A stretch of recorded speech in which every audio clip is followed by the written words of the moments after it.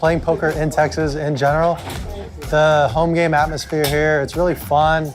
I don't know, I definitely want to make more trips out here. It's just a great place to play poker and kind of feels like home. I think that's something about Texas in general, is when you're around people in Texas, you kind of just feel like you're at home. And Rounders is exactly that kind of place where, kind of the place that I want to play poker in, because people are laughing, showing their cards and just mixing it up, and it's fun. I don't know, I love it here. All right, welcome to Rounders Live. This is Season 2, Episode 13. We are bringing you the big game before the big game. Tonight is a 5-5 no-limit hold'em. I'm JT. I'm in the booth with Shane, not Bart Hansen. How's it going tonight, Shane? Hey, not too bad. How about yourself? I'm doing well. Good. Yeah, we should mention it's a 5-5 no-limit hold'em with $5 ante, so that makes it a very large game. And do you know Jeff in seat 1? I do not. I've never played with Jeff. We have Jeff in seat 1 and Big Daddy Chaz, of course, you know him well, in seat 2. Christopher W. is in seat 3. And then El Thunderbird Trey is in seat 4. You know Trey quite well. Oh, yeah. Poker Traveler, our man. Daniel is in seat 6. Yep, played with Daniel quite a bit. Good player. I haven't seen him on any of our streams yet. He's mostly a home game guy, I think. Yeah, he bought it. Actually, he bought it for $5,000, so that's pretty good. Chris F. is in seat 7, and Mark Ward is in seat 8. Actually, Chris bought in for $2,200, and Mark bought in for $5,000, so they have some nice stacks for this game. And Rob Smith is in seat 10 or 9, however you want to look at it, and he's in for $1,800. So, with this ante, how's that going to change the dynamics of this game? How big is it actually going to be playing? So, the way to think about it, right, is a 10-25 game, small blind, big blind. You have $35 of dead money out there. This game, we're going to have, I guess there's 8 players or 9 players? 9. We have 9 players, yeah. So, we're going to have $55 of dead money out there. So, it should play bigger than a 10-25, slightly smaller than a 25-50, but Texas games, everything's bigger. Right. So I expect to see a lot of big pots here.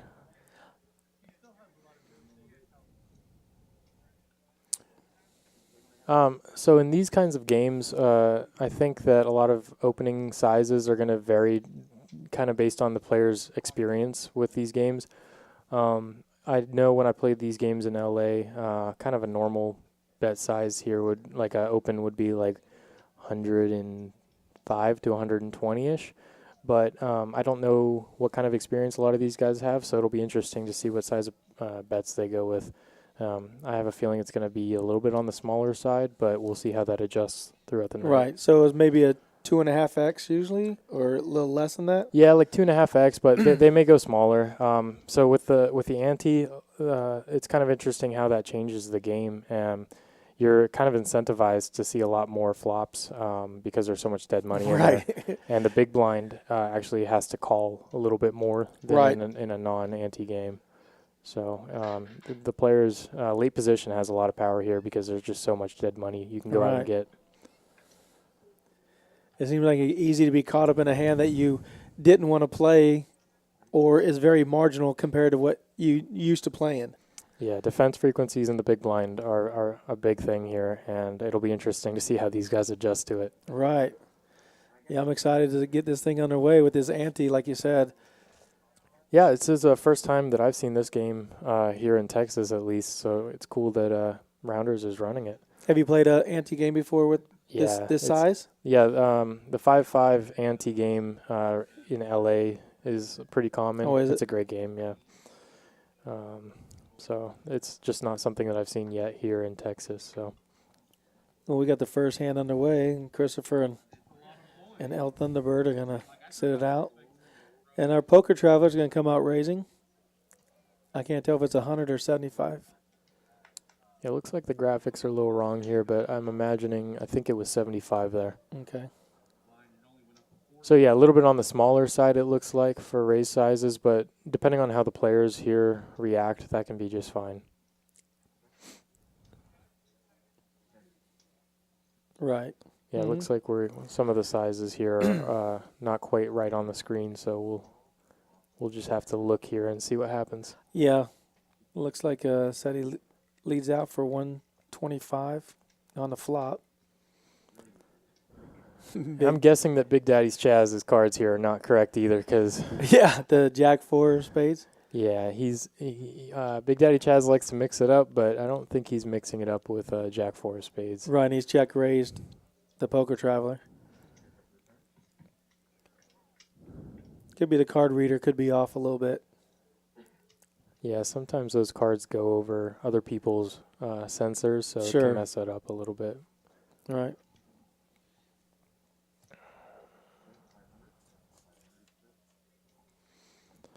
It's a good sized pot building first hand. Yep, 8 on the turn, pairs the board. So I imagine That was $500 bet on the turn with the 8 pair on the board. yeah, so he's kind of representing over pairs here a lot, as well as maybe pocket jacks versus Jack 4. yeah, maybe. Yeah. Well, yeah, it could be. You're going to want to have 4 and 6x in your range here. You're blocking some of the straight draws that were there. So Wow. So it looks like SETI takes it down with pocket kings. Yeah, pocket kings. That makes a lot more sense. They played it more like over pairs. So right. Queen 10 was not the hand that he had, so the card reader was off a little bit. Yeah, it looks like SETI check or just called the river, which is pretty standard there, especially against Chaz. Yeah, he made a big bet. Yeah. Looks like a nice 5K pot to start the night. All right. Everybody wants to start out strong, right? There's our chip counts. Poker Traveler, 16,500 now. So it looks like he started with about 15 or 14 maybe, because he just won a big pot. But yeah, I didn't get to his count when he started, but I think he had over 10 for sure. Yeah, it's going to be interesting to see how some of these smaller stacks react, because they're going to be pretty limited on what they can call with, because pre-flop is going to be so large. They'll be forced to play a little faster maybe with their stack. Yeah, well, I think a lot of them are just going to want to pick very strong hands and then just try to get as much money as you can in with them. Whereas you're not going to have as much playability when you have, a $1,500 stack as, Poker Traveler's $16,000 stack. Right, and he looks like he wakes up with another premium hand, Ace King offsuit, and he does raise it up to 75. It looks like that is a good hand.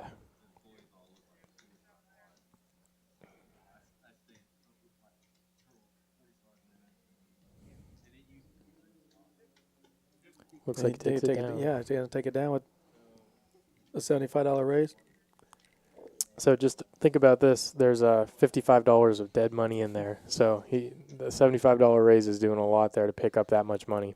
And what do we say that's like the minimum he could bet and get everybody to fold? I mean, I couldn't tell you, just because, like I said, this game isn't played out here very often. So it's going to be kind of up to the players to adjust their frequencies and, what their strategy is going to entail. Right, everybody's just getting their feet wet right now.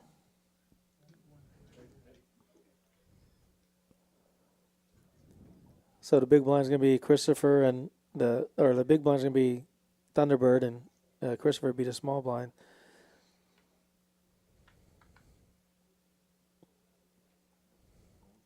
Yeah, it looks like probably those cards weren't right either, because I can't imagine Poker Traveler folding King Jack off. Right.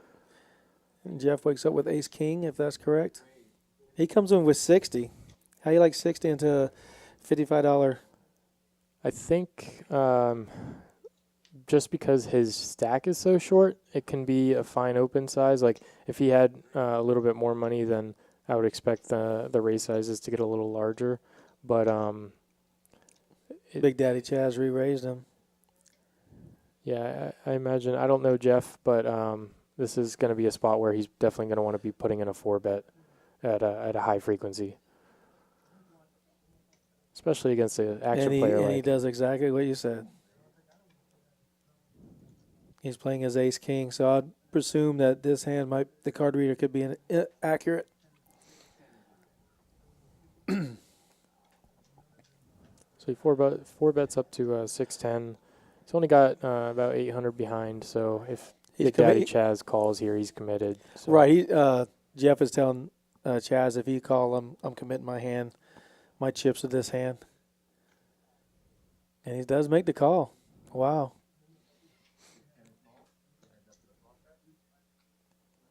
Go heads up to a flop. I was wondering if it's all low cards. Oh, my goodness. And Big Daddy Chaz outflops him. It has happened, right? Wow. Jeff's coming in with 350. Yeah, that's it's interesting just because he has so little money behind it, and the stack to pot ratio is just massive. He has a third of a stack, And all Big in Daddy and a Chaz is call. just gonna go all in. Yeah. He's got some backdoor spade outs, and he can always hit a king, but the ace is dead. All right. And it looks like Big Daddy Chaz is gonna scoop this one. He shows ace queen. And Jeff just gets it all in with ace king versus ace queen, and Big Daddy Chaz hits a queen and takes down the pot, 2 pair. Gets back a lot of that money he just gave the poker traveler. Yeah, he lost a 5K pot and then won a 3K pot, so it's gonna be some action this beautiful evening in San Antonio. Again, those big cards and the small blind versus the button. Yeah, and like I said, with this, with the huge amount of money that's in there and the raise sizes and everything, I think that, all-in pots are just going to be pretty frequent with these stack sizes. You just don't have a lot of playability there. If you had 10,000 behind, for seat 1 Jeff, then you have a lot more playability on turns and rivers. But on the flop, he's already committed. Just has to go with it.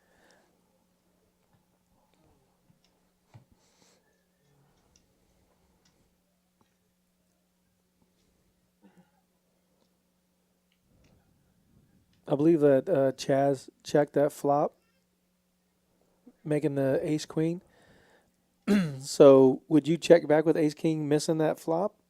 Or do you continuation bet like Jeff does?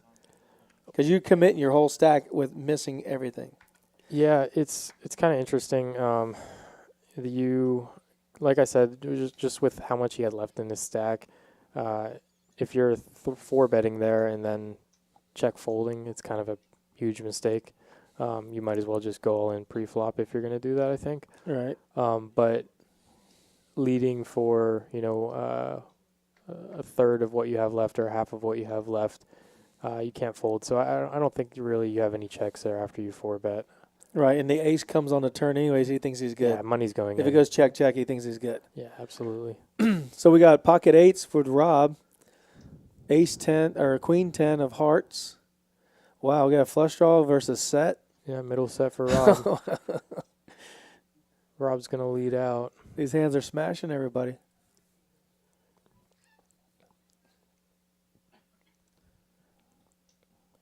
Jeff is getting some change. He's reloaded for a little over 1,000 maybe.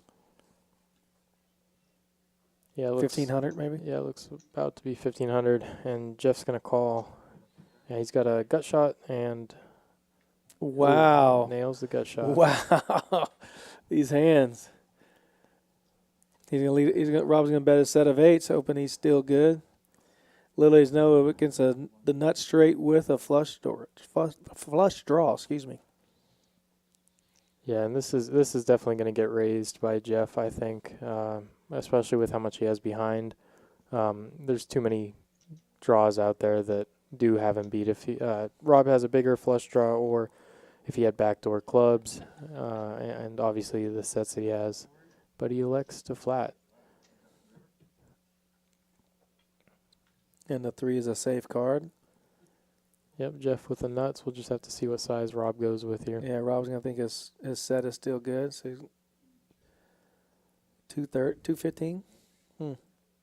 Yeah, pretty small sizing on this board, but he may just be getting or betting small to try to get value from hands like Queen Jack, Ace Jack, like Jack X and 2-pair. Right. Maybe a jack with a flush draw or something. Yeah.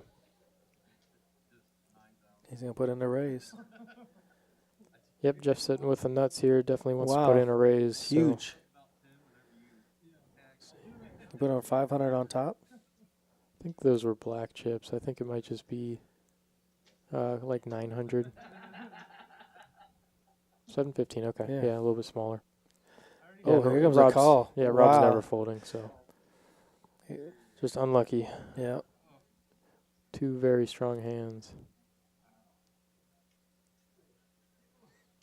What a flop for both those players, though. Right. Those are action flops for sure. Well, if this is any sign of how the night's going to go, we're going to see some massive pots. And Jeff gets back 1,000 of the 1,800 or 1,500 he lost the first hand, so Yeah. he can't be hating it. Wow. Like those two hands, how they played out, like a lot of times, I mean, of course, the cards have to smash two players to get pots like this. And like 3 or 4 shows ago where you had a straight draw versus a set of tens, and you peeled the straight right off on the turn. Yeah, against Mike Stone. Yeah, and you got the whole stack. Yeah, it's interesting just depending on, especially when you're going to these, these hands multi-way. It's a little bit different when you're going heads up, just against one guy. But when you're going multi-way, there's your hand strength has to go up a lot. So looks like they're collecting antes here from all the players. So anybody that's not familiar with ante games, everybody has to put in $5 of money that's dead pre-flop. So that money's up for grabs if anyone wants to battle for it. Right, so we have $45 of dead money plus the blinds, which is $10. So we have $55 out there already. Yeah, that is a huge game for anybody that's playing 1-2. The comparison is there's $3 of dead money in there Right. instead of 55. Right. And then when you smash the flops like the first two hands, it's Money's going in. yeah, there's $4,000 or $5,000 in the pot very quickly. Big Daddy Chaz is going to raise his ace-9 suited up to 50. See, that seems small compared to what we were talking about pre-game. Is you're thinking maybe 125, 150 with the $55 out there. Yeah, sizes are definitely on the smaller side, and that could be an adjustment to the small stacks we have at the table because you are incentivized to open for a smaller raise size because you don't want to get pushed out of the pot by people that can just jam, after, you have, if you're raising to 125 and a guy only has, $1,200, he's just going to ship it over you with pocket pairs, stuff like that. So they could be adjusting to that. Well, it looks like El Thunderbird has a 6-5 offsuit against 2 flush draws. El Thunderbird calls, and Daniel 3-bets to 260 with King Jack suited. Yeah. Big Daddy Chaz is going to call with his ace-9 suited, and Thunderbird's going to fold. yeah, Trey's going to fold his 6-5 off. Oh, Wow. Wow. Look at this. Top pair with the king kicker. Flush, king high flush draw versus ace high flush draw. Daniel has a pair with a flush draw. Yeah, Daniel's got to be feeling pretty good about his hand right now. He's a good player. Played with him before, and I imagine he'll probably go with like a third pot size bet here. Yep, about 225. Yeah, exactly. And it'll be interesting to see whether Chaz is going to be raising here or not. Yeah, he looks to call.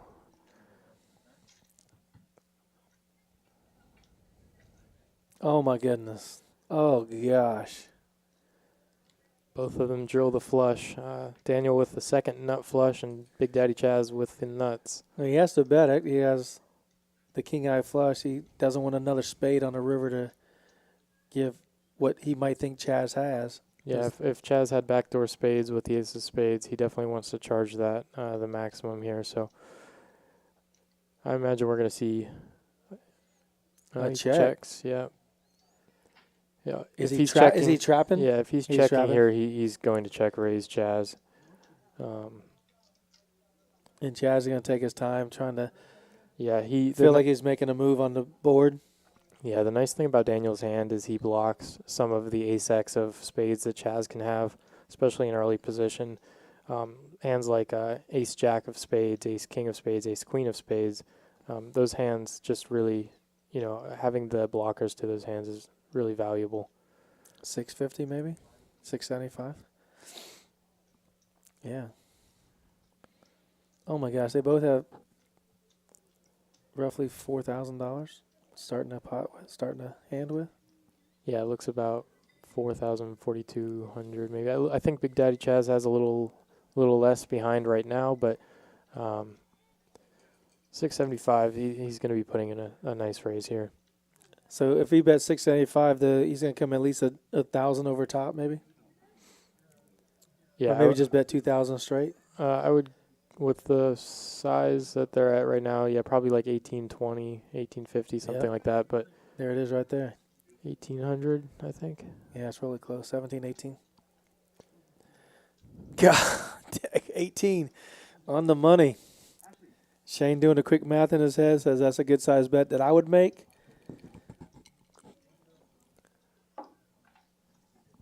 My goodness. Yeah, What is like Chaz thinking right now? Like, oh my gosh, I hope he has the king eye flush. Or does he have a set? Is he worried about maybe thinking a set with a flush? I think he's thinking about Vegas and the Mirage, right? Where am I going to spend it? Yeah, he's thinking about where am I going to spend this money. Oh, Chaz is going to go all in and a snap call. And Chaz did rebuy. It looks like he has about 10,000. Yeah, I saw he had a lot of $500 chips in there. Wow. And Chaz holds. Wow, that's a massive pot. Man, this Ante is making this game crazy, but everybody's smashing the boards. Yeah, these have just been huge hands that, I can't. It plays out the same no matter how it comes. No player has played badly up to this point. These have just been big hands and bigger hands, basically. Oh, my goodness. He just passing. Man.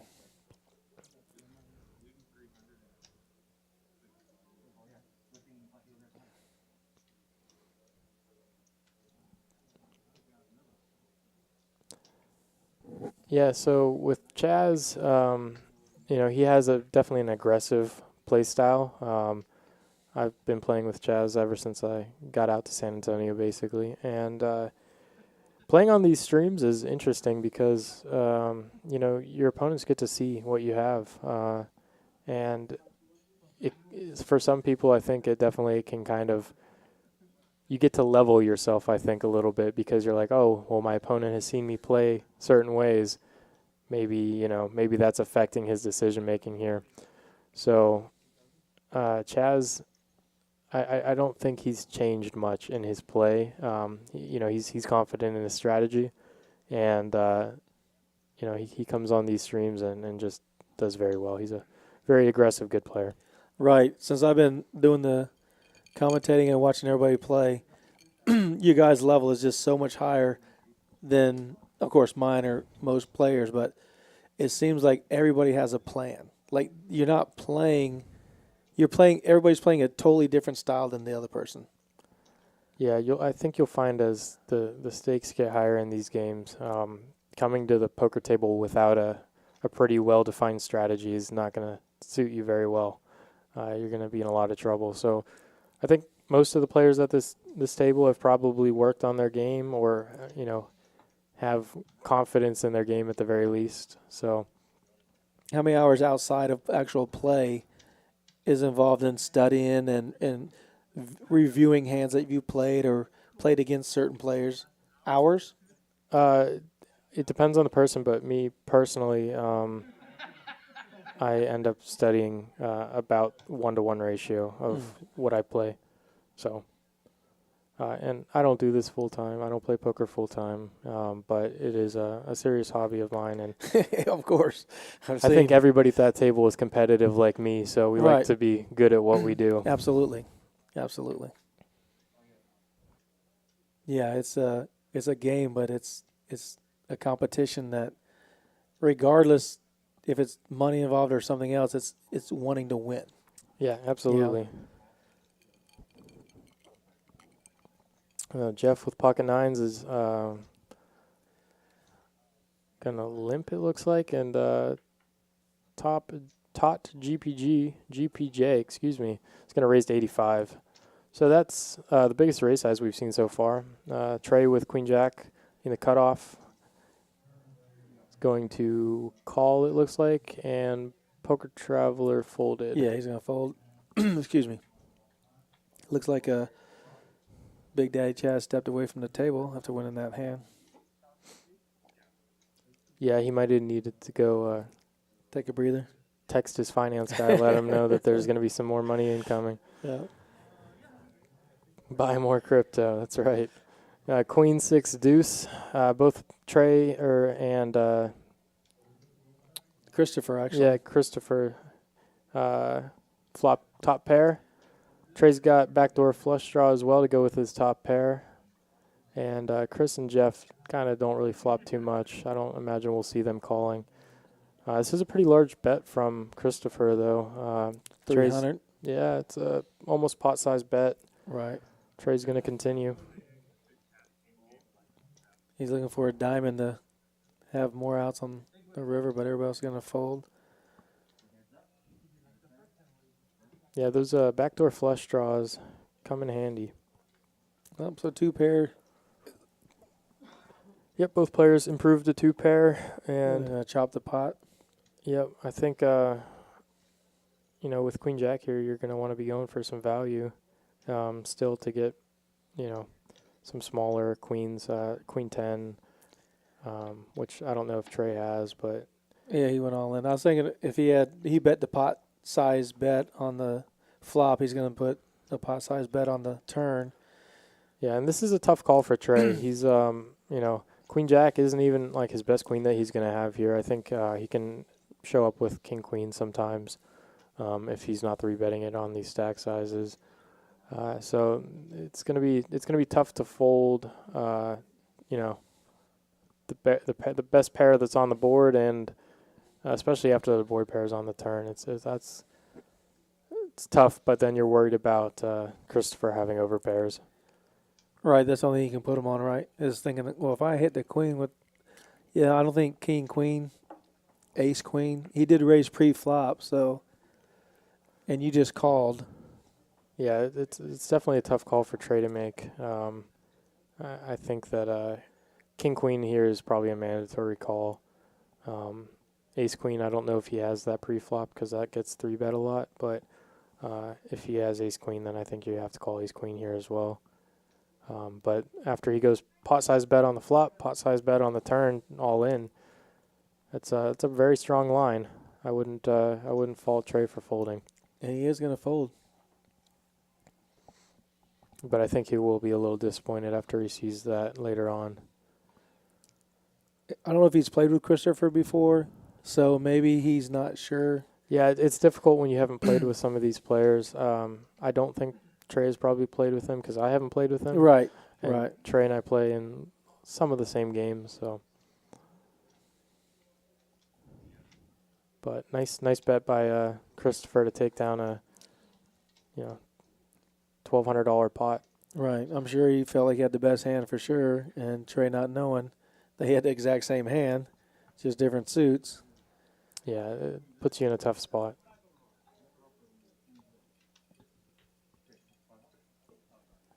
Well, you guys are watching Rounders Live. This is the 555, which is 5-5 with an ante. And I'm JT, and I'm with Shane, not Bart Hansen, in the booth tonight.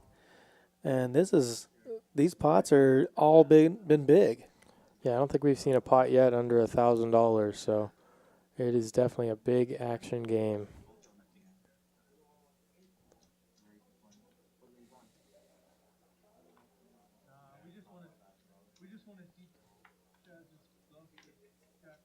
Right.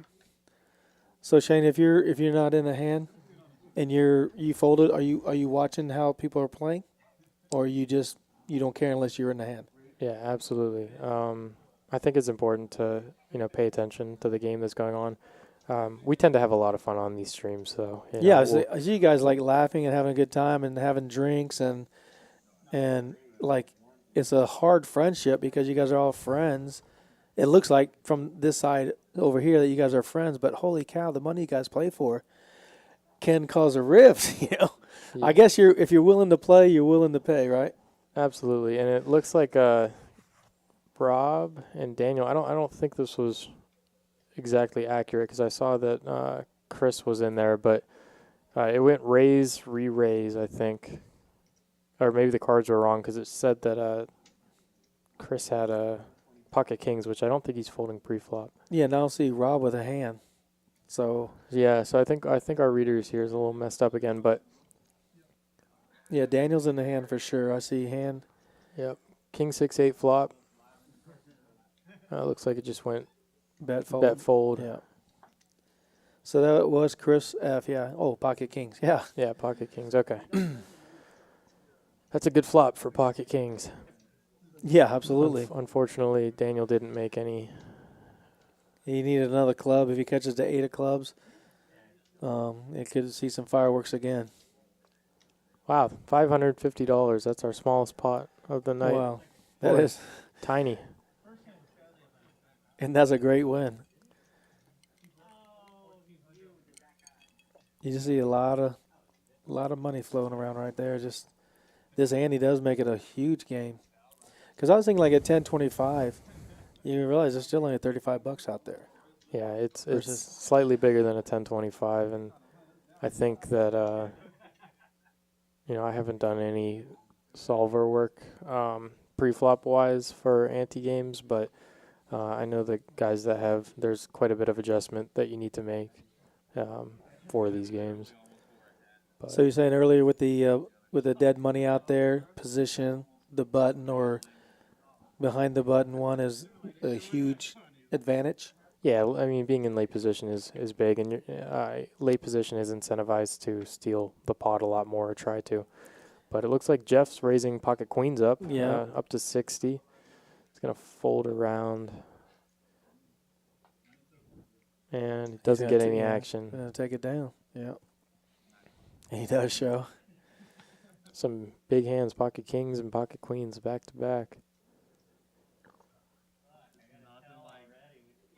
Yeah, so it's amazing how you see the nut flush and the second nut flush and then set over straight with the flush draw. Man, it seems like these hands are just hitting perfectly to get these pots to where they were. I mean, we saw 2 small pots. $500 is a small pot, and then the raise and everybody folds.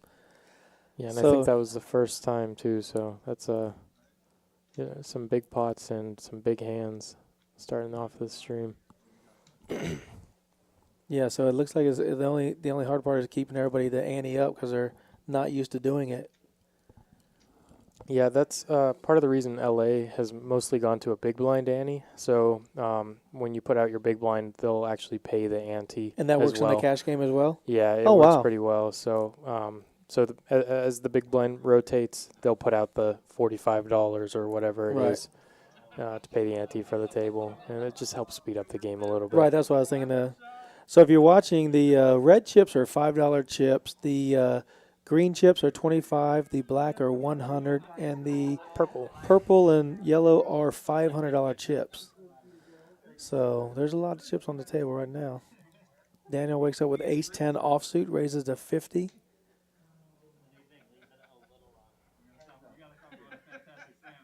Looks like Mark's going to call him with jack-10 off, and we're going to get some folds, so we'll go heads up to the flop.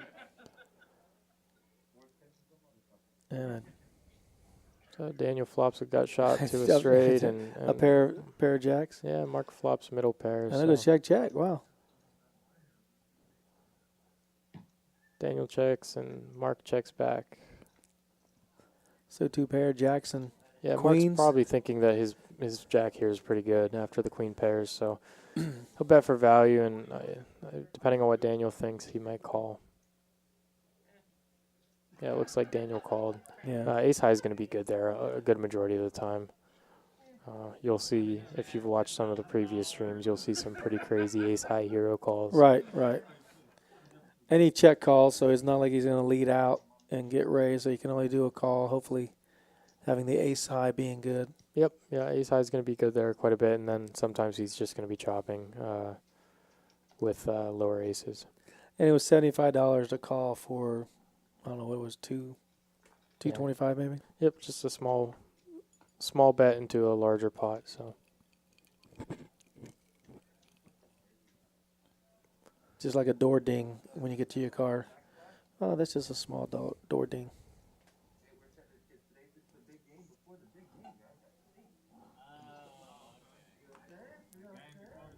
Oh.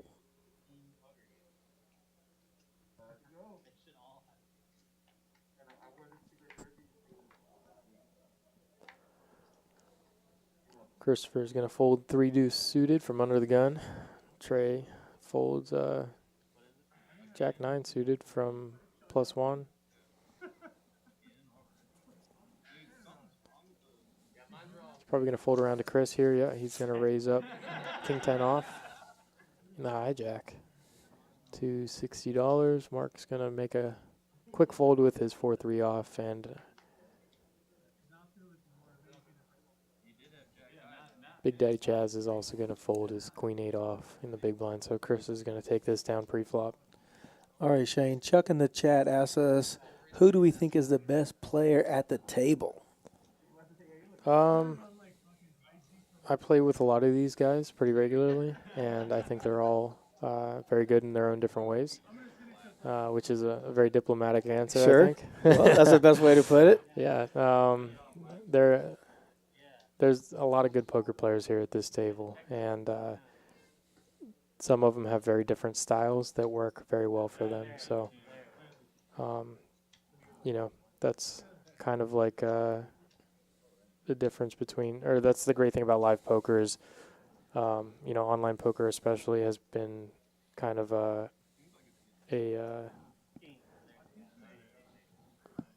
home to people that are working on solving the game, right? Using computer solvers to figure out every spot. But live poker has so many different dynamics. Being able to read a person, read hands, and also have a good strategy. So everything adds up to you need to have a multifaceted game, which I think a lot of these players do. Right. Okay, Chuck. So the answer is they're all better than I am. Okay. So I can't pick. I can't say they're all good.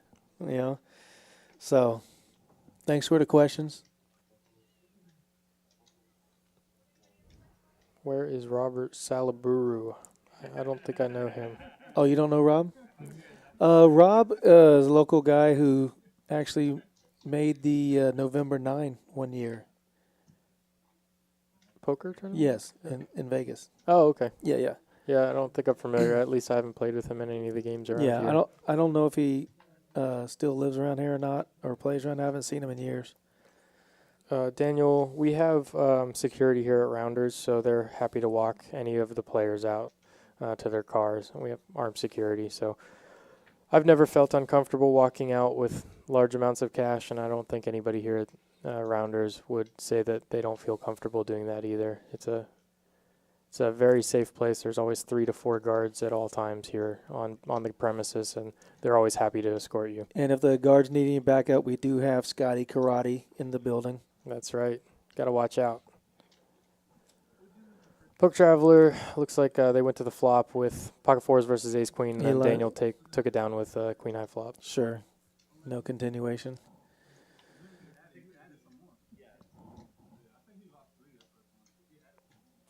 So don't forget the Rounders Card Club. We have the $25,000 guaranteed accumulator going on. Started tonight.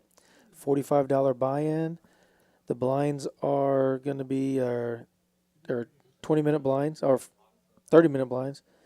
The runs through Sunday the 14th. So we have 7 day ones, and then Sunday will be day 2, the 14th of February. First place is guaranteed $8,000. It's a nice tournament for a $40 buy-in. Yeah, 40. 20-minute blinds on day 1 and 30-minute blinds on day 2? Yes, that's correct. All right, looks like Poker Traveler is going to raise up ace-4 suited. Chris and Elf Thunderbird are going to give him a call here. Chris flops a flush draw. Yeah, Chris flops the nut flush draw. And actually, your best hand with ace-9 high. Best hand with ace-9 high, that is correct. Said he has backdoor flush draw and an overcard, so he's gonna continue, and Chris is gonna be looking to hit a heart or a pair here, but little does he know his hand is good, so He's going to lead out. Poker Traveler is gonna check, and I imagine he's gonna give up. Yeah. Chris takes down a nice pot. Yep.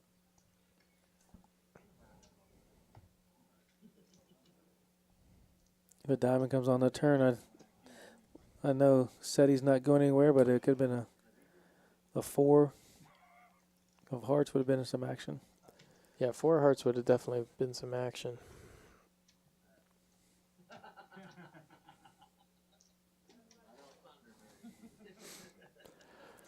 Cumulative winnings. Big Daddy Chaz so far is our big winner with Poker Traveler right behind him, and then we've got some small, After losing a big pot. yeah, after losing So a big he's pot, he's definitely recuperated a little bit of his losses. very quickly.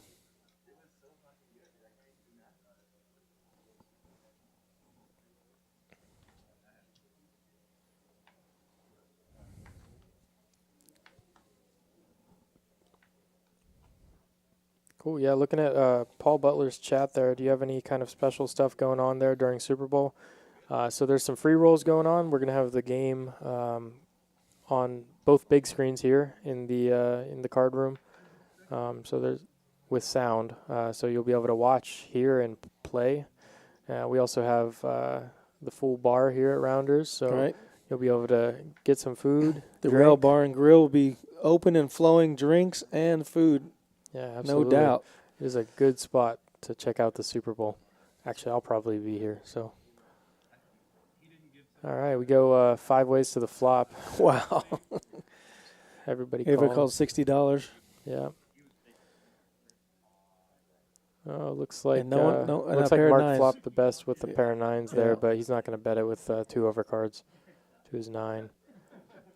No one has a flush draw. Yeah, this probably isn't going to change much, so Mark's probably going to check.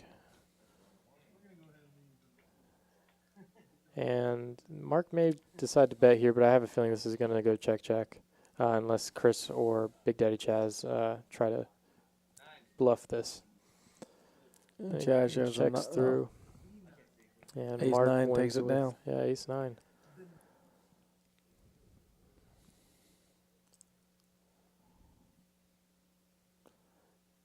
And the day before the Super Bowl, we've got a $25,000 triple stack. It's going to be February 6th at 2 p.m. It's $250 buy-in, $30,000 or 30,000 starting stack with 30-minute levels, and rebuys are going to be $220. $100 add-on. Yeah, and that's a really good. It's a good value for a single-day poker tournament. I think that's a good one for people to jump in and possibly win quite a few $1,000s. Right. Spend your Sunday just relaxing. Yeah, absolutely. That is Saturday, February 6th.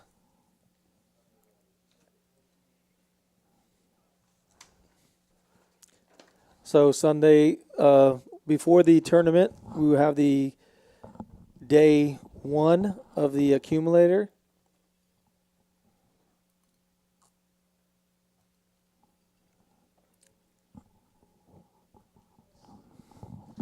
And a 5 p.m. free roll right before the Super Bowl. But the day 1 for the accumulator, of course, is $45 buy-in, and you get 10,000 chips, and you can rebuy up to 3 times with your 10,000 chips.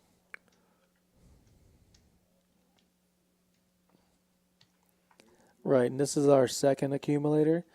So everybody that's played it before knows that you bag as many times as you can in the day 1s and take your 2 largest stacks in the bags to day 2, which would be Sunday, February 14th. So you have 7 day 1s to bag as many times as you can. Well, looks like we took a flop here. Scotty with ace king, Poker Traveler with ace king, and Mark with just pair of nines. Poker Traveler may be checking back that turn just to try to get some value on the river. Looks like the turn went check check, and He bet 600. yeah, I don't know Mark, but he may be tempted to call this with second, third pair, but kings are paired, so it's unlikely that Poker Traveler has a king in his Yeah. hand. So looks like he is going to call.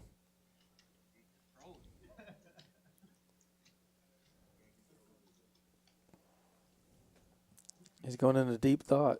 Yeah, he's deep in the tank.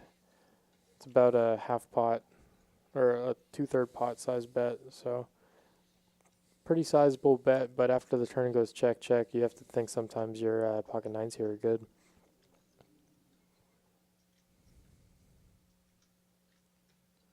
He's wondering if he checked back to 10 maybe, or the king. He just don't know what to put him on yet. Yeah, and I And mean, he there's does call. There's a lot of draws that could have missed as well, so I don't blame him for calling without a diamond in his hand. Queen Jack, Ace Queen is a gut shot, so there's a lot of draws that Poker Traveler could have had there. And miss, right? Yeah, and missed, so.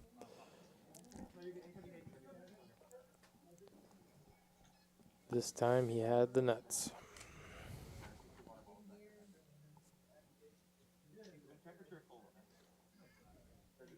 What time does the Super Bowl start on Sunday?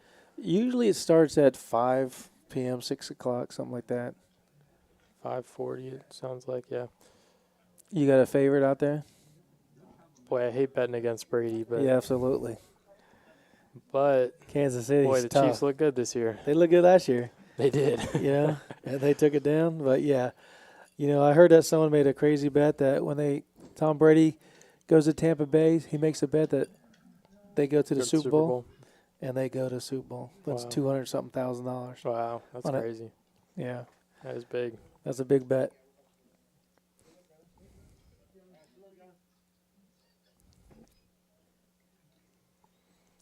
You just look at all the quarterbacks who were drafted. When he was drafted, there's no longer playing. It's unbelievable. I mean, if he goes to the Super Bowl next year, he's been in the league 22 years. He's gone to 11 Super Bowls. That'd be amazing. Yeah, half your career you Yeah. end up in a Super Bowl. Wow. Looks like Big Daddy Chaz is going to raise it up with 10-9 off in middle position. It's going to get Christopher to fold 6-5 suited, and it's going to fold around. He's Yep. going to take it down pretty. That's image. No one wants to mix it up with him right now. He's running good. Yeah, Chaz is definitely running good. He looks like he has quite the stack building over there. Right. Or you look at Dan Marino, went to one Super Bowl, right? Never been back. Yeah. One of the greatest quarterbacks, Joe Montana, wins 4 Super Bowls, retires. Yeah, absolutely. Terry Bradshaw wins 4 Super Bowls, Yep. That guy's phenomenal. Yeah, my Steelers did not do it this year, so I'm a little sore on the subject. Well, they did start out, 10-0, 11-0? I don't even know. Yeah, Something strong. 11-0, and then lost everything after. Right? Yep. And I didn't even know how. I looked one time and go, what? They're 9-0? They're 10-0? I didn't know they were that strong. Spin for you. We usually don't play bomb pots in these games because the card reader has trouble tracking 2 boards. So we generally don't play double board bomb pots. If you play any other game outside in the card house, though, we will definitely be doing some double board bomb pots. Yeah, the software just isn't set up for it yet. And to be honest, a lot of the players just want to get as many hands in playing this as we can. Right. The game is a lot of fun to play, and everybody's chatting amongst each other and getting drinks, and you can see seat one's got a beer, and it's just a lot of fun. A lot of good guys here. So we go 3 ways to a flop of King King Deuce. Elf Thunderbird has the best of it with Ace High, but it's going to be hard to call with Ace High, no back doors, after Chris leads out with his 7-4 off, which could be correct. Could also be a card error. Yeah, could be a reader error, or he's Chris making is, a move. Yeah, Chris is some good action. I enjoy playing with him. He's a fun guy. So that could definitely be accurate. He's going to take it down and wins a nice $400 pot. Right, and don't forget, if you guys want to come out for Super Bowl Sunday, you can also get on the golf simulators and get your round of golf in before the Super Bowl. And they do have buy 1 hour, get 1 hour free. So for $40, you get 2 hours, so $20 a piece. Come out, you can bring your own clubs, or we have clubs that you can use. There's 96 courses to choose from. That's a lot of golf. So actually, I've hit on it a few times, and what I like to do, I like to play a lot of golf. So I like to come in here when there's bad weather and use it as, swing speeds and see how the ball's coming off and stuff like that. So they can tell you, other than just playing golf, you can see your swing speed, the open face club, if your face is open or closed, your path is in the out, all this good stuff. Wow, that's nice. Yeah. I haven't gotten a chance to use it yet, but I would like to.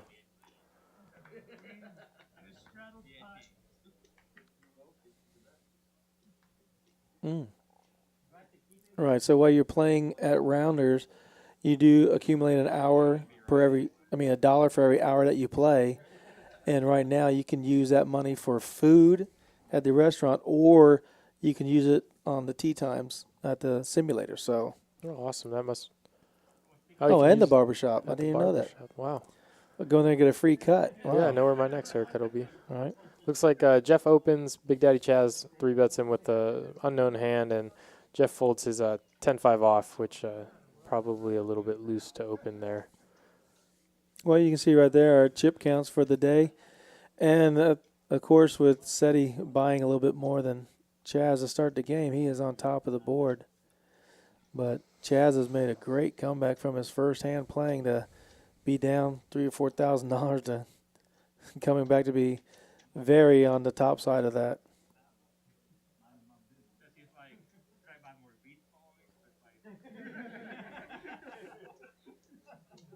Right. So, Shane, when you come to a game like this, are you worried about someone having more chips on the table to you? Or do you sit there and go, I need 200 big blinds or 500 big blinds? Or how do you gauge the amount of money that you want to put on the table?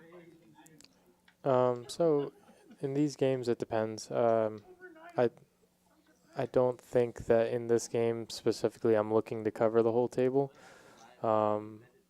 But I definitely want to be on the deeper stack side of things, just because that's the type of game that most of us are, familiar with and accustomed to these days. So buying in for 100 bigs like you would in Vegas just doesn't work for us out here. So we like to be anywhere from 250 to 1,000 big blinds deep. So it's a little bit deceiving in these games. What is a big blind in here? Is it $5 or is it But I think in this game I'd probably end up for something close to $9,000 to $10,000 for a starting stack. So you'd be like in one of the top three at the table with the largest amount of chips on the table. Yeah, well, I think it just gives you a little bit more versatility post-flop. As you can see, like these pots are getting relatively large, even by the flop. And if you only have $1,500 behind to start the hand, it's pretty difficult to, have a lot of creative play, which I enjoy. Yeah, with Mark turning a full house with sixes, and Jeff's calling his bet with the queen-high flush draw. And Rob's hoping to catch a 7 to make it a bigger full house. Rob makes a light call there with pocket sevens. There's only one overcard on the board to his hand. Yeah, and Mark's going to bet here, and I don't think he's going to get called if he bets anything large. If he goes 200, 300, he may get called by Rob. But even then, Rob may not think his pocket sevens are good here.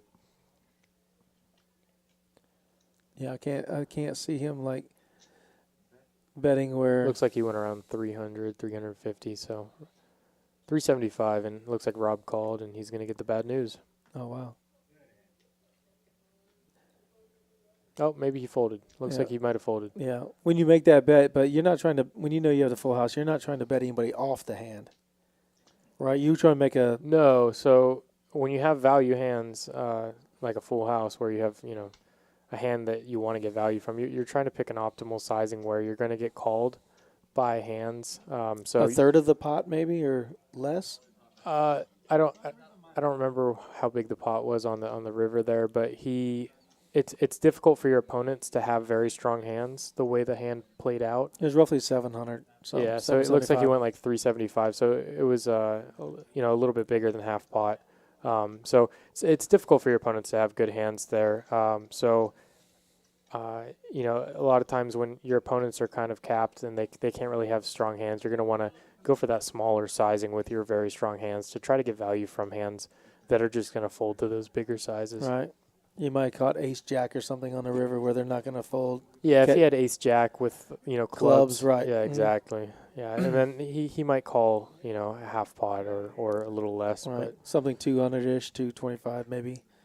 Yeah, he could also be worried though that with that paired board on the flop that somebody just had, the trips. Right.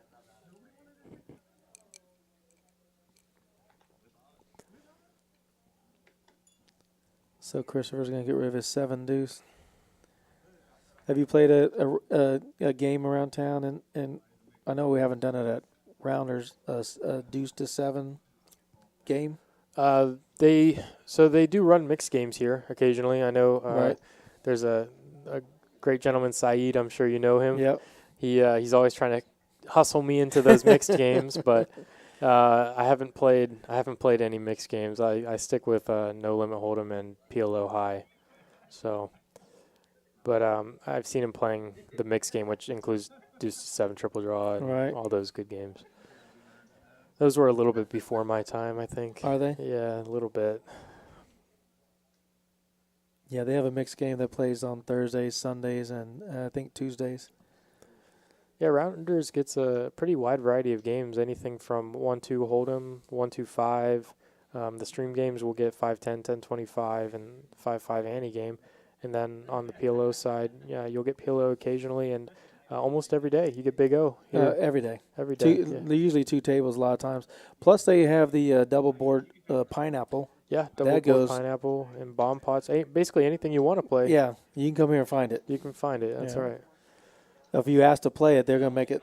A lot of players are here just waiting for someone to get a table going. So if it's not going, you can ask for it. It'll probably get going. Yeah, the staff here is very accommodating to the players, so it's a great place to play. There's our chip counts again. Poker Traveler still up there with his $17,000 stack. I want to see how Jeff is doing. Jeff is back to better than 1,500.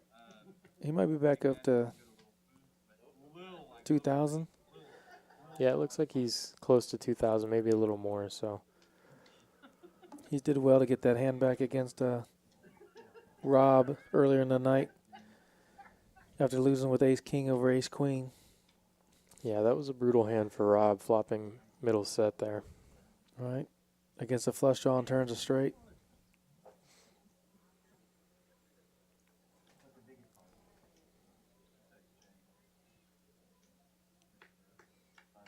And it's pretty, the dynamics where everybody's been playing hands against everybody. It's not like, sometimes I feel like the cards are just hitting like a couple people and they're mixing it up a lot. So this table, like everybody's catching 2 hands, and unfortunately someone's getting stacked early. Yeah, it seems like the players have been pretty active today. We've seen some interesting opens and some light calls, but right now the deck has just been hitting them. They're all getting hit in the face with the deck. So looks like Daniel's going to raise up pocket 8s here, and wow, Christopher folds 7-6 suited from the big blind.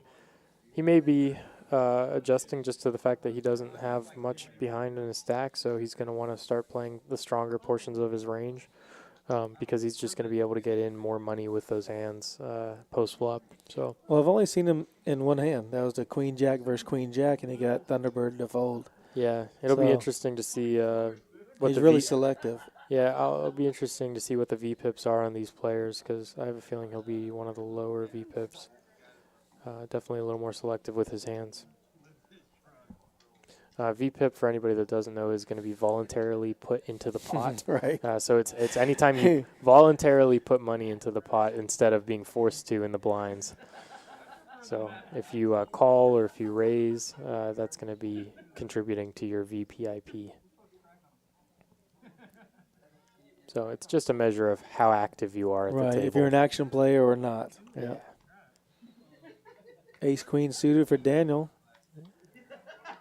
Yeah, Poker Traveler's going to fold, and Daniel's going to come in with the raise. He's coming in one of the bigger size raises, looks like. Couldn't see exactly. It said he called, but he definitely came in for a raise. It looked like a 120. 60. Oh, was it? Was there a black chip I in thought there? it was a black chip on there. No, I think it was a smaller one. Oh, Yeah, so okay. he came in for a $40 raise. Oh, okay, wow. Yeah, so That's why I thought it was one of the bigger raises. I thought he had put a black chip out there.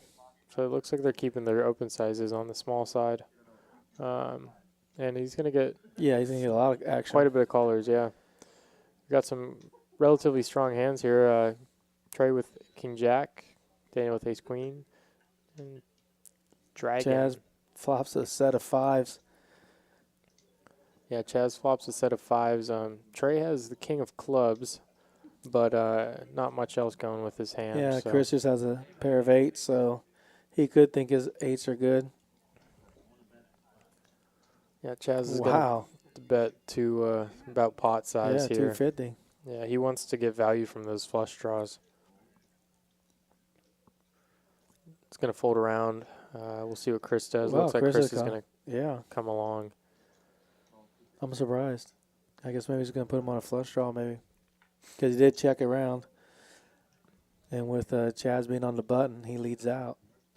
That's not a great card for Chaz. There's some straight draws. And then, wow, it looks like Chris may lead out here. That is ambitious. Yeah, he's just glad he faded any big cards. So he's thinking his pair of eights with the jack is good for sure. So he's going to put out like 375, 400 maybe. Yeah, I don't think Chaz will Yeah, be folding. 375. Yeah, I don't think he's folding the set right now. I couldn't put him on a straight, actually. Yeah, it's difficult. I think the only, 6-7 obviously is the straight that gets there. But with how much money they have behind Chaz, I won't be folding here, I don't think. Yeah, I put him on a blocker bet in my head if I'm playing the game. Basically, he's got a blocker bet. Maybe he has a club draw, and he doesn't want me to bet too high, so I'm going to put out a blocker bet to keep the pot to the size I want it to be at. And then if a club comes off, I can jam. Sure. And that's a good the card. club comes off, but it's the wrong club. Yeah, that's a good card for Chaz. He's definitely going to be betting for some value here, and it'll be interesting to see if Chris Calls him. Yeah, calls him. Chris definitely puts people into the spot when he plays some of these hands because he'll make these leads for large sizes that really just put you in a tough spot on boards that maybe you don't have like a great hand on, but a strong hand, but not good on those turns and rivers. So he does a good job at putting people into tough spots. And he did fold to Yeah, Chaz's $1,300 bet on the river. Yeah, he makes a good fold. He put him on the flush. I said, okay, he actually had the full house. So if he watches this later, he'll be able to say, okay, he did have me in bad shape.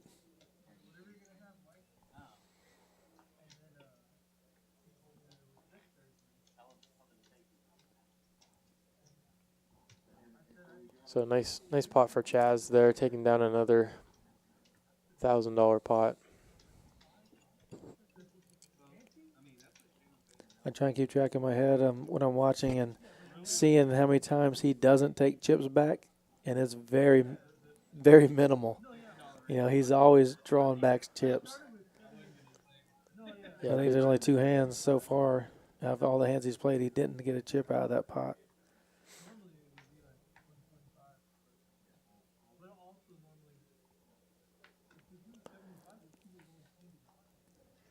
So the 9-3s, you'll never see anybody play those unless they're in a big blind and no one raised or something. But I saw earlier in our streams where I guess someone was a little bit tilted maybe, and they played like a king 8 offsuit. Wow, Christopher, maybe his card reader's wrong, but he just said he folded pocket sixes. That is tight from the button. That's hard to believe. Wow. But it looks like the other players went raise and a fold from Trey, and then a fold from Seti. So King high was good. Seti was showing him that if we put our cards together, we'd have a straight draw. So when you guys are out there playing a game similar to this, do you guys ever change it up? Like, do you guys say, hey, do you guys ever do like with a $5 ante, does it get bigger than 5-5 with a $5 ante? Most of the time for these stream games, we try not to change them too much, at least, unless they're too small to start. Like if it's a 1-2. We did have one game that was everybody bought in for 500 for 1-2, and then it just got massive. Yeah. So we try not to change them too much, just to kind of respect the people that came specifically for that game. But stream games especially, we tend to kind of leave them as they are. But when you're out on the rest of the card room, we're definitely mixing up some other types of games in there. Right. Playing when y'all changed that game up, what'd y'all change it to? I don't remember. Was it 5? Did you go 5-10 or 10-25 or? It wasn't that big. I think they just made it into a 5-5. 5-5. Yeah, I think they made it into a 5-5. When y'all do the Omaha boards, Mm-hmm. I mean the Omaha game, the hands, are you guys just saying, hey, let's do one hand of that right now? Or do you guys, is it set up? Or do you guys just say it like in the middle, hey, let's do a... Oh, for the dry hands, you mean? Yeah. Yeah, we'll one of us will just say, hey, man, let's do a $100 dry hand, and then everybody puts in $100, and, we got a big hand here. Oh, wow, Ace King versus Jack 10. Ace King. They're going to run it twice, it looks like. That's why they flipped over the cards pre-flop. So, wow. It's going to be a kind of a flip here between the two. That's a queen will help Rob with the Ace King. Okay, that's board 1. That's kind of bad for El Thunderbird here because he lost one of his outs here on the turn, but neither player has clubs, so the second board is pretty safe flush draw wise. Oh, he hits the jack. Wow. Looks he needs an ace or a king, and he doesn't get it. Makes two pair on both boards. Wow. So it looks like Trey's going to take down a nice almost $900 pot here. With Jack 10 off, all in pre-flop. Wow. Can't say there's not action at that table. Right. I mean, how does he call, right? I didn't see the action. I'm sorry I missed it. But I didn't see what Rob bet to make Thunderbird get it call us all in.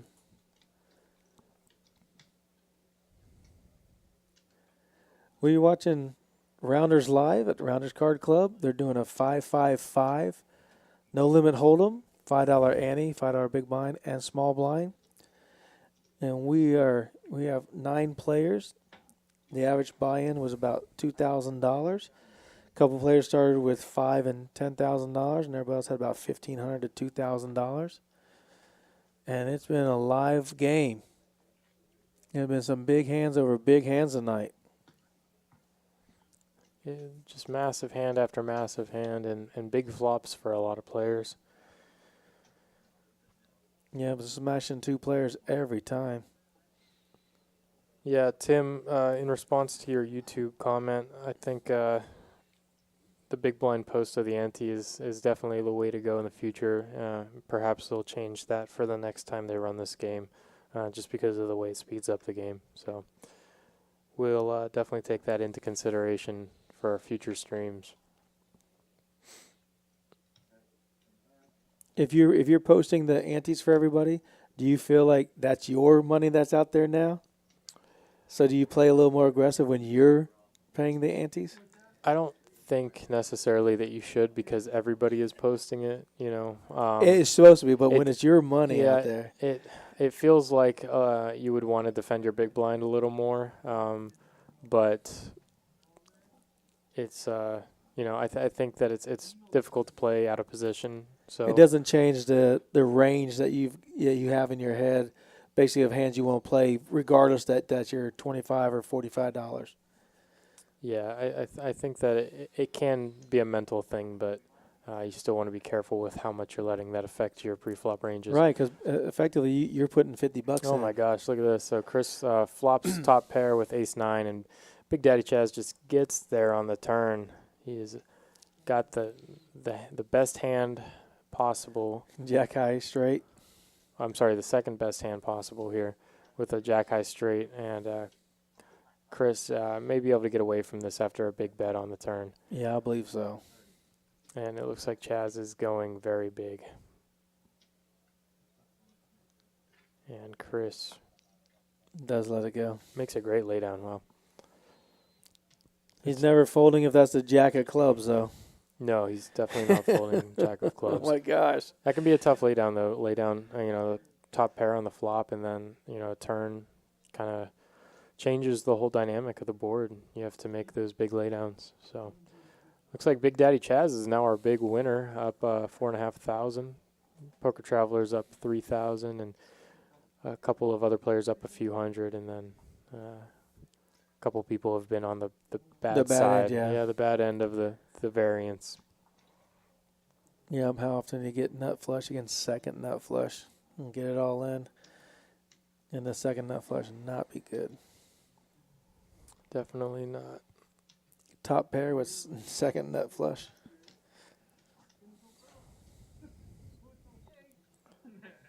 Yeah, Aaron. If you think that there are the worst poker players in the country here in San Antonio, then you should probably get down here and play with us. We'd be happy to play with you. We're always happy to play here at San Antonio Rounders Card House. So, shout out to Nick from Yuma. I always see you in the chat. Yeah, It's good to see you in there. Nick's always supporting us. It's good to see those regulars in the chat. Looks like Chris is going to open 8-6 suited from the small blind. That's a great hand, and Mark's going to defend the big blind with King Jack suited. So what are the odds of this being all clubs, huh? Oh, boy. Well, With the way tonight's gone, Yeah. you would have thought they were going to come out all clubs. But Chris is going to continue, and Mark's going to – oh, I'm sorry. Chris checked, and Mark is going to take it down with a bet there. pair of kings, yeah. Yeah, pair of kings. It looks like we have an open seat in 9. Looks like Rob might be done for the night. I think we're going to get a new player in there, a personal friend of mine, Avi, so that'll be good to see. Oh, yeah. Also, on all our streams, there's a list of players that want to get on the stream or actually want to get in the game. They just happen to be they're going to be on the stream. But, I mean, as soon as one seat opens, it's getting filled. Yeah, especially in these stream games, they seem to fill up pretty quickly. A lot of players want to get into these games. It's a lot of fun. You get to play with some fun players, and you also get to be YouTube famous for a couple hours. So when you win a big night, do you just call in sick the next day saying, hey, I can't come into work, guys, I'm not feeling good? Yeah, maybe some people here do. I don't. Or do you pull up with your Corvette or something and say, I just got this? Yeah, I just show up and Wow. Not to cut you off, but look at Christopher coming out. well, raises pocket fives under the gun +1. That's But we thought we saw you fold pocket sixes. maybe his card reader's messed up. That But must be right. he's about to get punished here by Mark with pocket jacks. Who just calls? Oh, it just calls. Wow. He's from the small blind. So, and Dragon. Who's I don't know. Oh, did they change one of our players to Dragon? all right. Well, Dragon's in the hand. We'll figure out who Dragon is now. Well, I'll tell you who you got. You got JT and not Bart Hansen. Yeah, you can follow me on Instagram. I'm Shane_poker. I post a lot of big chip stacks from here at Rounders Casino, so Card House. So we, if you want to see some big chips from these games, you can follow me on Instagram, and make sure you follow Rounders Card Club on Instagram as well. And it looks like Dragon is going to be Jeff here. So he's in our Seat one, yeah. And he's raising it up with Queen Deuce. Queen Deuce. Queen Deuce suited. And Mark's got pocket jacks. He's probably not going to be folding here. Looks like he's going to call. And Chris called as well. Oh, wow. So we're going 3 ways to a flop. We've got 2 pocket pairs and Queen Deuce. Yeah, I must be thinking that he didn't have pocket sixes that hand. He's playing fives this hard. Oh, Dragon flops the best of it, but Mark has an open-ended straight draw, so we may see some fireworks here. Mark's going to check it over to Dragon. So 655 out there, so it'll be a 275, 280 bet maybe? It depends on what size he wants to go with here. When you play multi-way, yeah, you can start to increase pot size or increase your bet size here because you have more players, so your hand strength has to go up. 305. Yeah, so he goes about a little under half pot. And I don't expect Chris to be calling here. If he's calling, a card reader must be off. I can't put him on pocket fives calling with that board. So the card reader could be off. If he calls 305 with pocket fives, which we know he's not. Yeah, that would be. So unfortunately, I think the card reader could be off on this hand. Yeah, that would be ambitious. And it looks like he folds. Okay, maybe it is fives. Maybe he's just Hollywooding a little bit for the other player's benefit. And Mark's going to go ahead and continue with his open-ended straight and second pair. Turn doesn't bring any change. No flush draws get there. And it's a safe card for Dragon. Yeah, Dragon has about a pot size bet behind, so we'll have to see if he decides to go with his hand here. Mm-hmm. He probably just under pot size. So you say, I don't see any black chips. No, yeah, it looks like he had just a little over 1,300 in his stack, but he ends up going with a very small bet size here on the turn. There's no way Mark is folding for that size, I don't think. Blocking 2 jacks in your hand is pretty valuable here, and you could just also have the best hand. Is he downsizing his bet, thinking that maybe his kicker's no good, and wanting to see where he's at? I don't think that is necessarily something, because if you're gonna bet small like that because you don't think your kicker is good, you're probably just better off checking. Right, absolutely. That's what I was wondering. If he doesn't think his queen is good, why is he not betting another half-size pot or better? Yeah, if he's betting for value, and it looks like his queen deuce does hold up, so if Mark doesn't bluff this river, then Dragon's going to win this. And I have a feeling this is going to go check. Check. Right. Yeah. Does the deuce is just killing him right now. So, oh, man, maybe he has a better queen. But if Dragon does bet here, it may be difficult for Mark to fold. He's going to do a small bet, too, it looks like. He's only got 300 cut in those greens. Yeah, he goes big on the river. He's going to go 800 on the river, which is interesting because after you go so small on the turn, I don't know what better or what worse hands you're going to get value from here, unless, maybe pocket jacks is maybe the only thing that you're going to get value from, just because you block some of his straights, but that's a bad thing in itself. You don't want to block his bluffs. So it'll be interesting to see if Mark here makes a disciplined fold. And 750. So he bets 305, 225, and now 750. Yeah, I don't know what Mark is thinking, but if I was in this hand, I would be a little bit confused. But if he bets, let's say instead of the 225 on the turn, if he bets the 575 to 750 on the turn, you get away from the hand? You can maybe find some folds, yeah, just blocking. You know, you do block Queen Jack and like Ace Jack, King Jack. So you're blocking some of the hands that he's going to want to bluff with. You also have the Jack of Hearts, which is not great either because now you block some of his missed heart draws. Right, right. So the power of his blockers here, they would end up leading me to want to fold this river at some frequency after. With the 2 jacks, you're blocking his straights too.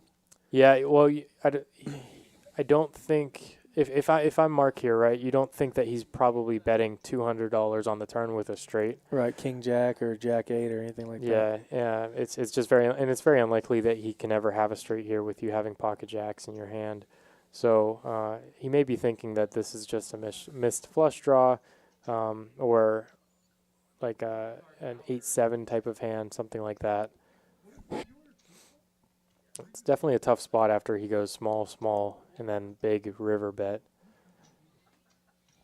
And you have the second best pair, so. He hasn't folded yet, but I'm thinking if he wanted to get paid off, he could have bet 375, 400 versus 750s. Mark's going to take a minute and think about it. Yeah, he's like, this hand doesn't make sense. And right. He's kind of right. The way Dragon played it, it's hard to make sense of the hand. He could have Jack 10, Jack 9. Looks like he's he going did to call. Yeah. He just threw him for a loop. He's going to get the bad news. He's going to say, Queen, deuce. My goodness. Oh, it looks like he had pocket queens. He had a set of queens. He had a set of queens. Wow. So he Wow. had the best hand the whole time. Yeah, okay. So the readers are off a little bit. Sorry about that, everybody. We were putting him on Queen Deuce, which is still the best hand, but he had a way stronger hand. I'm surprised he bet so little on the turn. Yeah, I guess he was just trying to continue to get value from weaker holdings, but it's hard to bet small on the turn and then bet big on the river. And I mean, obviously he had a very strong hand, so in this case, you know, he can do that because he can get called by strong hands. They're the 2-pair hands. So wow, that changes Queens a versus lot. Jacks, and it definitely. I don't understand the 225 or 205, whatever it was on the turn bet, but he felt very safe with the river bet and got paid off. Yeah, it ended up working out for him because after the small turn bet, his river bet just didn't make a lot of sense. Have you ever done that? And can you think of a bet where you put out half pot bet, quarter pot bet, 3/4 pot bet? I don't think I've ever played maybe that specific line. I think a more common line would be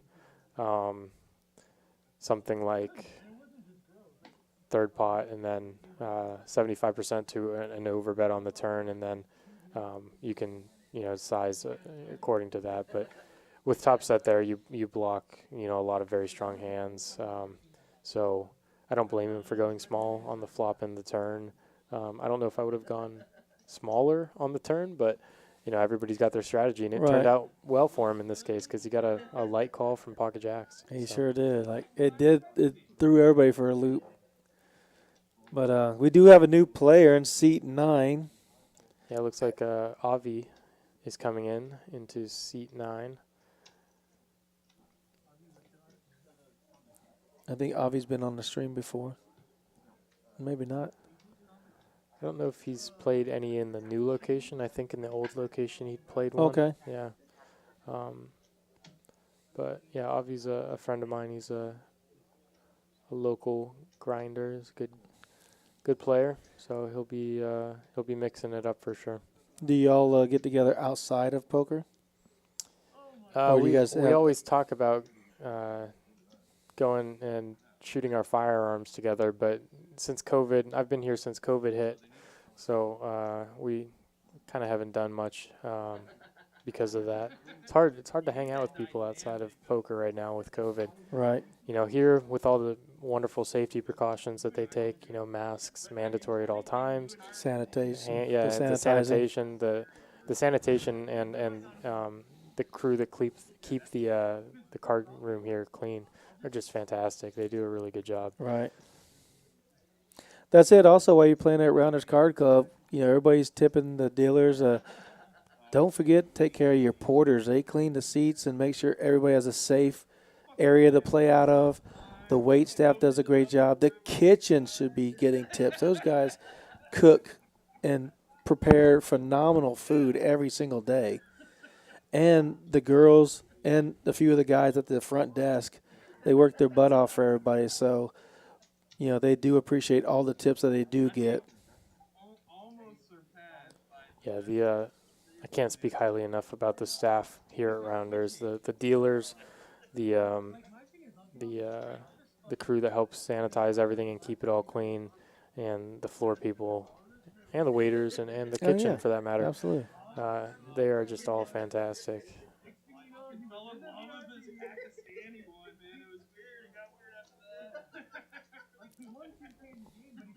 Sounds like also there's a new menu item, deep fried bacon. Have you tried it? I have not tried it, but that might be something that I have to get tonight before I'm not going to lie to you. I've eaten a lot of bacon in my time, and I've never heard or tried it, but I'm definitely going to try deep fried bacon. Oh, boy, here we go. Another big hand. Chris My flops goodness. bottom 2 pair. Chris has an open-ended straight draw, and Middle pair with top kicker and a backdoor flush draw. yeah, middle for pair, Dragon, top pair. who's running good after losing his first total buy-in. He's very strong again. Yeah, and it looks like Dragon went ahead and bet $100, and then Chris made it $250. And With 2 pair. yeah, Christopher, and then Chris is going to call with his open-ended straight draw. Man. So, and Dragon makes a disciplined fold here with his middle pair. He just went with a set of queens, so he's like, oh, my goodness. And he would 2 turn pair, He would have turned 2 pair for the the best hand, but he might be kicking himself under the table for folding there.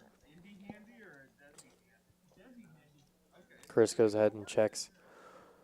And Christopher goes ahead and checks, and Chris is now going to bet out, try to get some pairs to fold. I don't know if that'll work with Christopher with 2 pair here.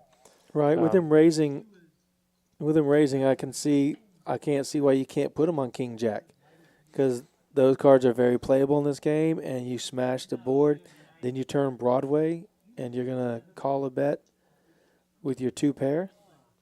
Yeah, and it looks like Christopher is going to continue here.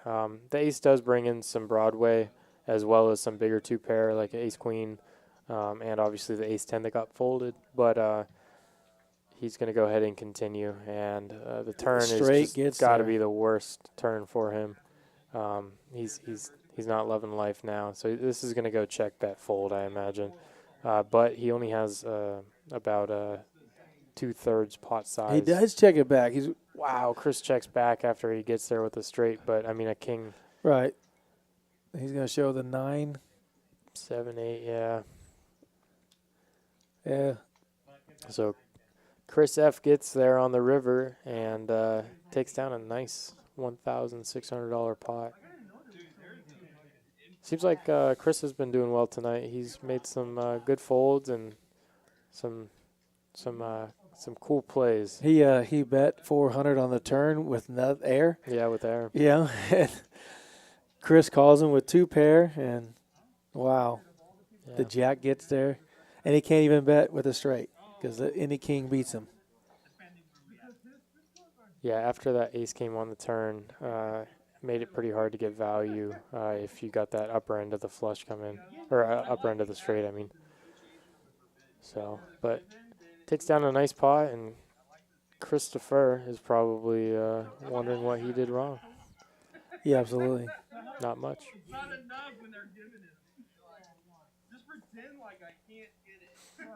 I wonder if he could have pulled the old raise button if he checks and Chris actually bets 300-400 on the river.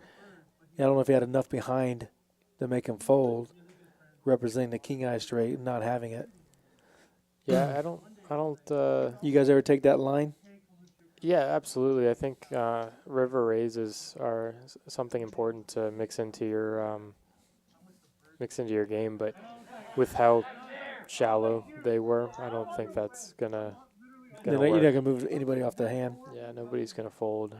And Chris, $60.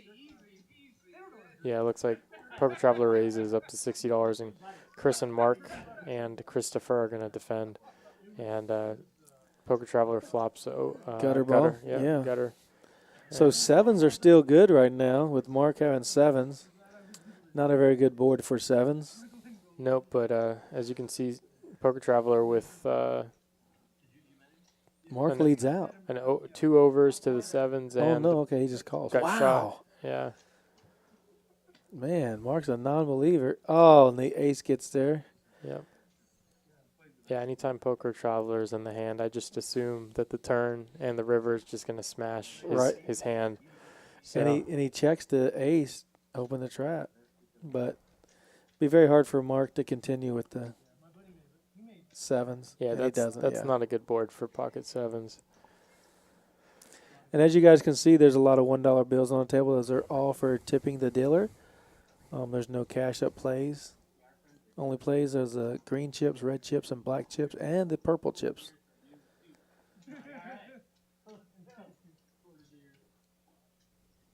Yeah, the great thing about Rounders is once the money's on the table, it doesn't leave the table. So the game can get very large, Right. just because there's no money getting taken off the table like there are in casinos in Correct. LA or in Vegas where they're raking the pots. There's none of that here. So everything that goes onto the table is up for grabs. So What's good about the live streams is, you know, when you get on the list, you prepay for your time, and you're locked in.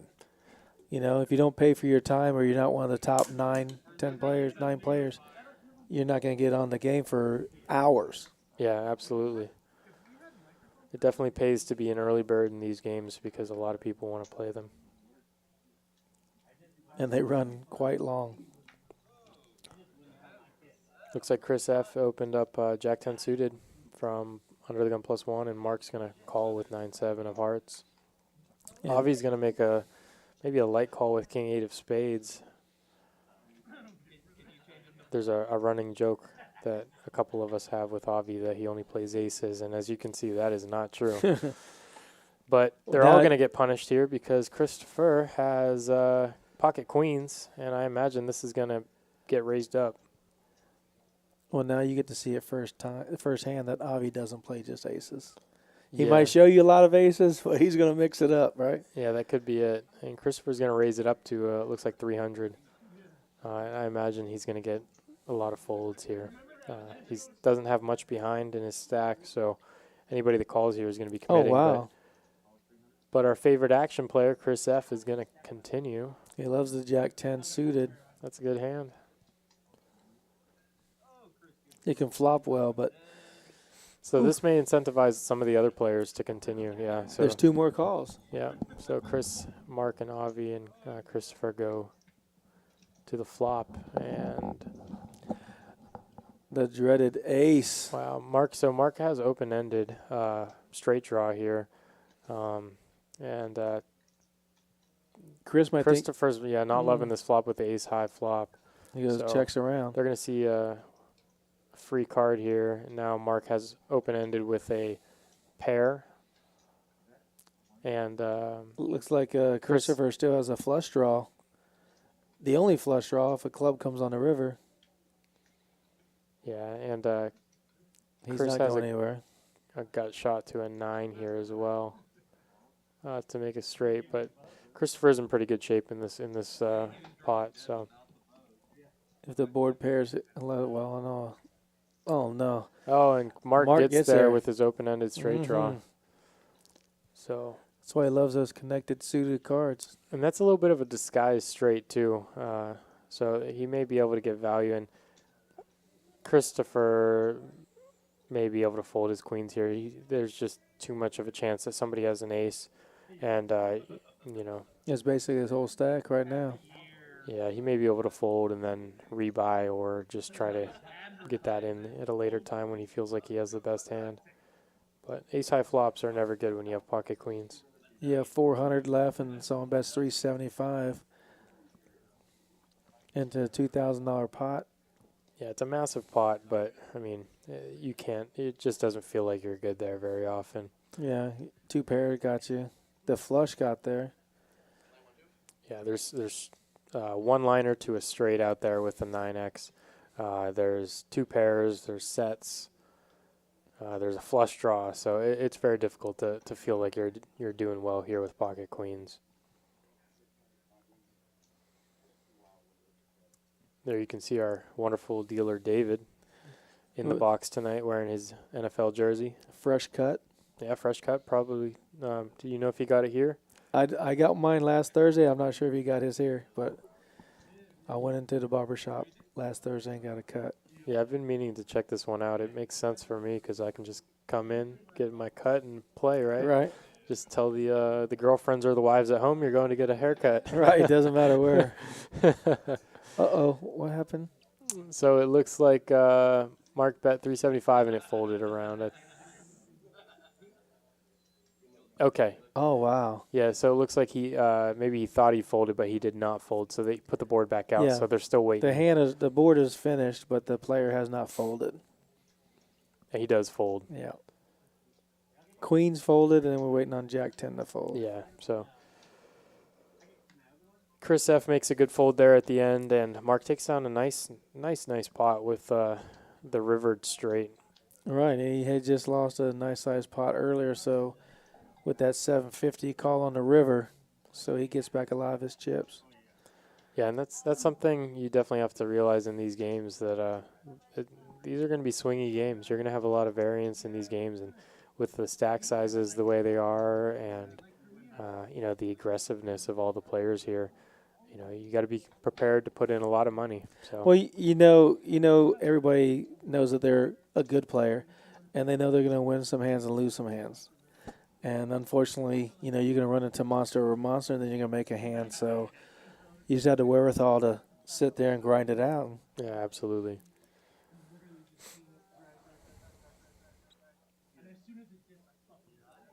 Well, as we were talking earlier about the barbershop, you can come on down to the Bad Beat Barbershop, get $5 off your first visit. They're open Monday through Saturday. And they do men's cuts, women's cuts, and children cut. As well as you can get your mustache and beard trimmed. Yeah, brand new, beautiful barbershop right there. Yep, you can book your appointment online. You can also call there. If you check our website, you can find the number to the Bad Beat Barbershop. And they do walk-ins as well. Absolutely. Yeah. Absolutely. I think this week will be the week that I finally get my haircut here. Try it out so I can give it a glowing review. Well, they cut your hair. They give you a hot towel massage, basically a hot towel on your face. They can trim up your beard. Yeah, that's great service. They wash your hair. I mean, they take care of you. Yeah. Do you know Ray? Ray the Marine? Pastor Ray. Praying Ray. Okay, no, I don't. He got a haircut here. I played with him briefly yesterday, so shout out to you, Praying Ray. He got a haircut here. Man, he looked good. Okay, great. Every person that walked past said, "Ray, did you get a haircut? Man, it looks good." So there's some glowing reviews from him. Let me give a shout out to my daughter Tia. She just got accepted into Purdue for graduate school, a full paid ride to go to Purdue, Wow. along with a little $25,000 living expense. Oh my goodness! Congratulations. So, congratulations to her. What's she studying? Man, come on, don't ask me the hard questions. Come on. I just give her money. Yeah, there you go. My job is to make sure she has money in her pocket to go to school. Sounds like she's doing okay on that front now, huh? Man, it's That's awesome. actually something like organic chemistry or something like that. Awesome. Yeah.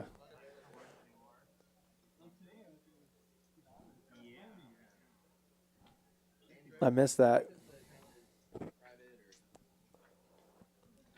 Okay. That's all good. Looks like we're going to be having a dealer change. The production booth is in our ear for a second here, guys.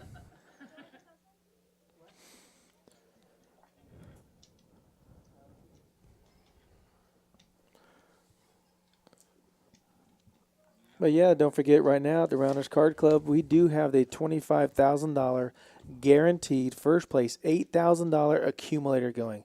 So we do have 7-day ones, and you can come out and you bag multiple times. You take your 2 largest bags into the day 2, which will be Sunday, February 14th, and that will be a noon start.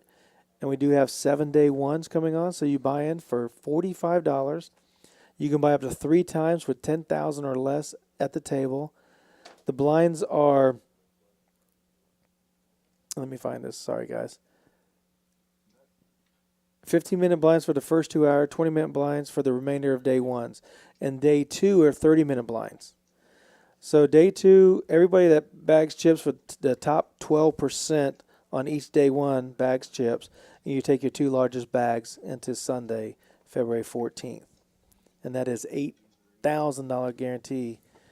And last 3 weeks ago, when it was, David took it down over, I can't remember, but it was such a great tournament. We did the That was streamed, right? Yes. Yeah. And it was so good. Looks like Avi's raising up ace-7 suited up to 30, and Big Daddy Chaz is going to put in the big 3-bet up to 180.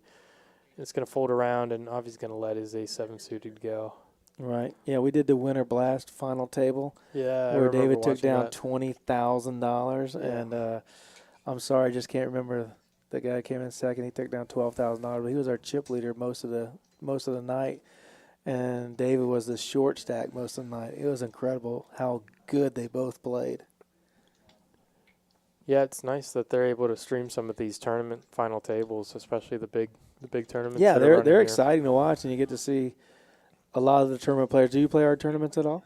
You I'll strictly play cash? the bigger ones. The big ones. So 100K plus. Right. But every once in a while, if I'm just trying to mix it up with some friends, I'll jump into some of the 25Ks, stuff like that. Gotcha.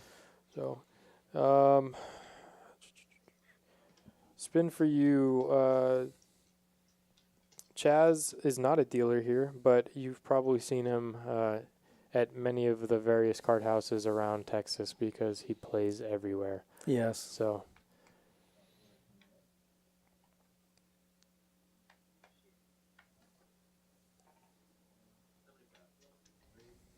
and then also we are running these live streams every Thursday night. I think every Thursday night in February. Every Thursday, right? yep. Yeah.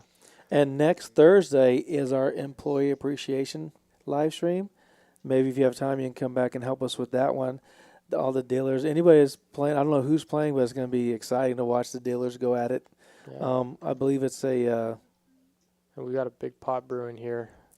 Oh, wow. Big Daddy Chaz raised Health Thunderbird 3-bet with pocket queens, and Big Daddy Chaz is going to continue with his ace jack. Oh, boy. my goodness. Flops a top set. Top Against set a for Health straight draw? Thunderbird versus, a gut Gutterball? shot straight Yeah. draw. So we're going to see some action here with Trey and Big Daddy Chaz going heads up. And they've played each other hard They're very familiar with each other. Yeah, absolutely. Trey's going to bet half pot here, and I imagine we're going to see a call from Big Daddy Chaz. He does call. And Trey's looking to fade a king on the turn. Oh my gosh. And there's a king of diamonds, which doesn't help anybody, but you could think a flush draw could get there. Yeah, this is not Trey's favorite card for sure, but I mean with top set on the flop, you just don't care. You have the best hand so often here that you can't really be scared of all the monsters in the closet. With the diamonds out there, is Big Daddy, yeah, he's going to come out with a bet, right? Yeah, this is 700-800. This is a good lead from Chaz, and it's good to mix up some leads into your game. So he is going to bet 550. No, like a little bit more. Okay, 750 maybe. 3/4 of a pot. Yeah, it looks like about a 3/4 pot, and this is a good time for Trey to maybe just find a call here. He still has the board to pair. Yeah, I mean he still has a lot of outs, and he can also just have the best hand if Chaz is bluffing with maybe the ace of diamonds in his hand. He can find some bluffs here with that. So he could have ace king, ace queen, ace 10 with the ace of diamonds. Yeah, I don't think probably Ace King is going to be in Chaz's range too often after it went 3-bet and he just Right, he flatted. just, okay, I got you. But Trey is probably going to He's just going to call? go Oh, he went all in. in. Yeah, he Oh, went my all in, gosh. so that's brutal. Ugh. Trey's looking for the board to pair on the river. Yeah, he knew as soon as he gets a snap call, he probably put him on at least a flush minimum, and then he's going to see the straight. I don't know if they run it twice here. Oh, man. No. No, just one time, and Wow. Trey's going to lose a pretty massive pot. Not 16K, Yeah, but no. it was around 7K, I think, or 6K, yeah.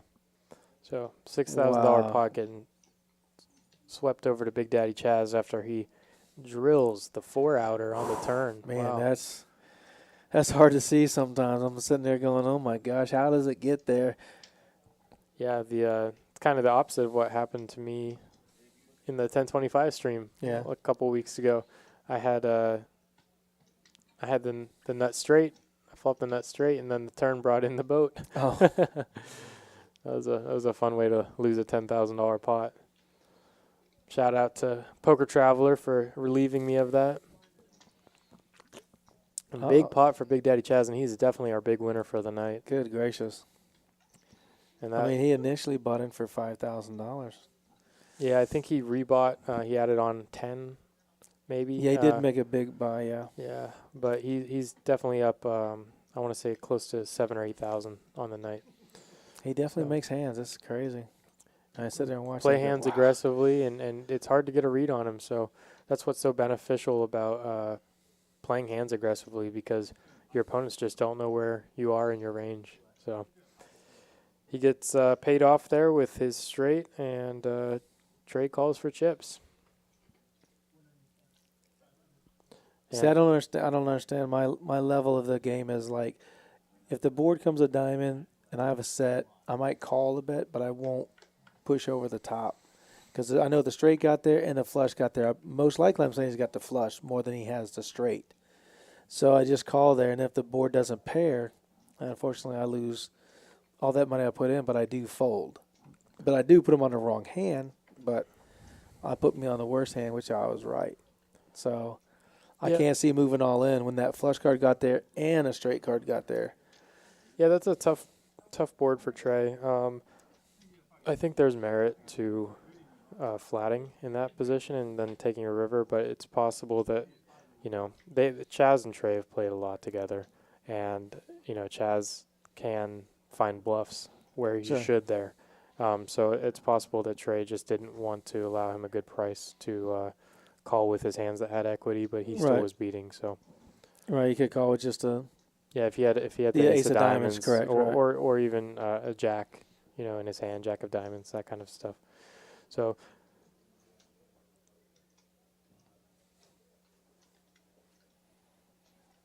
All right.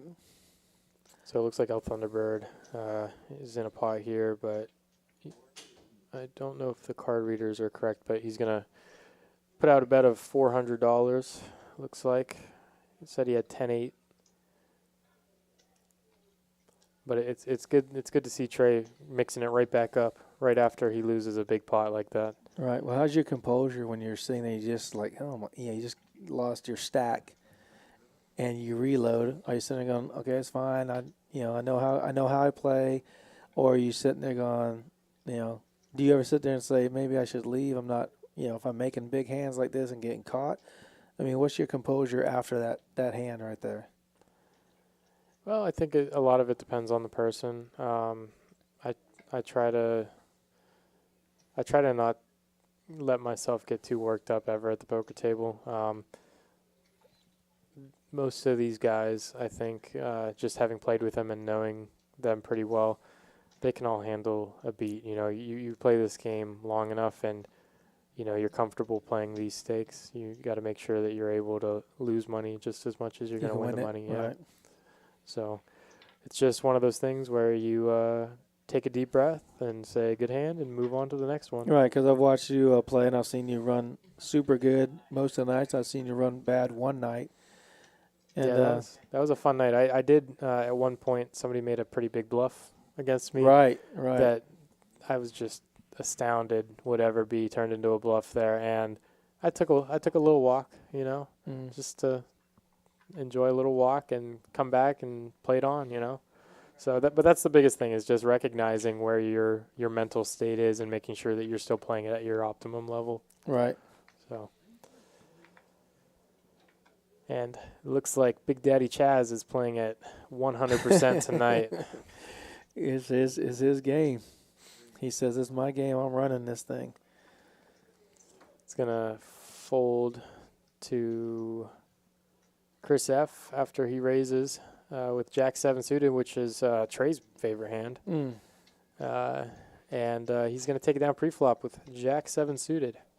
And Trey's going to come back with about maybe 3,000, 2,500. I think Trey came back in with 5, and then he lost about $1,000 in a pot to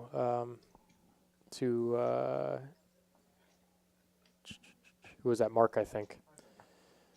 So the next hand they played a Oh wow, like I missed it. $1,700 pot, Oh, wow. $1,500 pot, and he ended up losing some. So it was trip aces versus second Oh pair. yes, yeah. The ace 9, right?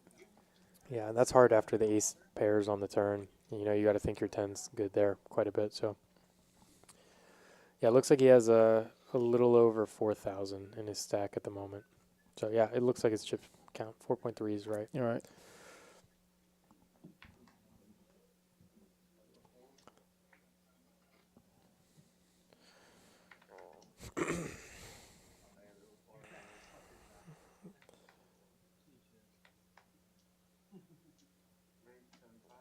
Yeah, Juan Herrera. It's a big pot, but you know, standard tip sizes. It just depend on the person, but a lot of people will tip $2 regardless of the size of the pot, or you know, $1 to $5 regardless of the size of the pot. So, I have also been known to get out of line and tip $150 into you know, very small pots. So, just depends on the person and you know what they feel comfortable tipping. Right, and But the it- dealers appreciate anything. Absolutely, yeah. And yeah, Chaz did reach, I believe, into his pocket and pulled out a $20 bill and gave it to the dealer as well. That was a big hand. So, Queen Jack versus pocket eights. yep. Trey raised up Queen Jack from under the gun +1, and Dragon defended pocket eights from the small blind. Trey flopped middle pair and c-bet, and then the turn went check, and he's still got the best hand here on the river with Queen Jack. It may be difficult for him to find a river bet with the ace out there, so it's probably going to go check. He's And going to show Queen good. yep, Trey's going to show the queen, and he's good. So wins a nice little $400 pot. Sometimes that's all it takes is just one, Right, couple little ones, and then you're feeling right back into it. right. Got a little more chips to put into play. Absolutely. Yeah, saying Big Daddy's up 7.3 tonight. Poker Traveler's second with 3.3. Yeah, it feels like we haven't seen Poker Traveler too much since He's the not beginning mixing of it. the Yeah, he's not mixing up too much. He sees how Big Daddy Chaz and Thunderbird's hands are. They got real hands. You got to stay out of the way sometimes.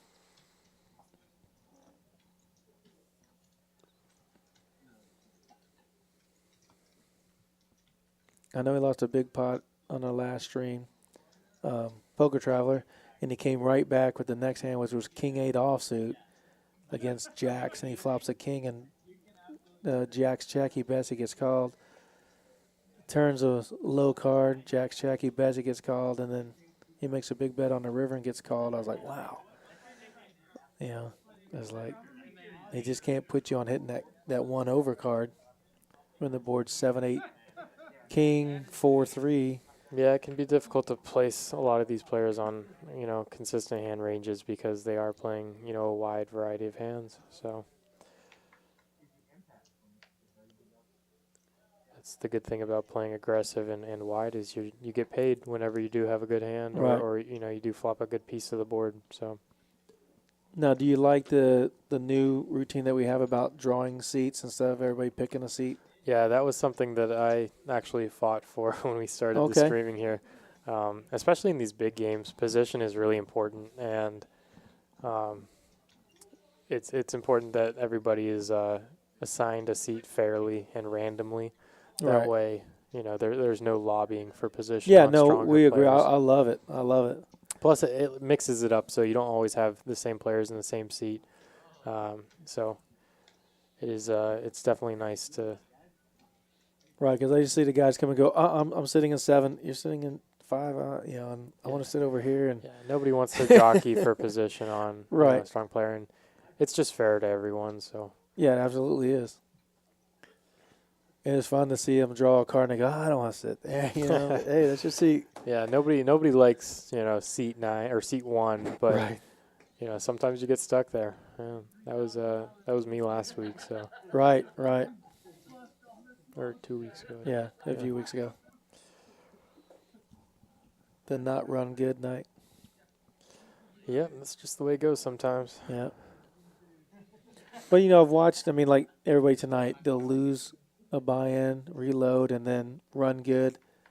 I don't know if they're playing better. They're just more relaxed sometimes. If you lose a little bit, you're not rushing, I guess, to win maybe, and you're just playing your hands the way they should be played. Yep, staying disciplined, even when you're losing at the poker table is really important.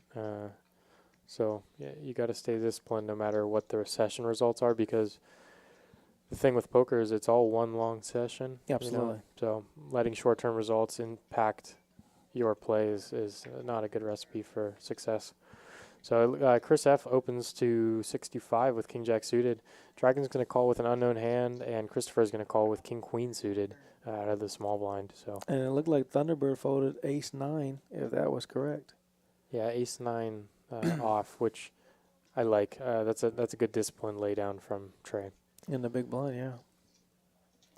Flop is deuce 4-4. King Queen has the best of that, but Dragon may have something that connected with it. We just can't see his hands. I think he folded.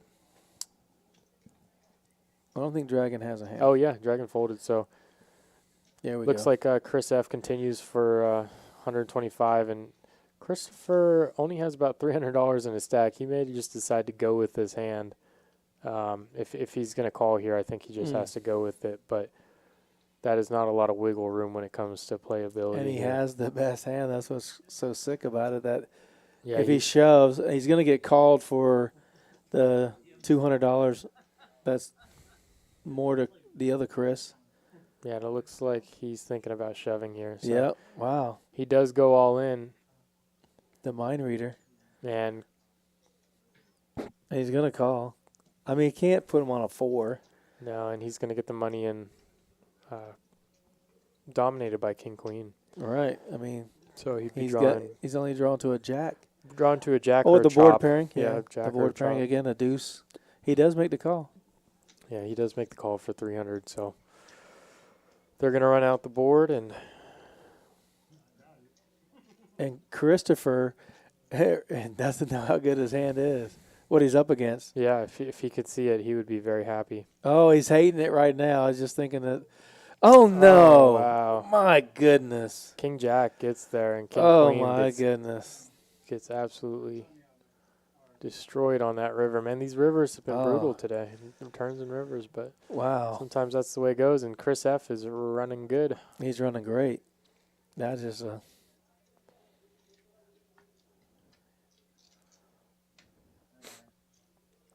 That's how it goes sometimes. Yeah, absolutely. Sometimes you just get those bad rivers. But nice hand for Chris F. Takes down another pot. You can see these chip stacks have gotten progressively larger as the night has gone on. Yeah, it looks like Chris is up about $1,300 too from his buy-in. So, oh, he's going to color up a little bit. He's not going anywhere. He's just getting some colors. So we are watching Rounders Live. This is the 5-5-5 big game before the big game. Sunday, Super Bowl Sunday, we do have a free roll later on. We have both big screens going to have the game with sound. So you can come out and play some poker. You can come out and watch the games. You can come out and have dinner. The bar and grill will be open. So come on out to Rounders Card Club, 3723 Colony Drive, Suite 101, San Antonio, Texas. right off of I-10 and Wurzbach, just past the HEB. And Chris F wakes up with pocket jacks. And he's got some amazing cards tonight. He's just had a lot of big pocket pairs. Mark's going to fold. And Mantis, who looks like that may be Avi, is going to call with his pocket eights. Wow.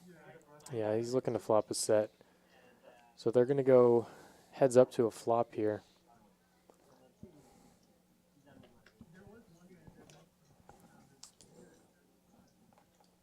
So they both flop over pairs to the board.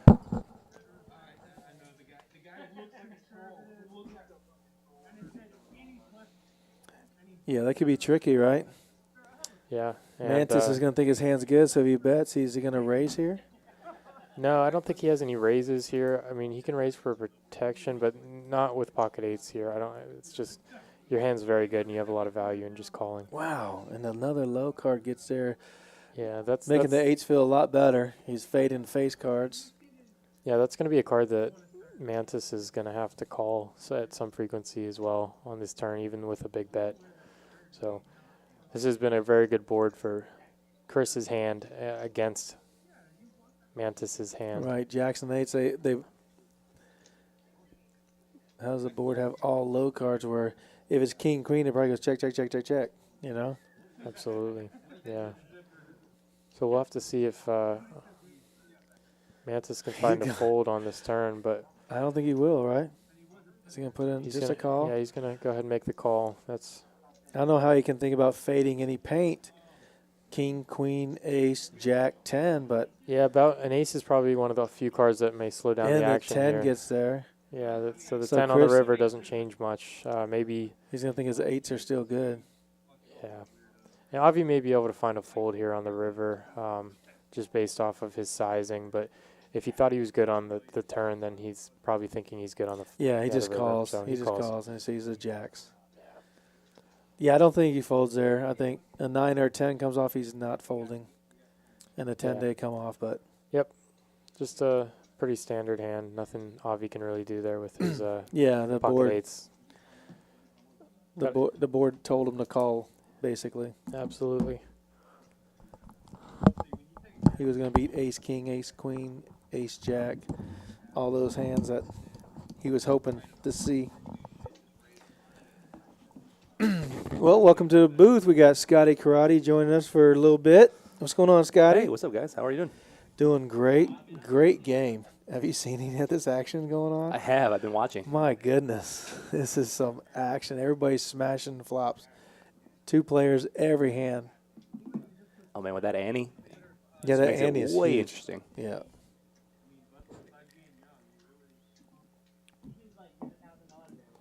And don't forget, Rounders Card Club is having a 100,000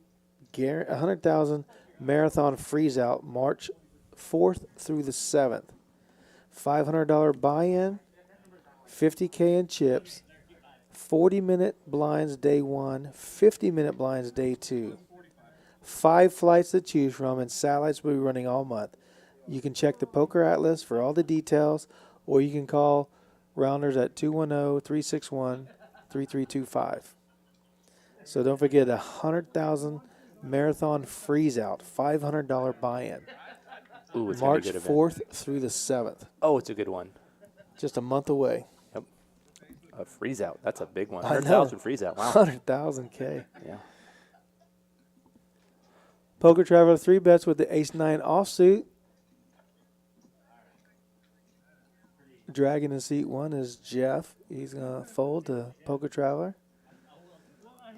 Man, a lot of Thanks, chips. down Man. like that. So, obviously, you're a football fan. I see you wearing the jersey, even though your team's a little different than my team. I'm a Texans fan, but I see. I had to borrow this one. You had to because- borrow, you had to borrow the because my Cowboys jersey. my team hates this jersey. Okay, fair enough. Fair enough. But we are doing a special, we're going to do squares, Super Bowl squares, starting on Saturday. And it's going to be for an entry into the Marathon Freeze Out. Oh, my goodness. So on Saturday, you can come in $20 a square every quarter. We're going to give away a seat to the Marathon Freeze Out, $500 wow. value, yeah. Oh, wow. So that's going to take place on Saturday. So if you want to get some Super Bowl squares in and obviously if you come in on Sunday, we have full bar, full restaurant. You can watch the game while the sound on. So And if you who wanna do they watch buy game the too, squares from? They can buy them at the front desk. So Only at the front so desk. you come in on Saturday, see the front desk, and we'll take care of you. Do you use your player's card and they put you down, or you actually fill out your own Yeah, you board? come in, you pick your square, you pay cash, Oh. and we'll hold it and all that kind of stuff. Okay. That Yeah. sounds pretty good. Yeah, every quarter we'll give away a seat to the Marathon Freeze Out. Could be worth, at least 20 grand, if not more. Oh, absolutely. 100,000 Yeah, guaranteed. because you win that tournament. Wow. Then you get a whole month to sit on and think about it. Yep. Mark's going to raise to $60 with Ace Jack offsuit. Big Daddy Chaz loves connected suited cards. That's a 9-6 of clubs. And Chris folds. So it's going to heads up action, $60 pre-flop. Yeah, the ante changes everything. Oh, wow, yeah. Like Shane was saying, there's $55 of dead money pre-flop. Exactly.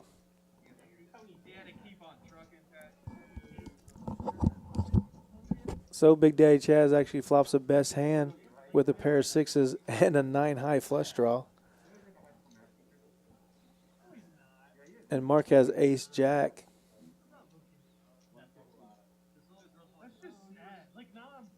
Big Daddy Chaz is going to bet 115.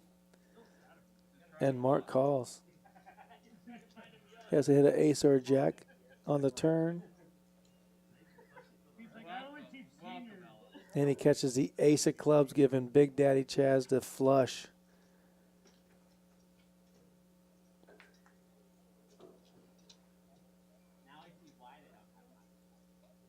Mark did check, even though he hit the ace with the flush on the board.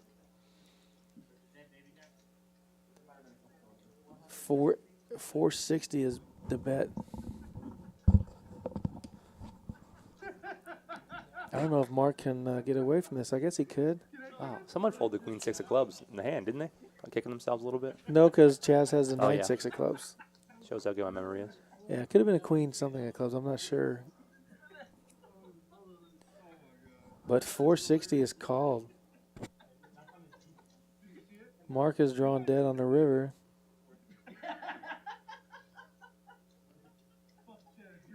Jack of Hearts one time for a little fun. Ooh.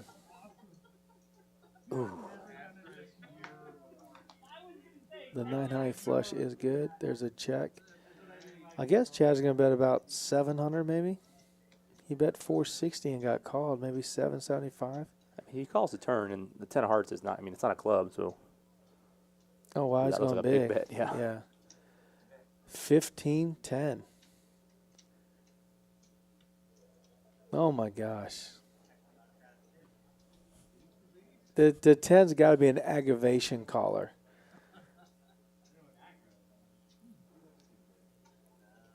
The extra chips make it look like a bigger bet.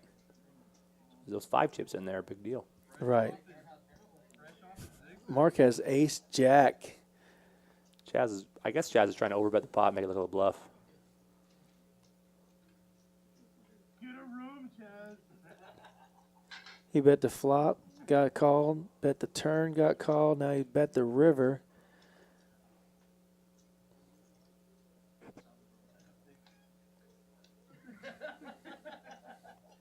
And he's chuckling. I think that's a bad sign. If you're laughing, I don't think you let the other opponent call you. But he's having a great time. They're like, how do you get there every time?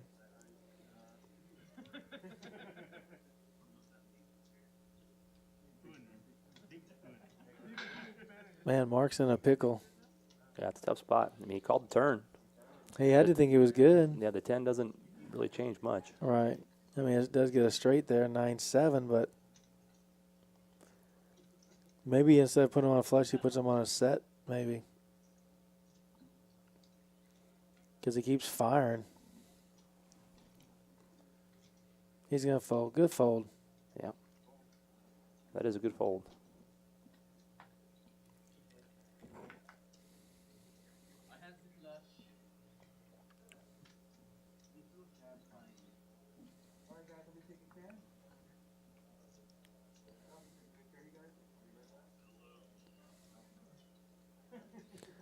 So Scotty, with what's going on in the card club right now? Well, so if you haven't been here in a little while, our barbershop is open and operational, so you can come in and get a haircut. If you go to our website also, RoundersCardClub.com, you can actually take a full-on virtual tour of the entire place.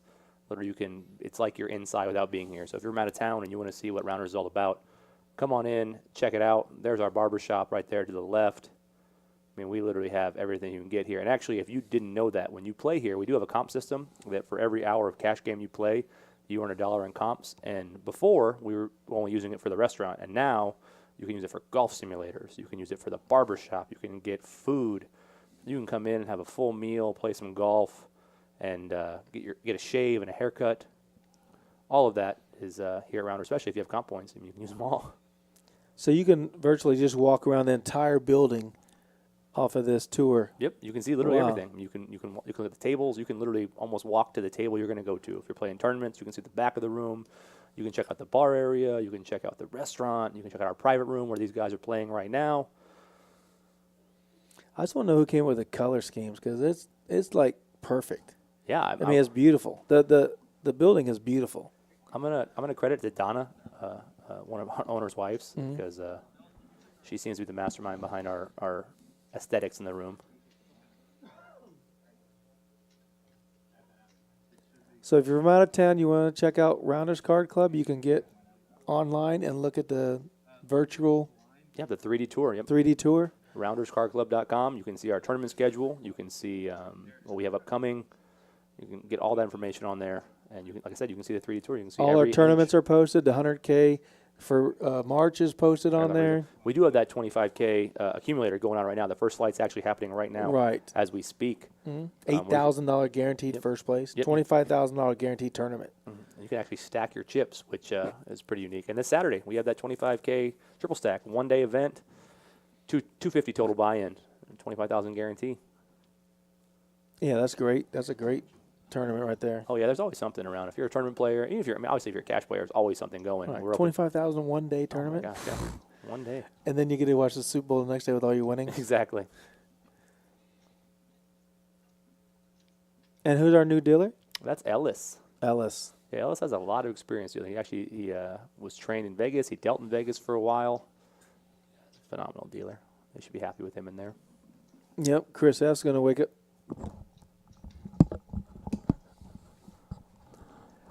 Chris has pocket sevens, and Daniel wakes up with pocket fives. He three bets. Chris three bets over 195 with pocket sevens. And the Dragon, Jeff, wants to get in the hand. There's a four bet. 600. I can't see his cards. I'm saying he's got pocket kings. Ooh. Okay. I'm saying he's got pocket kings.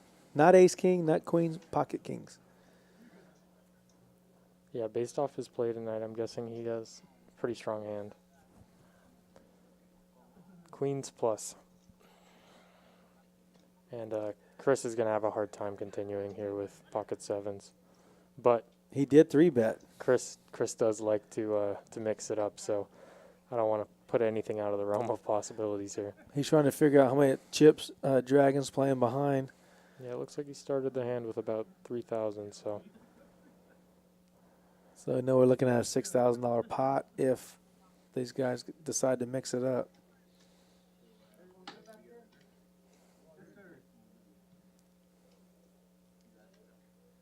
He knows he has to hit a 7. I don't think he's thinking ace king. I think he has a pair. I know we can't see Dragon's hand. it looks like he is going to call. Man, welcome to the pot. The mere $1,400 on Ellis's first hand, right? Oh, ace, 8. Well, That's that definitely going re- to slow it down. Well, it definitely reduces the amount of ace-x that Dragon can have here. So Chris, Oh, my goodness. Is he going to bet half Is he going to pot? lead out? Yeah. yeah, he likes to mix a lot of these leads into his game. It can be really effective against players that. I think that's 2 green stacks. He might bet 1,000 and a 1,400. If he's putting Yeah. on that 4 bet, if he's putting him on kings, it's I guess he's trying to represent that ace. Yeah. Yeah, I guess he's representing an ace, or just thinks that, you know, Knight? Dragon's gonna have a hard time calling if he doesn't have an ace. So Oh, it looks like there's a call. yeah. And quickly, rather quickly too, for a $1,000 bet. He has the ace in his hand, pocket aces. He flopped quads, and he said, I'm just going to smooth call. Well, if he has quads here, that's definitely the play. Yes. You definitely don't want to raise. Oh, And Queens is a pretty likely candidate for a hand that he has. I think Ace King, Kings, Queens are going to be what he's representing here. yeah, I know Chris has to shut it down now. Yeah, Chris is going to check give up here.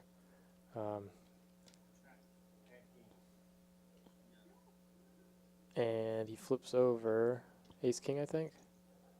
Nope, not Ace King. Definitely not Kings. Yeah, it looks like kings. Two face cards, yep. I don't know who said that pre-flop. I think it was me. I'm not 100% sure. I'm 100% It's been sure a it long wasn't. day. Well, Yeah, so nice pot there by The Dragon. by Jeff the Dragon. And Yeah. Chris gets punished a little bit with his lead, but That's a great call by Dragon with the Kings, you know.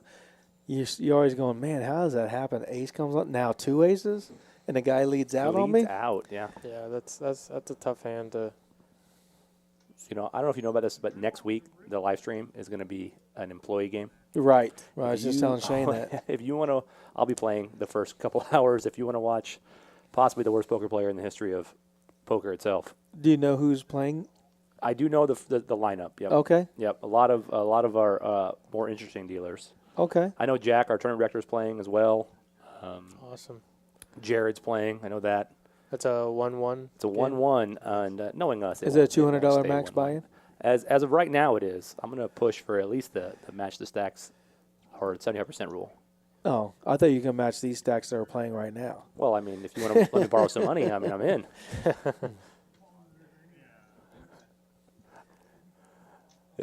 I probably will be leaving the game in tears afterwards, to be honest. Well, that'll be a fun one to watch. Yeah.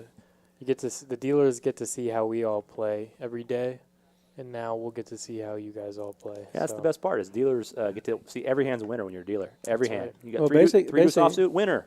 Basically, the dealers are learning by dealing and watching how everybody plays, so they're picking up how to play better poker Well, when they get to play. right. So Poker Traveler raises up his Ace King off up to $75, and it's going to fold around. I don't think he's going to get any action here. So, yeah, it's going to fold, and he's going to pick up the $50 that's dead in the middle. Right? No action. And he's been having been playing very many hands tonight. And the hands he does, he's been raising. I think he had multiple folds pre-flop. Yeah, I've been here for two of his hands we raised, and he folded around every time. Yeah, it's been an interesting dynamic with how this ante game is switched up, because if you watch the 1025 game from a couple of weeks ago and the pre-flop hands and the amount of aggression that was going on in that game, it doesn't seem like perhaps that has translated into this ante game, because a lot of people are showing up with much stronger hands. Right. So. And I stopped by the table there just a few minutes ago, and everybody at the table is laughing and having a good time. But they have the stream up on the TV. Oh, in there. okay. So they're on a half-hour delay, but they get to watch, in their words, Chaz make the nuts in every hand. Right. And they're just deciding on who gets to give him the money. If he's in the hand, you might as well just hand him a stack. Yeah, that's what they said. So. Yeah, with how Chaz runs in these games, man, you'd want him to play the lottery for you. So, Chris F's going to open up 8-4 off out of the cutoff. So, continuing his aggressive loose play style, and Mark is going to call on the button with Ace King, and he's going to continue on this flop after Chris c-bets.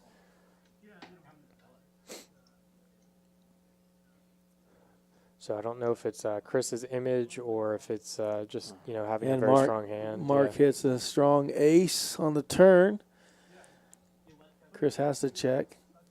Yeah, Chris. See, I see Mark checking back right now to get value on the river. Yeah, There you go. That's a good way to play it a little bit tricky, and it Mhm. allows your opponent to bluff some rivers here. So Chris Yeah. knows that he's There you never go. good here with 8 high, so he's going to go ahead and bluff, and I have a feeling Mark has to look him up. He's not going to raise, but he definitely will call. There you go. yeah, And doesn't even show. All right. yeah, I think raising there is occasionally good, like a small raise for value, because you can get value from like ace jack sometimes. So You play a little more with Chris and these group of guys. Is there any chance that he's a little steamed from when he made that bluff with 7s and he's trying to play with 8-4, or is it just the way he plays? I couldn't tell you. Chris is hard to read. He always plays like he's a little tilted, but he's very aggressive and knows how to pick some spots where he puts you into a lot of tough decisions. But I'd say he's doing okay. I haven't seen him do anything out of the normal. And we got a new player in seat 3. Christopher had left the game. Seat 3 is going to be a new player named Chad. Yeah, it looks like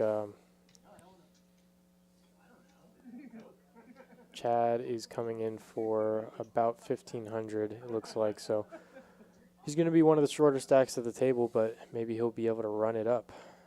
This is definitely the game to do that. He doesn't want to put it all on the table.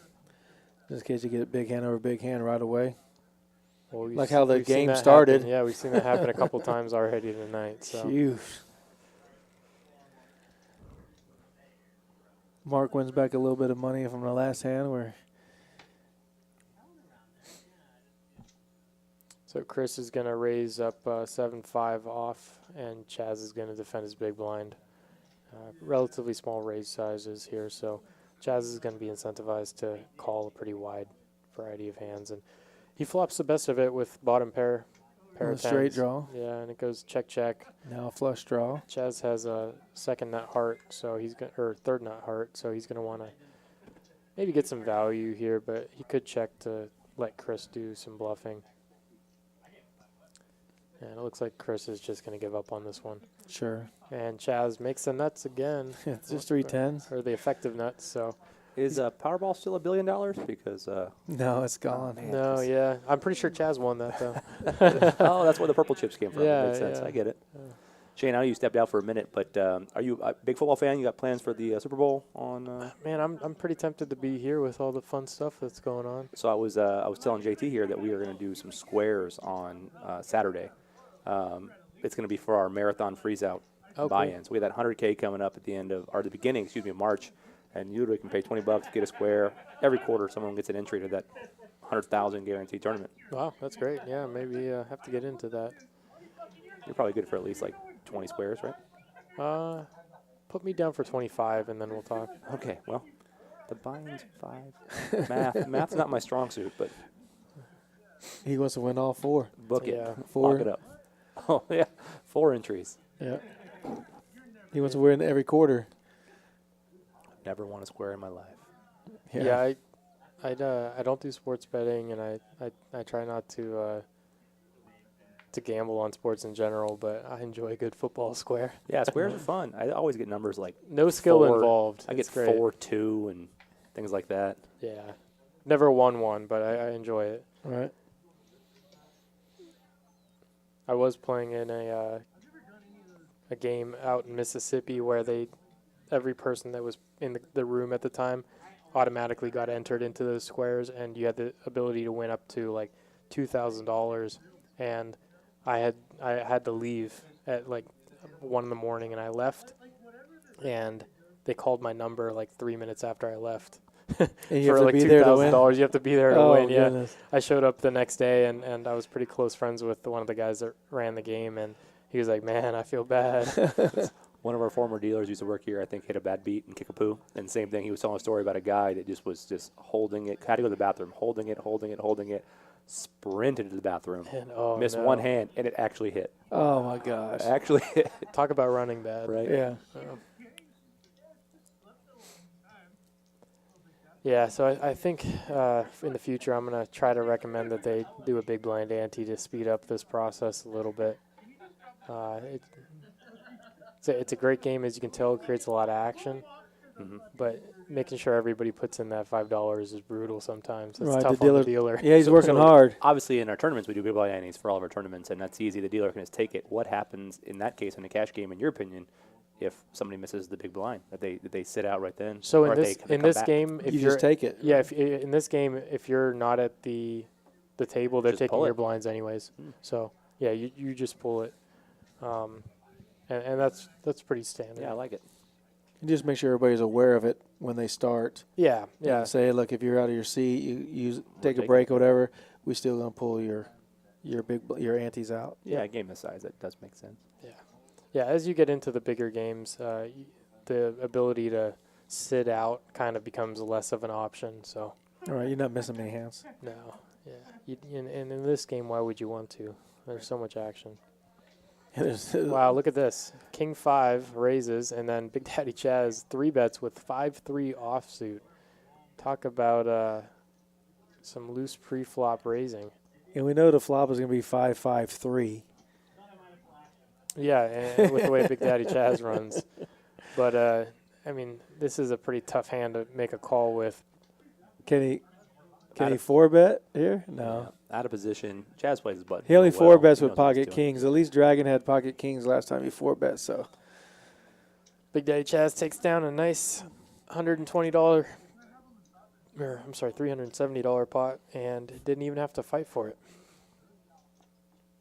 yeah, when you're running that hot, sometimes you don't want to mix it up with that guy. And he's sitting on almost $20,000 in this $5 ante game. $9,000 gain, right? I missed the beginning. He bought it for 10.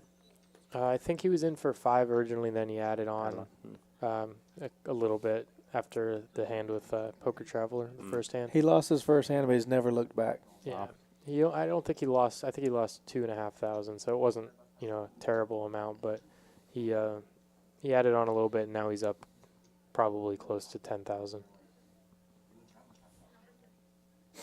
So he's having a good night, and I think they all were. Like I said, I went out there, and everybody's having a good time. They're laughing, and they're having a Having a couple cocktails from the Rail Bar and Grill. Yep. Yeah.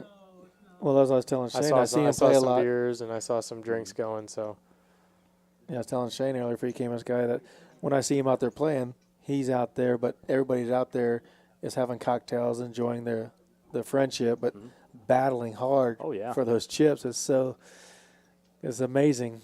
Yeah. The friendships that are out there and the money that they're playing for. Oh, yeah, that 1-2-5 game that makes regularly, the uncapped buy-in one that plays pretty huge. That's the loudest table in the room, but it's never loud because they're upset at each other. Right. never. Everyone's having a good time, buying drinks, and Oh, big hand for Thunderbird Trey. Wow, flops. this is going to be a huge hand, I think, with Chris involved. Oh, yeah, he's not. Chris flops top pair, and Trey flops middle set on a pretty wet board, too.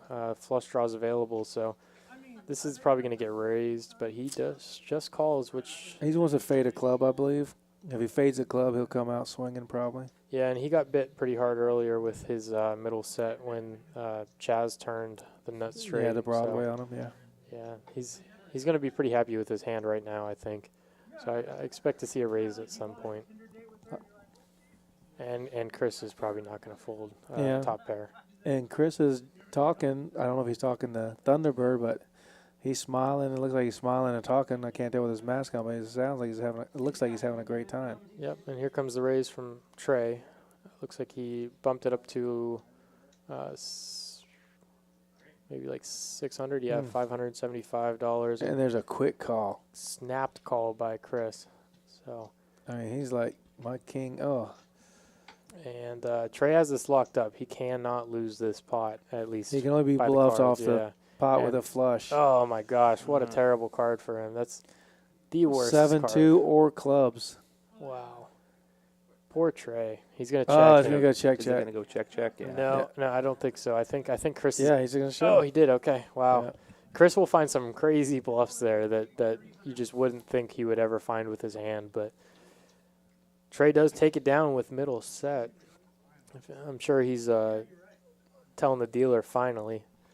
knowing him. So Well, there's a $5 tip that one of the chatters were asking about. yep, So there you go. Here's our cumulative winnings. Big Daddy Chaz, big winner, up at $8,000 in winnings, and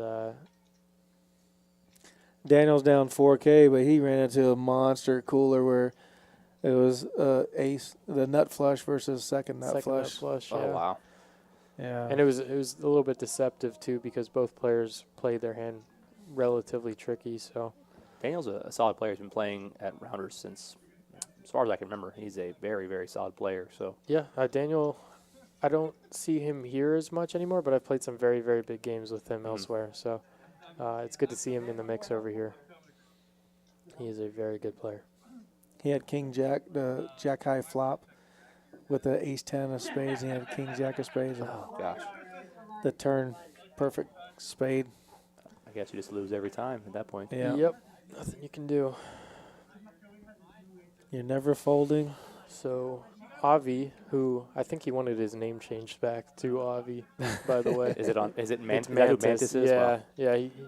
He wanted his name changed back, but he's got pocket deuces here, which are basically pocket aces, and I'm imagining he's going to raise this up a little bit. And he folds. So he makes a tight fold, and it continues on to Dragon, who raises 9-7 off to 45. Big Daddy Chaz with a quick fold. Yeah, he doesn't have a hand. And Scotty So with he should be coming along with that hand. yeah, he's definitely going to be giving it a call here. So Dragon and Poker Traveler go heads up to a flop.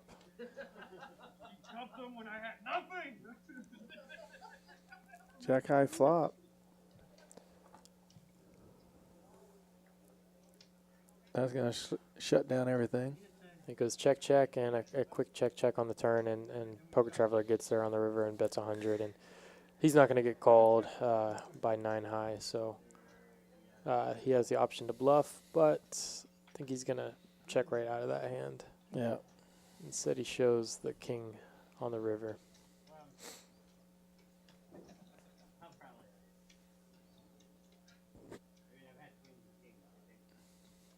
If you are watching Rounders Live, please shoot us a like on our video and subscribe. It really helps with our YouTube algorithm, and we want to grow this stream as much as we can to show off all these amazing players and great games here at Rounders.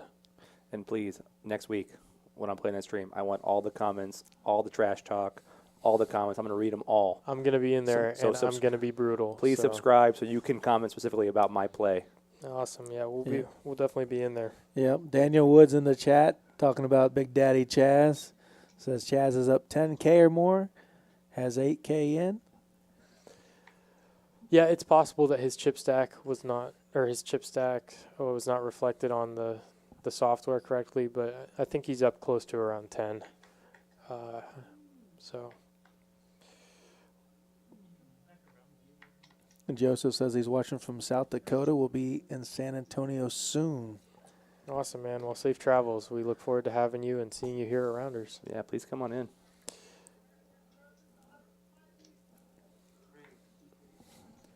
If you come in, there's a discounted rate at the Drury Hotel. So if you're coming from out of town, you want to stay, we can connect that for you and get you hooked up with a discounted rate. It's real close. And that's not far at all. Yeah, not far at all. Potential walking distance if you're in a little better shape than I am. So we got another 3-bet pot brewing. It went raise, Mark called, and then Trey 3-bet to 250 with an unknown hand. Mark has pocket sixes.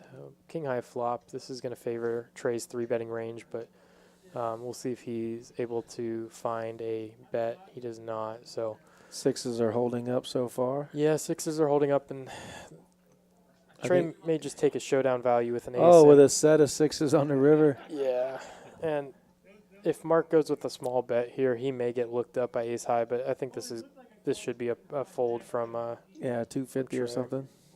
yeah, this is Half pot bet.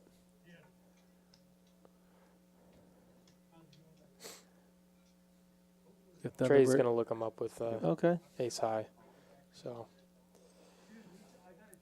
He said, okay, you're good the whole way. Just wanted to see what I was playing against. a good river for Mark. He was able to get some extra value with his pocket sixes.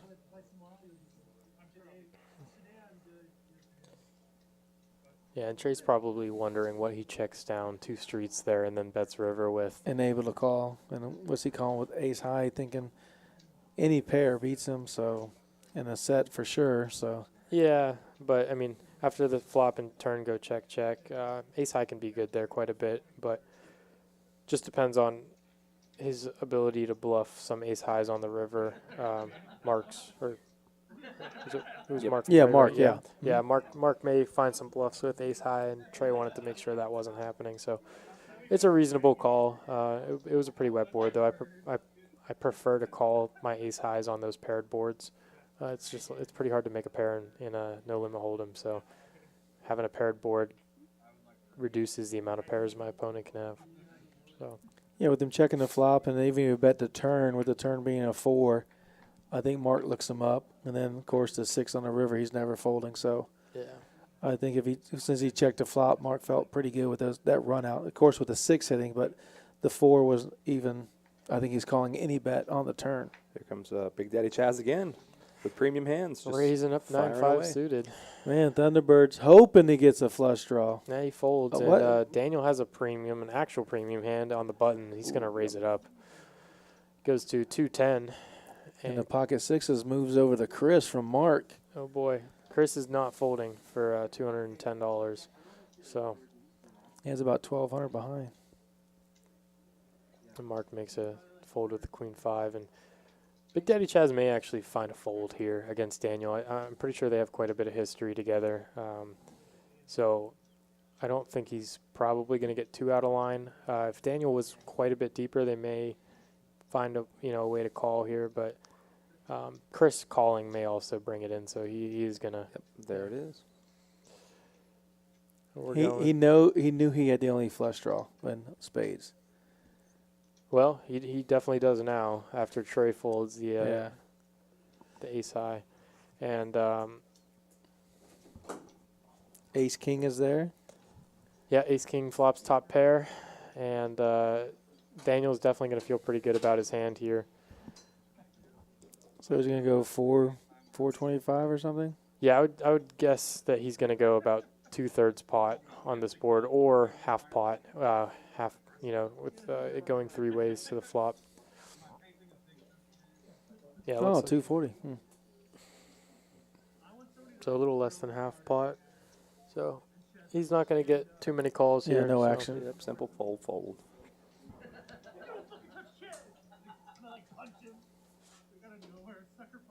So nice hand for Daniel, picking up some chips with ace king.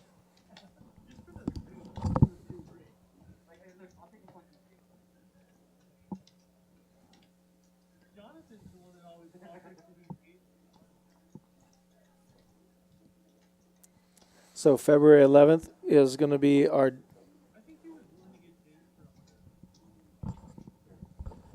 1-1 live stream. 1-1 live stream, yes. Employees. Employer appreciation. Yep. Yeah. Watch us be terrible and realize why all of us work at a card room. That's the secret. Most dealers. They say those who cannot play deal. So Yep. No, those who cannot play, watch it from this side of the screen. Well, they also deal. They also manage card rooms. This is the safest place. I've never lost a dime right here. there you go.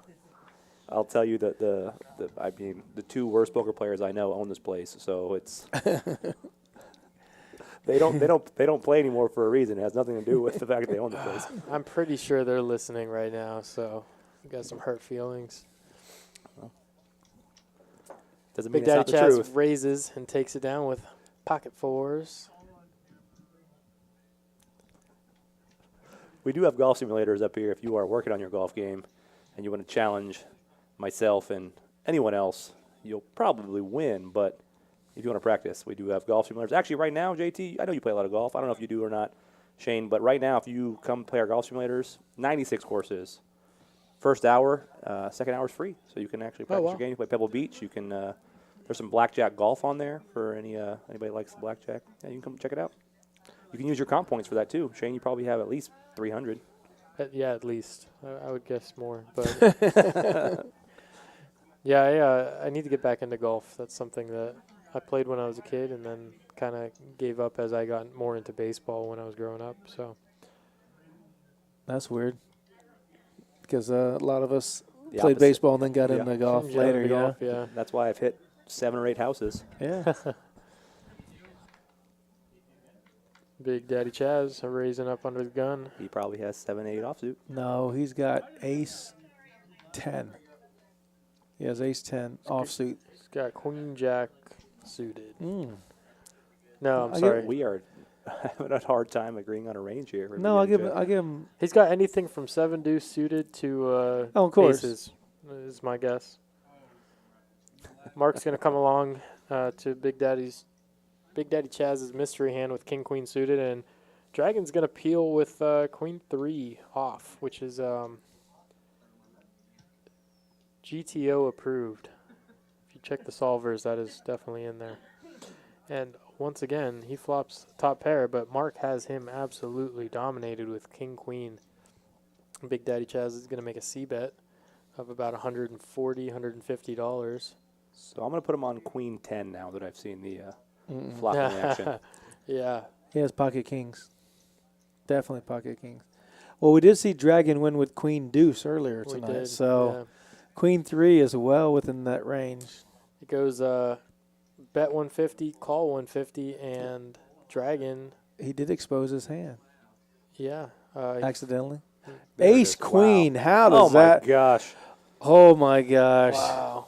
And a queen on the turn. Big Daddy Chaz is Well, making apparently- hands. Dragon didn't have Queen 3. No. So it must have been the reader wrong. But these two hands you see, Ace Queen and King Queen, are the real hands. Can Mark Yeah. get away from this? Never. No. Mark can never get away. Does he put a from raise trips. in here? He can put in a raise, yeah, absolutely. how can he put him on Ace Queen? I think against Big Daddy Chaz here, I would. And he does have the button, so he does have position on him. He's waiting to fade a See what's happening on flush. the river. Yeah, and that's a relatively safe river. I mean, Ace King gets there with a straight, but you block Ace King with King Queen, so you're not too worried about that. He's going to go with the 1,050. That's a smaller bet.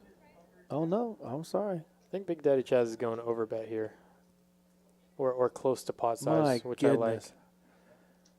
He's trying to get value from worse queens, so King Queen specifically. 1275. Now, does Mark come over the top? Never. point? He can't. I don't think he can. He can yeah, only call he just because if call. you're betting into me and I have this hand, what can you possibly have Wow, but the ace kicker? Big Daddy Chaz with Goodness Ace Queen gracious. versus King Queen, another big pot that just went his way.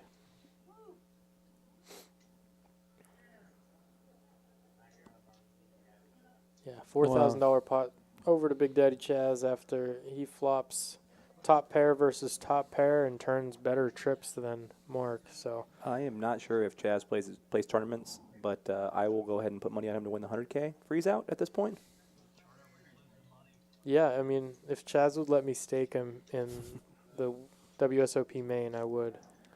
Well, Come on. He already won the $1 million Powerball, so I don't know if he needs the stake or The, not. the billion, yeah. He, Yeah, lo- I he guess lost his first hand he played. He might be like 50-1, but That's the secret. You lose the first one. Yeah, that's just for image. So. yeah, that's just to get the table to play back at you. What a hard move that would be. I'm just going to dust off a couple thousand real quick. And Big Daddy Chaz with the first stack My over goodness. $20,000. So He's hoping this night doesn't end. So I think there's close to $50,000 at this table right now. So Wow. pretty big game. So Rounders Card Club has a $25,000 guarantee going on right now. Is the day ones. It's a guaranteed $8,000 first place. The accumulator, you can bag as many times as you can in the 7 day ones we have, and you can take your 2 largest stacks into day 2, which is February 14th. at noon.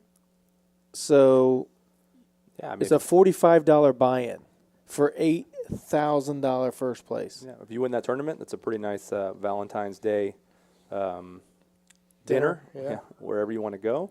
Yeah. And again, we did this event before. It was very popular. And if you multi-bag more than twice, yes, you take your 2 biggest stacks, but you get min cash for everyone after that. So you can bag 7 times in a row.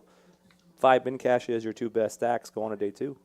Wow, that's nice. I didn't know that. Yeah, you can win $8,000 for just your $45 buy-in. So come play the second day of the accumulator after you bag 2 times. Bring your lady here. Treat her to a nice dinner. We Let do her it- sit at the bar, have a couple Yep. of cocktails while you win the tournament. Yep, you can get a very nice ribeye. You get some salmon. Get a little 1942. That's after you what win kills me, the 8,000. range on the menu. Oh, yeah. It's so amazing. The food is so good, but you can get potato skins to a steak. Mm-hmm. I mean, the appetizers to the main courses. I mean, the food's unbelievable. Yeah. We bring in specials quite regularly. We do soups, and we did a prime rib last Saturday. So we're always trying to get something. I think someone has a soup right there from what it looks like. I can't quite tell. Yep. Little Dave needs to go to our And they barber shop. have, Oh, what, wow. breakfast 24/7? Mm-hmm. That we do. 664 board, and we got Ace Jack versus King 7 going at it. Pretty good turn for Mark. He turns a gut shot. Trey has the best hand, but it's going to be difficult for him to continue here. He may just check, and then Mark is going to be incentivized to just check back and realize some of his equity. Oh, and he gets there with the king. Gets there with the king on the river, and this is going to be another board where, Oh, no. yeah, Trey's just going to get looked up here. He can only call 2. So he bets close to 300, I yeah, think, right? yeah. And Mark is just going to call after he hits that king on the river. Yeah, he can't. He's not raising.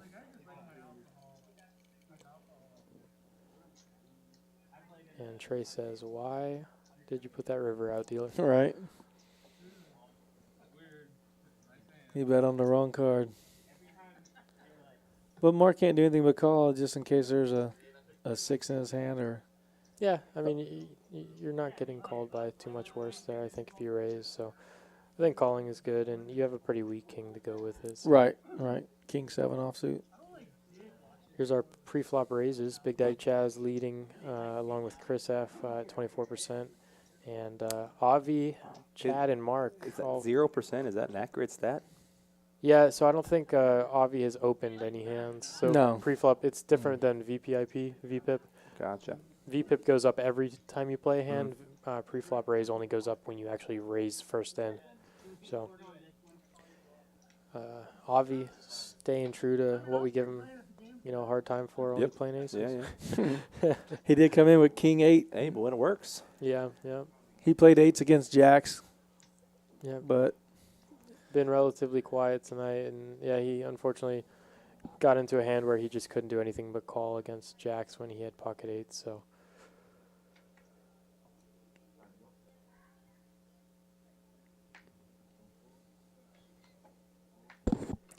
looks like there's some good food and drinks around the table right now. Yeah, so. that actually is special right now. It's a tomato basil soup with a grilled cheese sandwich. Oh boy.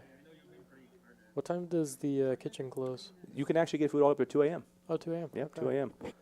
Well, You can get basically anything. You can get breakfast even at 1:45 in the morning. You can get that grinder, that's special. It's pretty amazing. You get some breakfast tacos. awesome. Yeah, I think I may have to go get some of that soup right now because I'm hungry. That sounds great. Yeah, right. I did come straight from the golf course to here, and I did grab me a little bite to eat earlier. What's it like shooting 120? It's not bad. It's better than shooting 130. Well, I get it. I birdied the first hole, and it was downhill from there. I played on Monday. I played the best round of my life, in my opinion, at 105.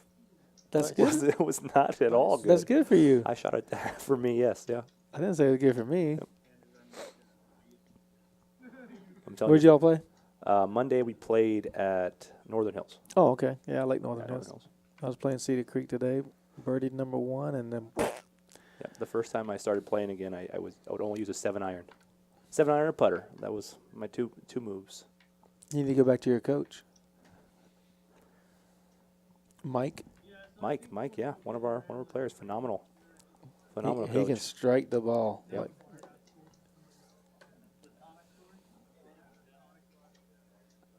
Yes, that's something we have kicked around. We have had a idea for a beat Mike type of thing, or just a general golf tournament on our simulators. But holy cow. we have thought about doing because Mike is a golf instructor. He works at Top Golf, and you can outdrive him on the simulator, get a prize, but also No one can outdrive him. a simulated golf tournament. No one can outdrive him. Well, on my best day, I Nobody. could get Within 100 yards? 100 yards away. Okay, that's what it should be. You get it within 100 yards of his drive.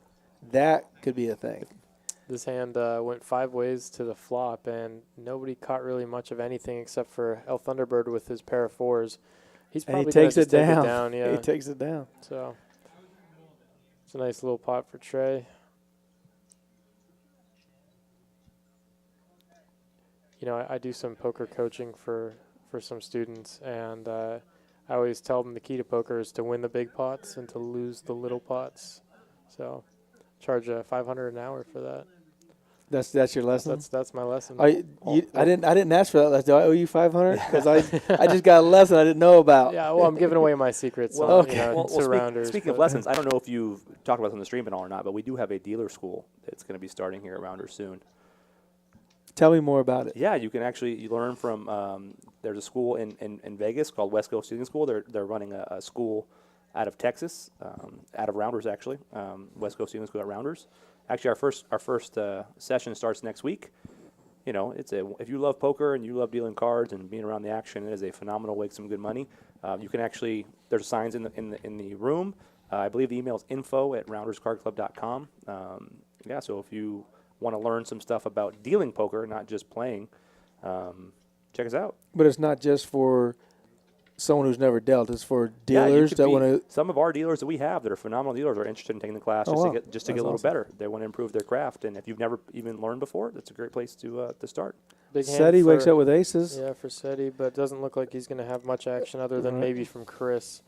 Dragon may actually have a better hand here. His card reader keeps going, badly, but he folds quickly. So SETI wastes his aces on a little pot, but another hand that I think it's just position with Dragon. Yeah, I think he was just trying to steal the pot there. So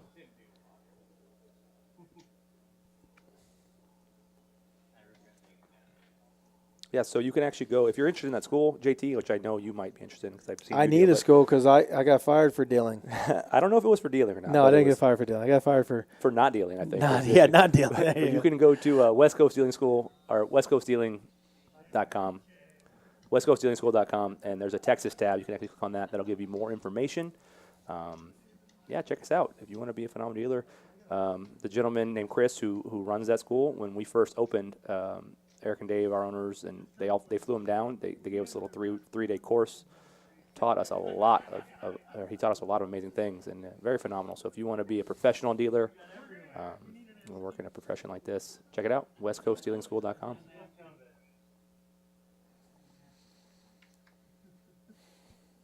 Man, little Dave needs a haircut. At least get a straight line. I'm not saying anything. He definitely was not at the Bad Beat Barbershop, I'll tell you that. Oh, Dragon gets kings again? yeah, pocket kings for Dragon. Big Daddy Chaz is probably going to 3-bet this hand. Wow, yeah. Oh, my goodness. Yeah, this could get ugly quick. He comes in with a 3-bet, and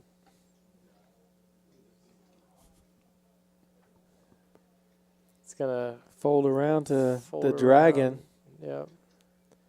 And it'll be interesting to see how big he goes here against Big Daddy Chaz. 275. He put out, what did he put out? 60, 275. So he's going to make it. They're pretty deep He's here. going to make it 800. 1,000. 800, yeah. Well, yeah, I think he can go pretty large here if he wants to. He can go, about 800 would be about right, but I think he can go He's as going big deep. as 1,000. Yeah. I want to put 1,010 out there like Big Daddy put out 1510. 1510. Yeah. Yeah, it looks like he goes for a 4-bet up to 1,000, and Big Daddy Chaz is going to make a good fold. Oh, great fold. I wish we could rabbit hunt the flop. It was going to come out ace, king, 10 on the turn. That would be gross. And a king on the river. Ooh. No. Big Daddy Chaz with would have Chaz, just yeah. flopped quads. Not Don't with worry. Chaz in the hand. Yeah, he would have just flopped him stone cold. He would have flopped. I s- He would have flopped a royal flush with the set of kings out there. Yep. I saw a funny poker meme on the Facebook today that 2020 was like this hand, and it was a deuce, king, king, king, king board, and the guy had pocket twos. That represents 2020 pretty well there. Yep. There's our aggression frequency. Chris F is Taking over. Yeah. taken up, and Big Daddy Chaz is normally pretty high up there, and he's also in there. Right. So And got some Dragon's up there. aggressive players here at the table. Aggression pays off in poker, that's for sure. Yeah, I'm sure Daniel and Avi are in the lower end of that. Yeah, they've been relatively quiet tonight, but they also, for the most part, haven't had much in the way of hands to really mix it up with. Right. So, Avi, ever since he joined, has been pretty card dead, and Daniel had the one hand with Ace King that he played, and that's been about it.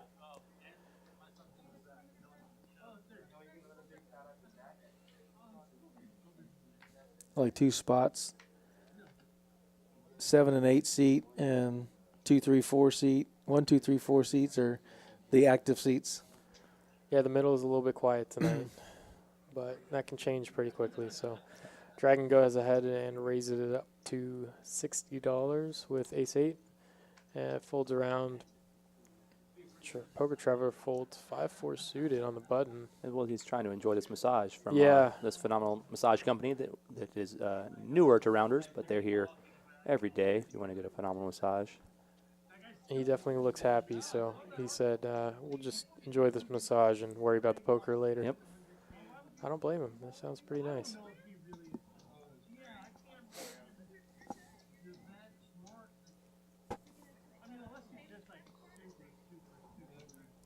There's So our- come on up to Rounders Card Club. You can play on the Super Bowl Sunday. We have a free roll. We do, yeah. We have The it. Saturday before that, we have a $25,000 triple stack. Correct, yeah. We actually have 4 different tournaments on Saturday. We have a satellite to the triple stack. We have the triple stack. We have a free roll, and we have an accumulator late at night. And then on Super Bowl Sunday, we actually have an accumulator as well at noon, and then a $1,000 guarantee free roll at 5 p.m. So if you want to watch the game, play some cards, if you want to get a part of those Super Bowl squares that we're doing starting on Super Bowl Saturday squares. to get an entry into that 100,000 guarantee freeze out. This is going to be a jam-packed weekend of tournament poker, cash poker, and all sorts of fun. So come on out. When is that 100K freeze out? That is going to start March 4th. Yeah. Yeah, March 4th to the 7th, the first week of March. Yeah, make sure you put that on your calendar.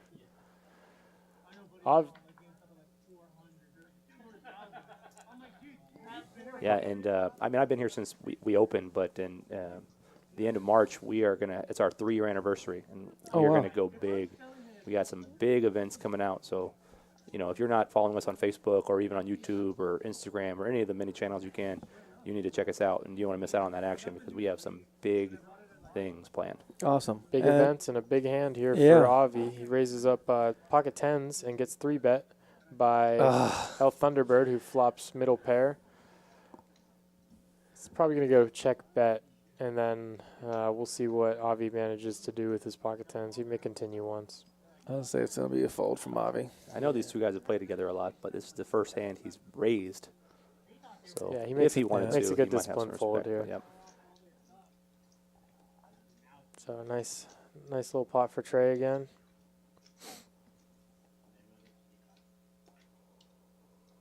King, queen suited bets and gets there.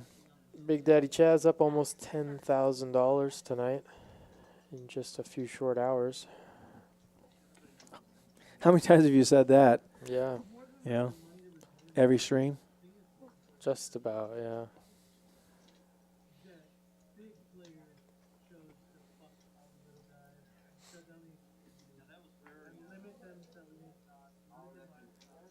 David Diller's working hard.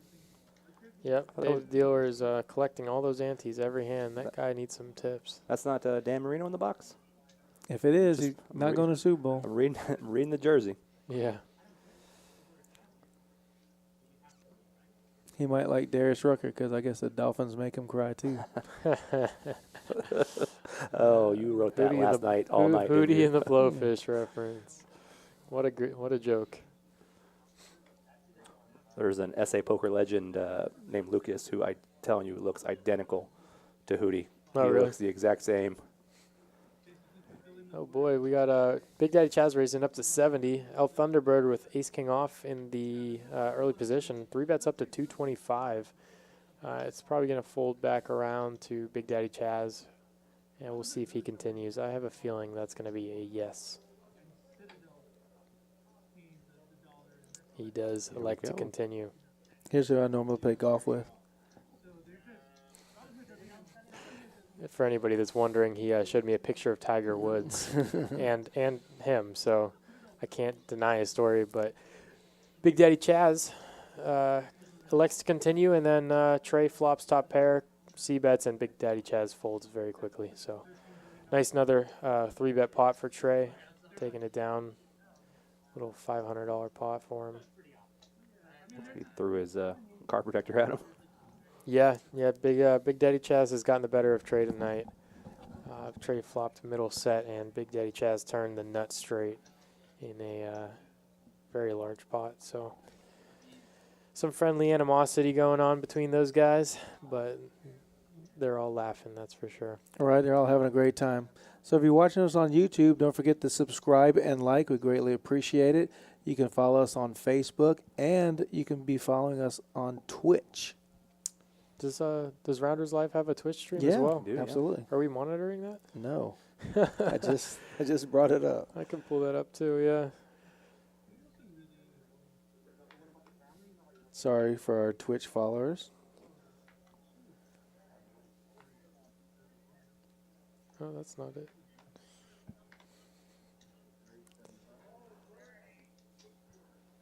Ace Queen for Poker Traveler, raising it up to 75. The Lucky Massage.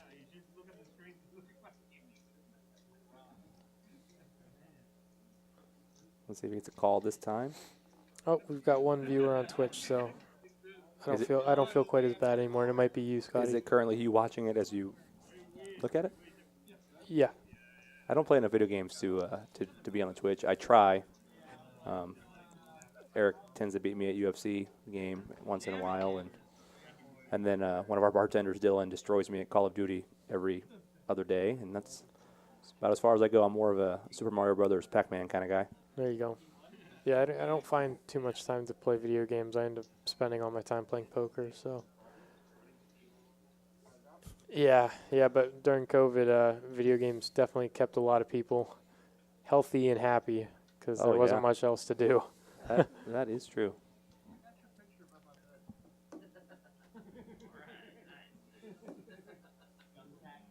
I honestly use my Xbox more often now to just watch Netflix and Hulu, Right. and HBO Max, and all that stuff now. Anything else? It's your streaming device. Yep. I have the YouTube already queued up on there, and so when I'm at home on Thursday nights, I do tend to watch the stream. Trey's raising up. Thunderbird's going to raise up with the pocket sevens to 80. Poker Traveler folds 8-7 suited. Boy, he's been quiet tonight. That's not normal for his play. That when I played with him, at least He's probably missing you. Yeah, I think that's what it is. Is if I'm not in the game, he just plays very tight and solid. But when I'm in the game, he knows he can just get my money. So. Yeah, if you'd have raised 50 or whatever it was with sevens, he would have called you with the 7-8 for sure. Absolutely. Especially if you're sitting to his right, he said, "I got you." So Trey takes it down with his raise.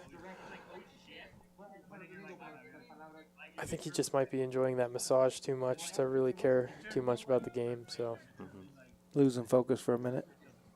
Yeah, Nikki, one of our, she's here 5 days a week. That's the therapist massaging Sadie right now. If you need a deep massage, she is there for you. Very strong, very good, as anybody that works for that company. And the massages are relatively inexpensive. Yeah. Yeah, $1.50 a minute. Yeah, you can pay by the minute. You want 5 minutes, 10 minutes, an hour.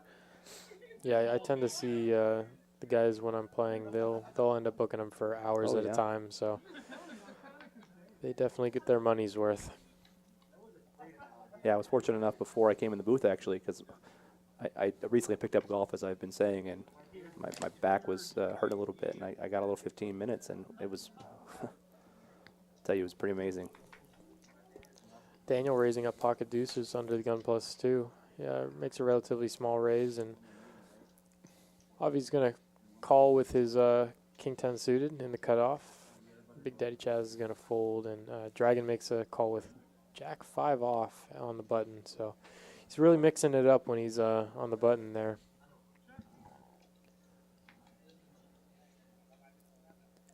Yeah, with pocket deuces, everybody's going to call with that bet. So if you got pocket deuces, you want to get heads up at least. Why wouldn't you come in like 85, 75, something to... Well, he might just be, I mean, he might just be making these small raises as an adjustment. Is that a blocker bet so no one come back over the top? Or? It's not necessarily a blocker bet, but if he's, he doesn't really want to get 3-bet by a short stack right now with pocket deuces. So if he raises up to 75 or 80 and then gets 3-bet to 300 or something similar, it's a little less fun when, you know, that person may only have 1,000 or 1,400 left in their stack. So small raise size. I mean, it's good to mix up some raise sizes. You know. So he'll get the same 3-bet on 40 they would have got from 85 if someone had a raising hand. So if he bets 40, someone comes over the top with 110 or something, he can get away from it, or just smooth call. I think he's just it allows him to get into the hand and show aggression without putting a ton of chips in pre-flop with a hand that really doesn't play well except for when you flop a set. So and he hasn't been playing, you know, too many hands tonight, so a $40 raise size might just be his standard as well. And Avi's going to take it down with king high, which not the best of the hand, but on that board it looks like the best. And he hasn't been playing many hands, so with the ace, the bigger cards come out, he leads out, they can't call. Yeah, that's definitely a good time to bluff when your opponents have nothing they can call with. Right, and Chad, our new player in seat 3, came in, and I haven't seen him play a hand. He's just being card dead, I guess, in that seat right now. I think he played his first or second hand he came in, and I haven't seen him splash around at all since then.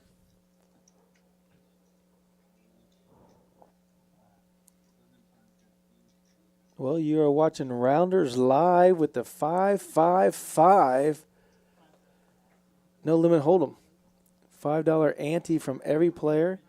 So we're starting out with a $55 Pre-flop, yeah. pre-flop dead money. Yep. Definitely incentivizes people to get in there and play some hands. So it plays a lot bigger than a 5-10 and a 10-25? Yeah, plays bigger than... Wow, I had to use my fingers to count that real quick. That was 55. It's pretty good, JT. Yeah, Avi has a nice hand here. He's going to probably come in for a raise. He raises up to 50. It looks like they got his name changed back to Avi. Which is Oh, yeah. Now we're gonna now you're gonna see it all fall into place. Yeah, and then Dragon, go ahead and call with his ace-10. And Chris is going to peel off with his 6-5. And he flops the best of it on a 7-5 deuce board. Pocket 5 or pair of 5s, not pocket 5s, but pair of 5s in the lead. Yeah, it's going to probably get checked through here. Oh, nope, Dragon's going to stab at it with ace-10, and Chris is going to call with his second pair. Oh, he comes right off on the turn with the ace. And they go check, check. Check, check, and it's going to go check, bet, and then maybe a call here from Chris. That's too big, 275. Yeah, I'm not sure we see a call here. 250. Yeah, he folds 2 months ago. Yeah. Yeah, it's a good fold by Chris. His stack has taken a little bit of a beating since the last hour or so, so he's looking to mix it up and double up and get some of that back. Yeah, $1,000 bet against with pocket 7s against pocket kings on an ace-8 board maybe. Yeah, he definitely got pretty ambitious there with his hand, but I like it because it put pocket kings into a pretty tough spot. If I'm pocket kings there, I don't love my options. He called the 1,000. I just don't know if Chris could have pulled the trigger again, which he didn't. But if he could have pushed all in, I don't know if kings can make that call. Yeah, it's possible, but I guess we'll never know Right. since the turn went check. So, Yeah, and the river, right? yeah. They checked it down after a $1,000 call on the flop.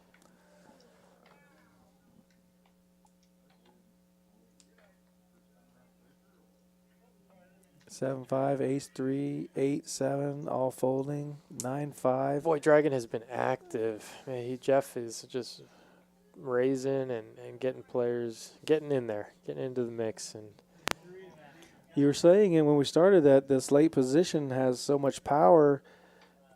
You know, with well, you that. definitely have a big incentive. Yeah, you want to be stealing those blinds as much as you can. So I like it, man. He's getting in there. He's putting people to the test, and he's flopping big pieces. Yeah, I mean, $55 taking it down. I know we're playing with big stack sizes, but that's no small amount of money to take down. You can take it No. down every hand. It's a decent steak dinner. You almost get 2 steaks. Yeah. So you want to use your comp points, Mr. 300 over there? Well, I don't pay for anything here. It's all comp. You've earned it. I've paid enough in my money for those comp points. Well, you said you want to go back into golf. I mean, we do have the simulators. Use those comp points. Yeah, I think that's a good idea. Go check it out and maybe practice my swing because goodness only knows how bad it is these days. The good news is we have nets everywhere. It'll bounce off. It'll come right back to you. You'll be fine. The security sits up by the by the golf, and they're gonna be in the danger zone. Yeah, if you knock one of our security guards out with a golf ball, you have to check temperatures at the door for the rest of the night. Oh boy, Chris going ahead and raising Queen Jack off up to 55. Make them sit out of orbit and check temperatures. Yeah, that's your penalty for. He's gonna get calls from Mark and Dragon with ace-3 suited and 10-9 off. Big Daddy Chaz, great hand for 3-betting here. It's gonna be a 3-bet bluff. This isn't for value necessarily, and I think this is a good spot to bet because after you get a raise and then 2 calls, those players are unlikely to have very, very strong hands. So you're able to pick up a lot of dead money by just showing some of that aggression. And Thunderbird has not snap folded yet. No, and that makes me wonder what he has here and wonder if we're going to be coming in with a 4-bet from Trey. He is going to fold, though. He is just taking his time thinking about it. Poker Traveler and Daniel fold, and back on Chris, who makes a good fold. Mark's going to fold his ace, and Dragon's unlikely to call. He shows the 10-9, and then he flashes a little bit. So I'm just kidding. Chaz doesn't show. Yeah, he doesn't want to show because he's good like that. Yep. But they'll see it in half an hour, so. Yeah, we are on a 30-minute delay. So everybody can watch what you're seeing is all 30 minutes behind their actual play.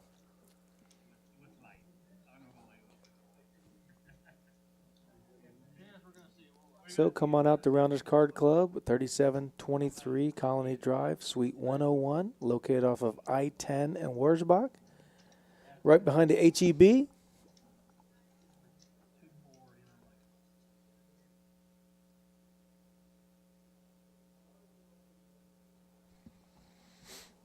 got some big tournaments coming up, and we've got our Bad Beat Barbershop, $25,000 triple stack. Saturday before the Super Bowl. And the $25,000 accumulator is going on right now. Tonight was day 1. And we have 6 more flights for day ones. $45 buy-in. Bag as many times as you can. It's $25,000 guarantee with $8,000 first place.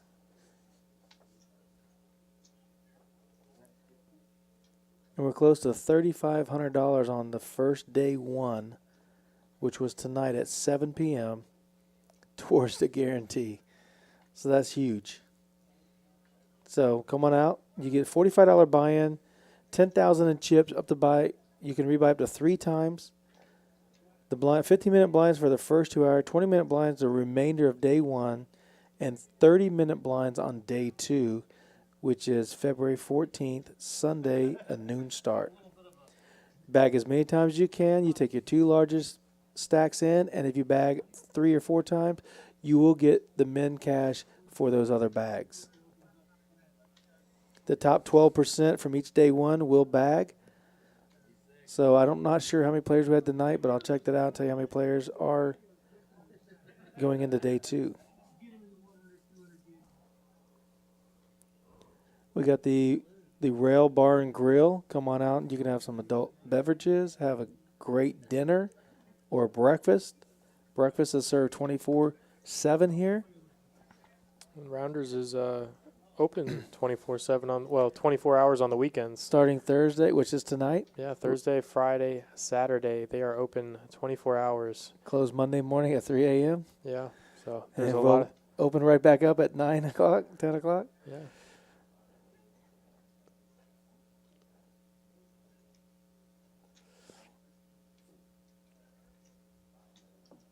Yeah, we had 5 players bag tonight in the day 1 of the accumulator.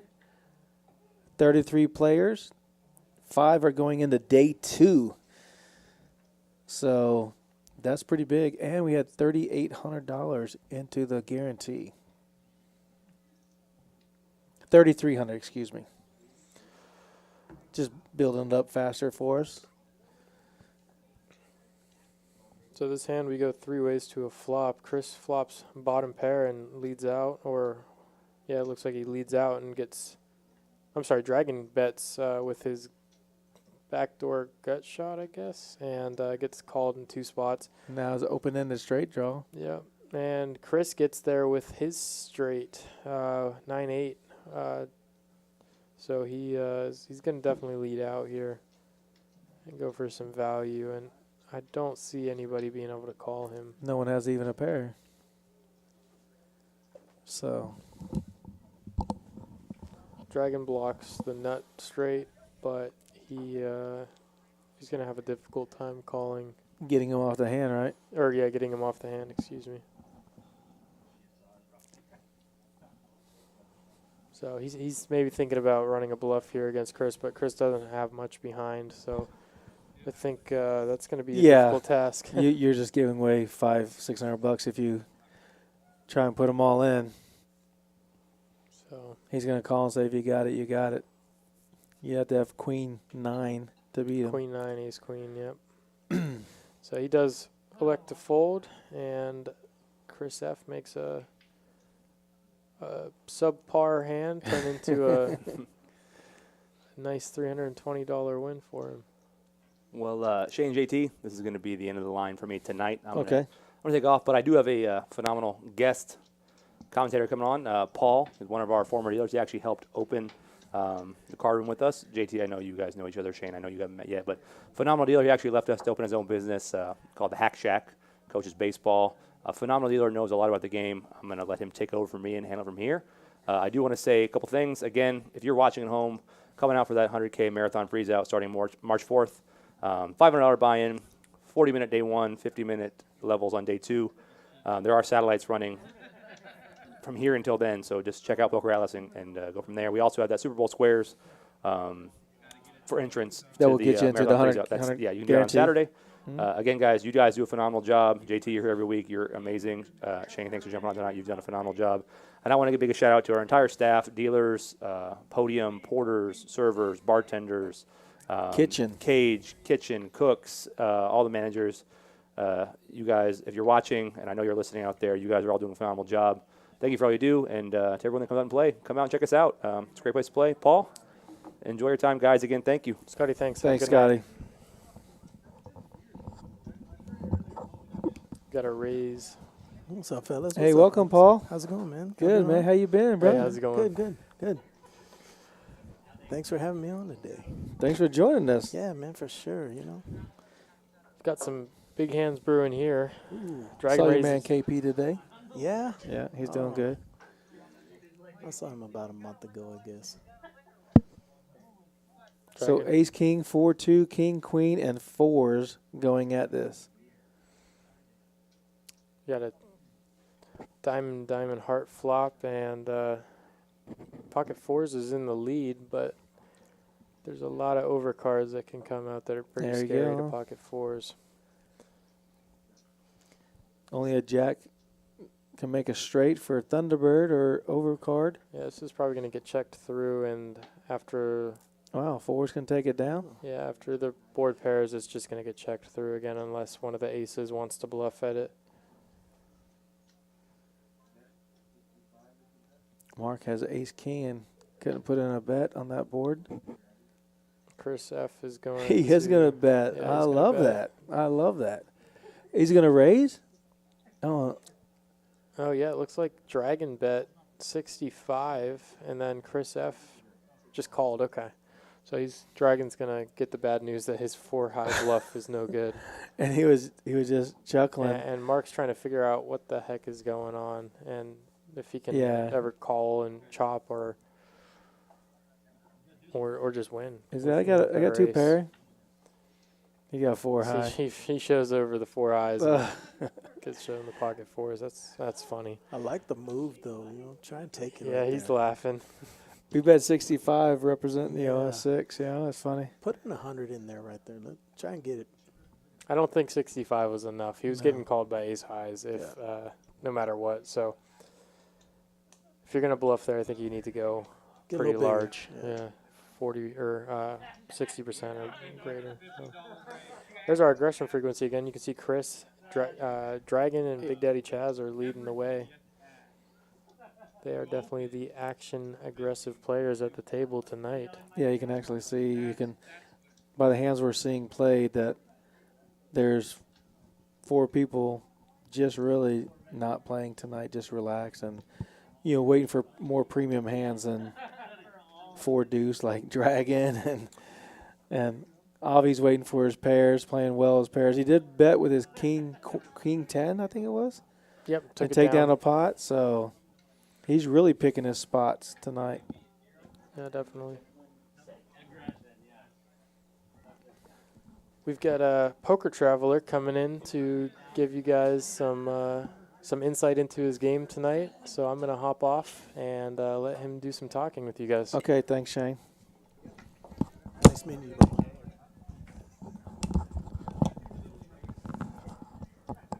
Hey, Poker Traveler, thanks for joining us in the booth. Hey, what's up, JT? How are you, sir? Doing great. We saw you folding a lot tonight. What's going on? Yeah. Did you see my hands though? Yes, They we were saw you. they were pretty bad. Every time you had a good hand, you raise, they fold. Yeah. Yeah. Well, I mean, I get it, but I was seeing the stats and it said that my VPIP was like 17%, which is usually like 3 times less than what it should be. Right, right. It was a very, very card dead night, but somehow I am still up money tonight. Yeah, well, you got Big Daddy Chaz. You're one of the few people that were able to take chips from him tonight. Yeah, Chaz started off the last couple of streams bluffing the first hand both times, and I don't think that he remembered that I remembered that. So Right. I had to call that A flush first draw hand. with the 6-5. I kind of like that call coming in with that 6-5. Yeah, Dragon's been playing a lot of hands like this. And He has, we've been 3-betting him a lot. And when I say we, not really me, but people have been 3-betting him. And he continues to fold, but I think it's because he's opening so light. right, right. So I started 3-betting him I 3-bet him once for like ace-9 just because I figured he was getting kind of out of line. Have you guys seen any like really amazing plays tonight that I really, might not have caught while I was out there? No, we just saw big hand over big hand Yeah. getting crushed. And, There's a lot of coolers tonight. oh, my gosh, for King sure. high flush versus ace high flush. Yeah, nut flush for Big Daddy. And, Trip queens with an ace versus trip queens with a king. yeah. Yeah, I saw that. Those were sick. And then, of course, Big Daddy had ace queen against, ace Oh, jack ace against top set of against queens. top set of queens and Yeah. turns it straight. I'm like, wow. Yeah, Big hand after big hand. Chaz is a really good player, but when a really good player is running really good and making the nuts every hand, it's going to be hard. And to getting get paid in. every And time. Yeah, and the thing is too is like he's getting hands against people who also have hands. So, Exactly. They're big. I mean, come on. Ace Yeah. queen and ace king queen. Yeah, there's not any way to say that he's not running exceptionally hot. Yeah. It's just one of those nights. Yeah, and I think he has to be up a solid. I mean, you guys have the numbers, but I'm assuming he's up at least It's close to 10,000. Yeah, $11,000 Yeah. probably, maybe 10.6. I would Right. assume, judging by those stack size numbers. And do you know everybody that you were playing against tonight? So I played with. I have never played with Seat 1 the Dragon. Right. Definitely played with Chaz. I played with the gentleman Chad in Seat 3. I'll Thunderbird third. Trey, Right. definitely. Daniel, Chris. The gentleman in the 8th seat I've never played with before. Mark. Okay, Mark. And there was 2 guys who bought in pretty short. I had played with them a couple times, but they both busted. And Yeah, left Rob after and Christopher. 1 or 2 Christopher's in bullets. seat 3 Okay. by you. Yeah, and then Avi's there now. I've played with Avi a good Yeah. amount. Yeah, it just seems like all the hands were so many chips. I mean, there's, $7,000-8,000 pots just being pushed back and forth. Yep. And it wasn't like, pair over pair. It was, like you said, 3 queens. Both people have three queens with an ace kicker. One's got a king kicker. I mean, Yeah. how can you fold there? Exactly. The one thing I was going to ask you about, I don't know if you saw, I know you know the hand where Thunderbird flopped a set of queens. Yep. But the turn was a diamond and a straight card, Yeah. and he elected to shove. Yeah, we actually on the chatted bet. about it. After Trey kept on saying that it was a terrible bet on his part and a terrible raise all in. His stack size was only $1,900, and I think the bet was $750. Right. That he ended up jamming over, an extra 12. He can't call there and then fold on the river. Yeah, the thing is if he thinks that he's beat, he should just let it go and not gamble for his 10 outs. That's only 23%, so he should just fold. But if he thinks that he's winning the hand, it's totally fine to jam, because he's going to see cards. If he sees another straight card on the river or another diamond or whatever it was, he has nothing to do. So it's okay to jam or fold it. Well, I was Call's thinking, kinda weird. maybe he was putting, Big Daddy on maybe ace jack with the ace of diamonds, He- something where had, and he some could. value to get there. The other thing too is he was playing against Chaz, and Chaz is a player who could have complete air. He could have a combo draw. He could have the nuts. But there's other players that are at that table that if they're raising you or betting into you in that situation, they always have the straight. Right. And that's another reason why I told Thunderbird it's not a bad play. It's just a cooler. You still got it in with a 4-1 shot to hit the river, but it just didn't happen. Right, because I was thinking that if you, I forgot my train of thought there for a second, but I was going to say something like, with him having the set, if I have the set and the straight got there and the flush got there and he leads into me, Yeah.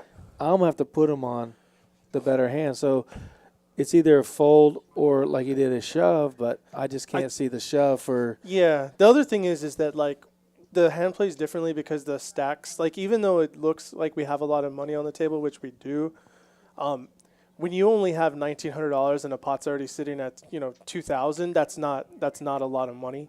So your decisions get a lot. You don't have as many decisions at that point because it's just a call or a fold. You can't play deep any longer when these blinds are this high and people aren't very deep. So, What about the history between them? Is that coming into play? yeah, I mean the history probably also leads itself to Trey thinking that there's a lot of times where Chez is not winning at that moment, and Right. it's totally fine to call with the set of queens.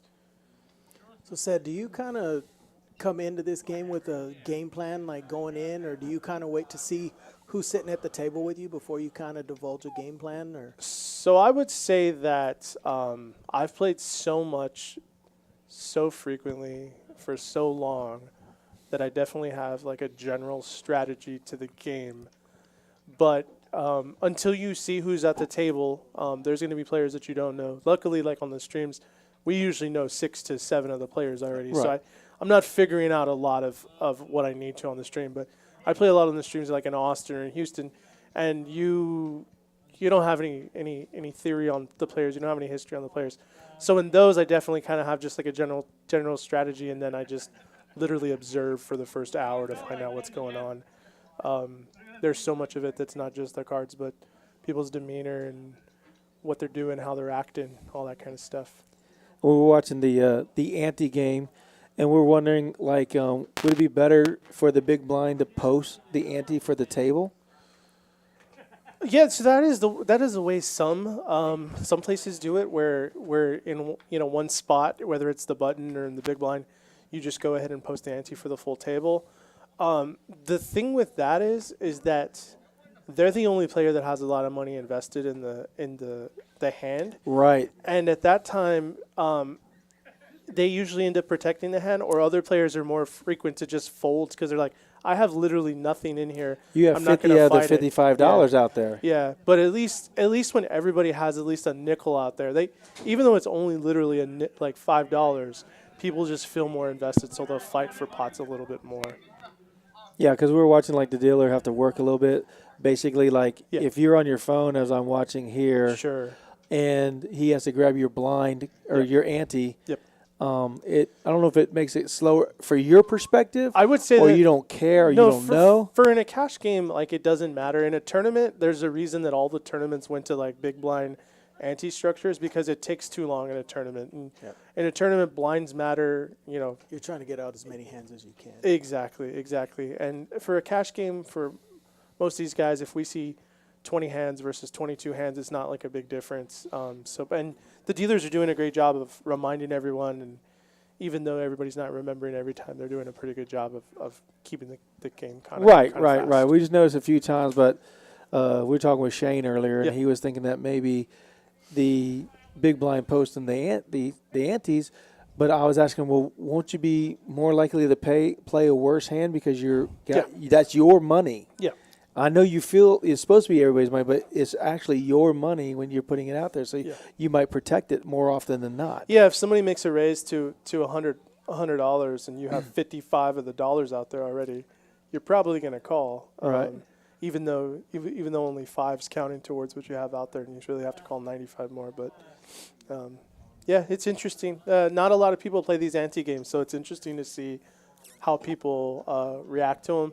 I've played with them before in LA, and it was interesting to see people's raise sizes. I've seen Avi in seat 9 raise to 30, and I've seen typically me, Chaz, Trey. A lot of the other players are raising to about 75 as an open, and then there's some players that are doing 50 to 60. But I'll tell you that even us in opening to 75 is not that big in this game. Like, No, it's not what we said. We said you raised a couple times to 75, and everybody folded. Yeah. And you have ace-king. Yeah. And I'm sitting there going, wow, he's not getting any action on his big hands, and he's not raising a substantial amount of money for $55 being out there. Yeah. And you were the big blind. You had 5 out there, basically $10. The thing that's different is in the games where this is popular, like in LA, raising to 100 is not a big deal, and you'll have multiple players calling the flop because they're not sitting with $1,500 or $3,000. They're $10,000, $20,000, $30,000 deep, so you get a lot more play. Paul, have you played a 5-5 ante game with a $5 ante? Not in a poker club, but in a private room. Oh, okay. We've done it before. I've dealt quite a few of it. Right. It. I've probably dealt more than I've played it, without a doubt. So. Sadie, do you know Paul? Yes. Okay. Yeah. Okay. I went to a game, I won't say where, but one time with Paul when I was a young man. I wasn't 21. I might not have even been 18. And I went to a game that Paul was at. Okay. Yeah, a long time ago. I bet Paul doesn't even remember. Here's Poker Traveler with the Pocket Kings. I probably got no action here. Chris raised to 75, and King 9. Avi got out of line with 400. Is that 1,100? Yeah, I made it 11. So Avi is really, really typically a tighter player. Sure. So when he 3-bets to 400, I'm only worried about aces. And if he has aces with this stack size, he only has $2,200 total. Okay. I'm just going to go ahead and snap call the extra 1,100 if he jams. But this time he was super light with King 9 and just decided to give me $400. I'm still trying to figure out how I feel about the throwback Dolphins jersey. On Little Dave, yeah. I'm not sure how I feel about it, Well, the Super Bowl's coming up Sunday, so who's your favorite?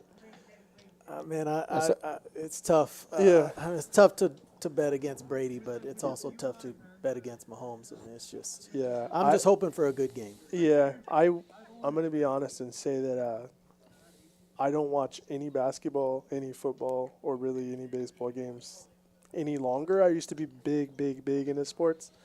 Now I'll just watch the Yankee playoffs games, and that's pretty much it. Okay. I know who's in the Super Bowl, but I'm not a betting man, so. Right. So you don't have a. I mean, my heart, my money would go on KC, but my heart would go to Tampa Bay. Yeah. You know, but anybody that wins Yeah. the Super Bowl, I'm fine with because I don't have no Sure. skin in the game. Yeah. Yeah. Well, your Cowboys aren't there, you know. So. No, I don't. I'm sick to my stomach having to wear this because I'm a Washington guy. You lose a bet? Yeah, I lost a bet. I had to Oh, wear this no. tonight. Oh, wow. I think it's good either way. Either Tom Brady wins another one after an amazing career, or Mahomes, who's a young superstar, wins another one. And Yeah, I mean, is the future KC's of going to the be game. back in a couple. If they don't win this year, they'll be back in a couple years.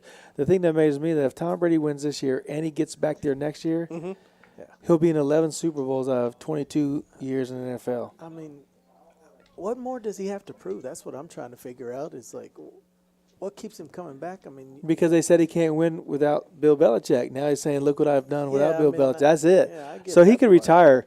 So we got, oh my gosh, let's go back. Look at this. We got 2 pair for Poker Traveler. Yep. And ace high for Daniel, but Avi has got a a best. 10. Yeah, this is one of those odd hands that I was saying that Avi just raised to $30, and I'm in the, I think I'm in the, I'm in the small blind. Call the extra 25. Daniel's going to call the extra 25, and that's a board where I'm not worried about Avi having ace king. I'm worried about him maybe having like queen jack or queen 10, but I also don't want to see an ace, a king, or a 9 on the turn. So I just called his bet. Daniel called with a gut shot because it was small, and we get a blank here. Avi, I think, continues. So let's see what he does. Because Oh, no, he Shane was telling us how, you know, Avi only plays aces, and the first hand he plays was King 9 suited. Yeah. And then he hasn't had many cards. This is a really good card for Avi because now his queen king gets there, counterfeits my 2 pair, ace queen gets there. He bets 250 or what? He bets 250 into 285, which is a big bet. But I Right. also know that Avi's traditionally going to bet smaller for value. So I'm thinking that he has more likely like ace jack or king jack. He has second pair with, playing the right. 5. Mhm. So I'm going to call here expecting to sometime lose, but I do not think I'm ever going to see 10-6, which is what he actually had. Right. Yeah. Sometimes we overanalyze, and it's better just to close your eyes and call and see what happens.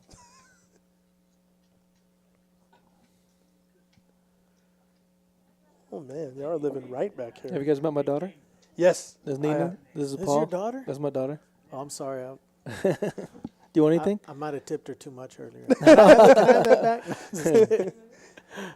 No, I'm great. Thank you. Oh, thanks.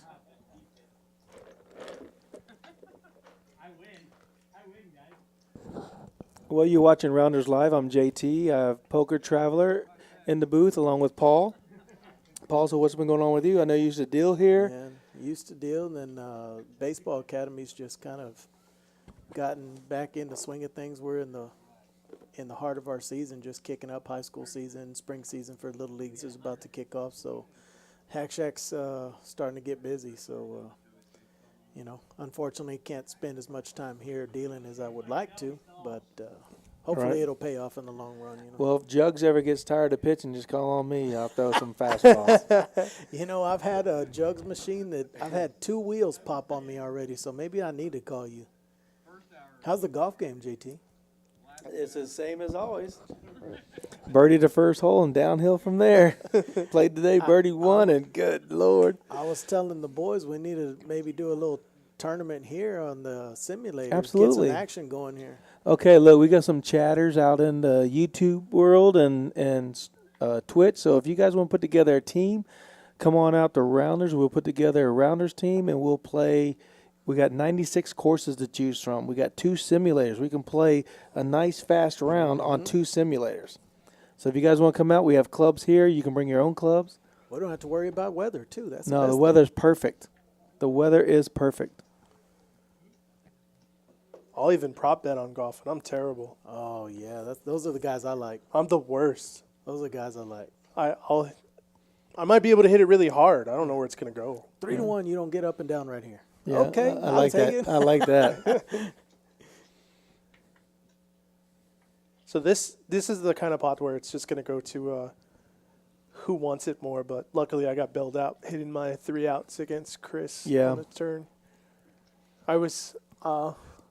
Would you see the hand earlier tonight that Chris was in? We had Ace Jack against Ace Queen, and he bet like 125. Someone shoved for 400 Oh or yeah. 300 or Yeah. something. I don't remember what It was King Jack versus King Queen on a 5 deuce 4 board or Right. 5 deuce deuce or something like And that. I didn't think he could fold for the amount of the all in. The guy who had jammed all in, Oh, that's C3 Christopher. had such little amount comparison to the what was out there that Chris just called with king high, thinking maybe I'm good. Maybe he has a flush draw. caught the jack on the river. Yeah. I'm trying to figure out where said he was kind of a dead card night for him, and all I see him is dragging chips. This is late. I This- only started Yeah. winning in the last 30 minutes. Yeah. He like, has some great runs late. Yeah. In the, like we'll be playing the stream. Sure. He'll be playing. He plays every stream, but we'll be playing. He'll be just folding, Yeah. playing. And all of a sudden goes I'll tell you what. magic trick. Anybody that ever sees me play on any of the streams, like any of the bigger ones, whether it's here or anywhere else,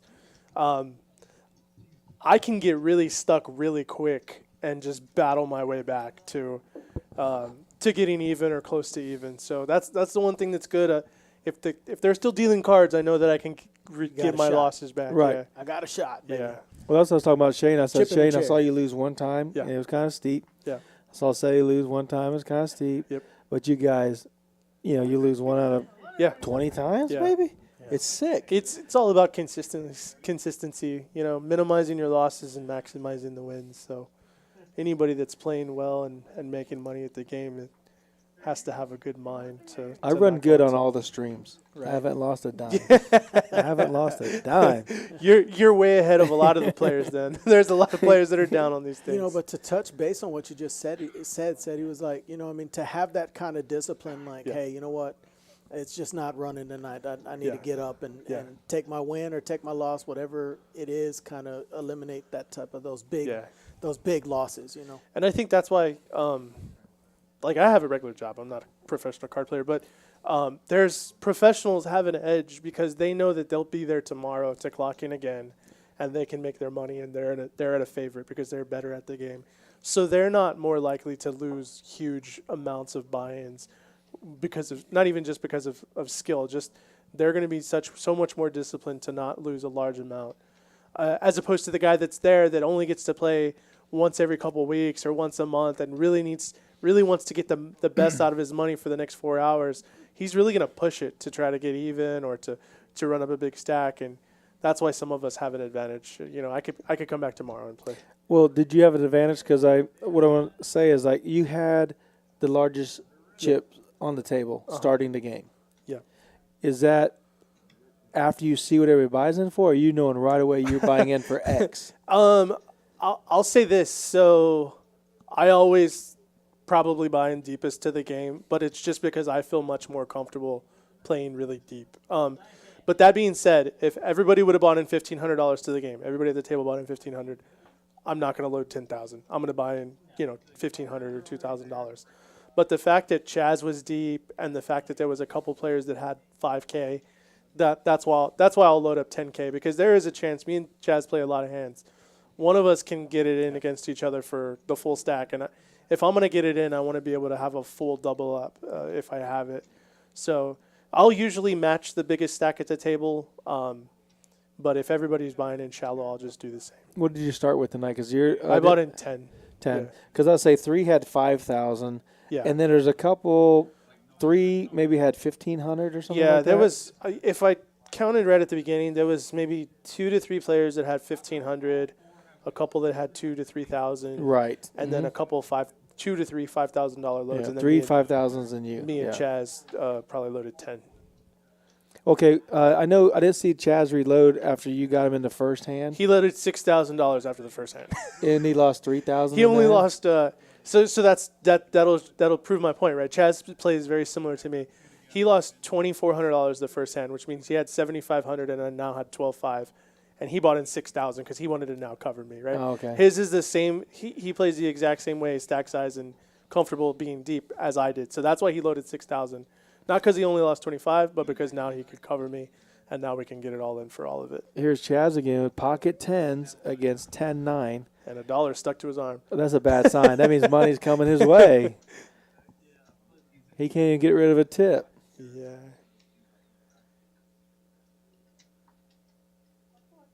It's just already over.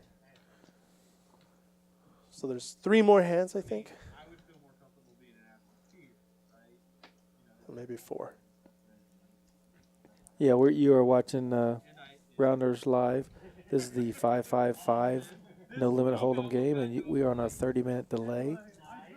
So And if we anybody do have out a few there, more hands left. if anybody out there has any questions while we're here in the chat, go ahead and fire them over.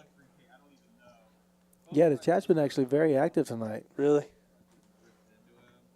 I think a couple people. I got a couple messages. They were watching and they saw that I wasn't playing any hands and they were wondering if I was okay. So I Yeah. think We they did might have too. Turned it off. We did too. We were like, hey, what's going on?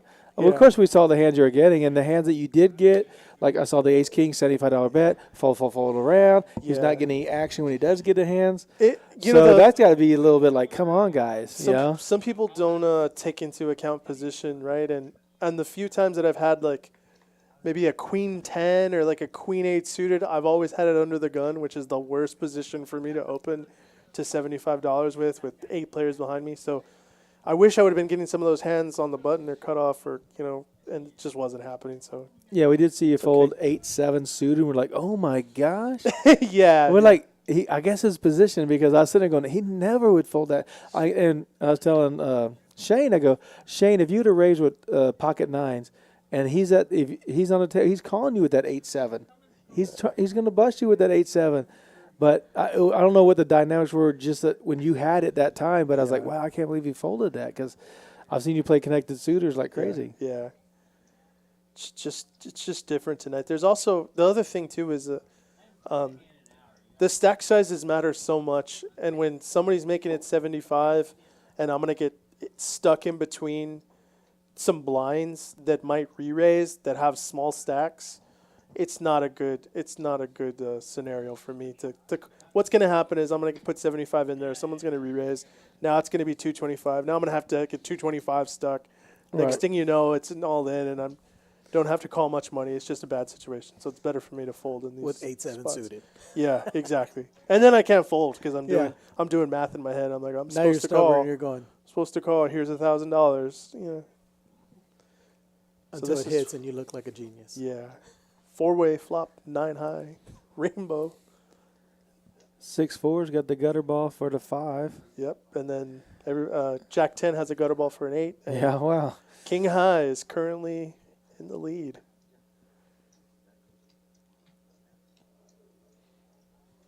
This is like, Thunderbird looking for a 5. yeah, taking a shot at Wow, my goodness. I didn't realize how big this pot had gotten. I like that. So how much do you think is this just trying to him to get a feel of where he's at versus just it. Yeah. bluffing and trying to take control of the pot here? $2,000 pot He's just with trying no to pairs. He's just trying to tell a story because he was a pre-flop raiser, I think, and he's continuing out on a board that shouldn't have connected with too many people. So he's trying to basically say I have an overpair, I have 10s, jacks, queens, something like that, and both gut shots are going to call him. Or I guess I don't know what the 8 high did. He just put money in for no reason, or maybe his cards are reading wrong. I don't know. Can Trey pull the trigger here? Yes, he can. That is a great bet if $1,000 into 1,900 with 6 high. No one has a pair. Yeah, I mean it No should one has work. a pair. Should take it down. Mark now has a double gutter, so I mean he at least has 8 outs to make straights. One of them's obviously dead, but still, he's ahead with Jack high, And he can make any and he pair. can make 2 straights, Yeah. 8 pairs. That's why he's 77%. And Dragon with an 8 high versus a 6 high has less percentage because he can make Thunderbird can make a straight. Yep. Did he show it? Yeah, he Yeah. showed it. Attaboy. How do you Two- feel, Sadie, about showing the bluff? You like showing the bluff, or you think it gives away too much? I'll say this: I won't do anything at the table unless I think it's going to give me an edge. So I'll show a bluff if I know that the player's going to get pissed off if I show it, and I'll also show a good hand if it looks like I'm playing a lot of hands and looks like I might be getting out of line. I'll show it. Oh yeah, guys, I had aces or I had the. You showed your pocket kings earlier Yeah, tonight. yeah, Keep them guessing. yeah. Everything that you should be doing for a reason. So I'm not just showing my hand just to needle someone that I did it, especially these guys that can see it, tonight or 30 minutes later or whatever. Right. So you have a winning session or a losing session. Do you go back and watch the stream and see how people played against you? Like if you're against Big Daddy Chaz for some big pots? Yeah, it doesn't matter if I win or I lose. I'll watch every hand that I played. Mm-hmm. Yeah, I'll rewatch every hand I played. Typically the night of, just because it's fresh in my memory. And I don't know about you guys, but after I play, no matter how long I played for, I still have adrenaline. So Right, you can't I sleep. can't go to You can't sleep. go to right bed, away. yeah. Yeah. Yeah, so I'll go home and I can watch a 4-hour stream. And well, tonight I can watch a 4-hour stream in 12 minutes because I only played 3 hands. Right. I don't think there's going to be a lot of analysis or things that I learn after tonight. I actually wanted to kind of look back and see how bad my hands were all night that I folded. Maybe I could have played 1 or 2. I don't know. Right. I don't know. I think even the ones I folded, I kind of paid attention and I would have just gotten in bad situations. So sometimes you just don't get cards. Thunderbird gets out flopped. He has the Ace Jack, which is a little bit better than his 6-4 last hand. Mm-hmm. And the King 8 gets there. I think he's going to call the 100 to see what he gets on the turn. No. Mark's also been a pretty tight player, so him betting out there. He's had some big hands against big hands. Yeah. You know? He hasn't showed any bluffs or any bad hands. So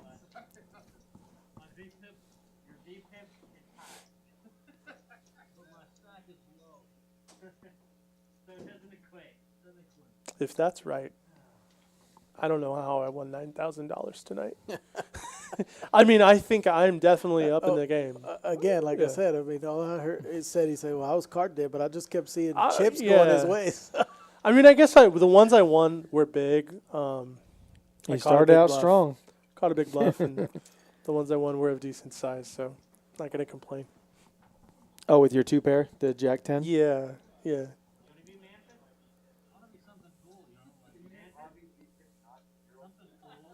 Yep, Thunderbird's going to take a break. 6-2's not as strong as 6-4. So Daniel's going to do something. Daniel has been as And card he's not dead suited. as me. That's not suited. Daniel has been as card dead as I have. You're right. The only big hand he lost was King of Spades versus Ace of Spades. Yeah, and I've played with Daniel a lot. He's a good player. He's in the same boat. He's going to go home and say, why didn't he get to play a hand tonight and be sad about it. But sometimes that's good if he recuperated some of the loss from his big hand in the beginning of the game.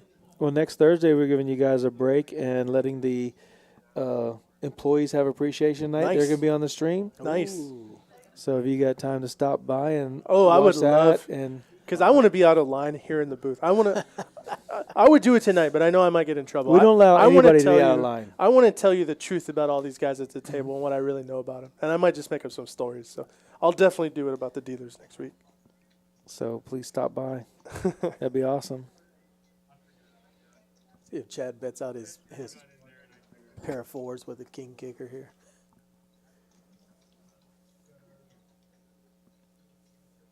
I figure Dragon, yeah. Dragon's going to represent. Yeah, I mean, it got checked all the way around to him. He's just going to take a shot. I was going to say, if there's no paint, he's going to continuation because Daniel's got the check. Daniel's going to check here, and if Dragon continues, he's done with the hand. Whoa. Check. All right.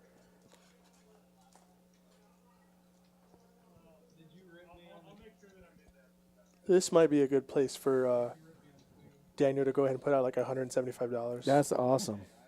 See, I just can't do that. I can't pull the trigger. And sure enough, he bet $175. That's why we're in here. Oh, JT. 150, 150. Yeah, I'm That's why safe. we're in here. Yeah. I'm in my safe. I'm in the bubble. I can't. I'm safe. I can't make that play. No. So you know what? I'm pretty good at guessing what these guys are going to do some of the time. I got lucky on that one. I'm scared when he's doing it, and I'm not even involved in the hand. So I stay out of the way. I think they're going to do. Oh, no, it's just a regular hand. Sometimes they do like a bomb pot. Yeah, you towards guys the didn't do middle. any dry pot or any dry No, hands? we didn't. No, We didn't do any of that. no, No bomb pots. no bomb pot, no nothing bomb tonight. pots, no dry hands.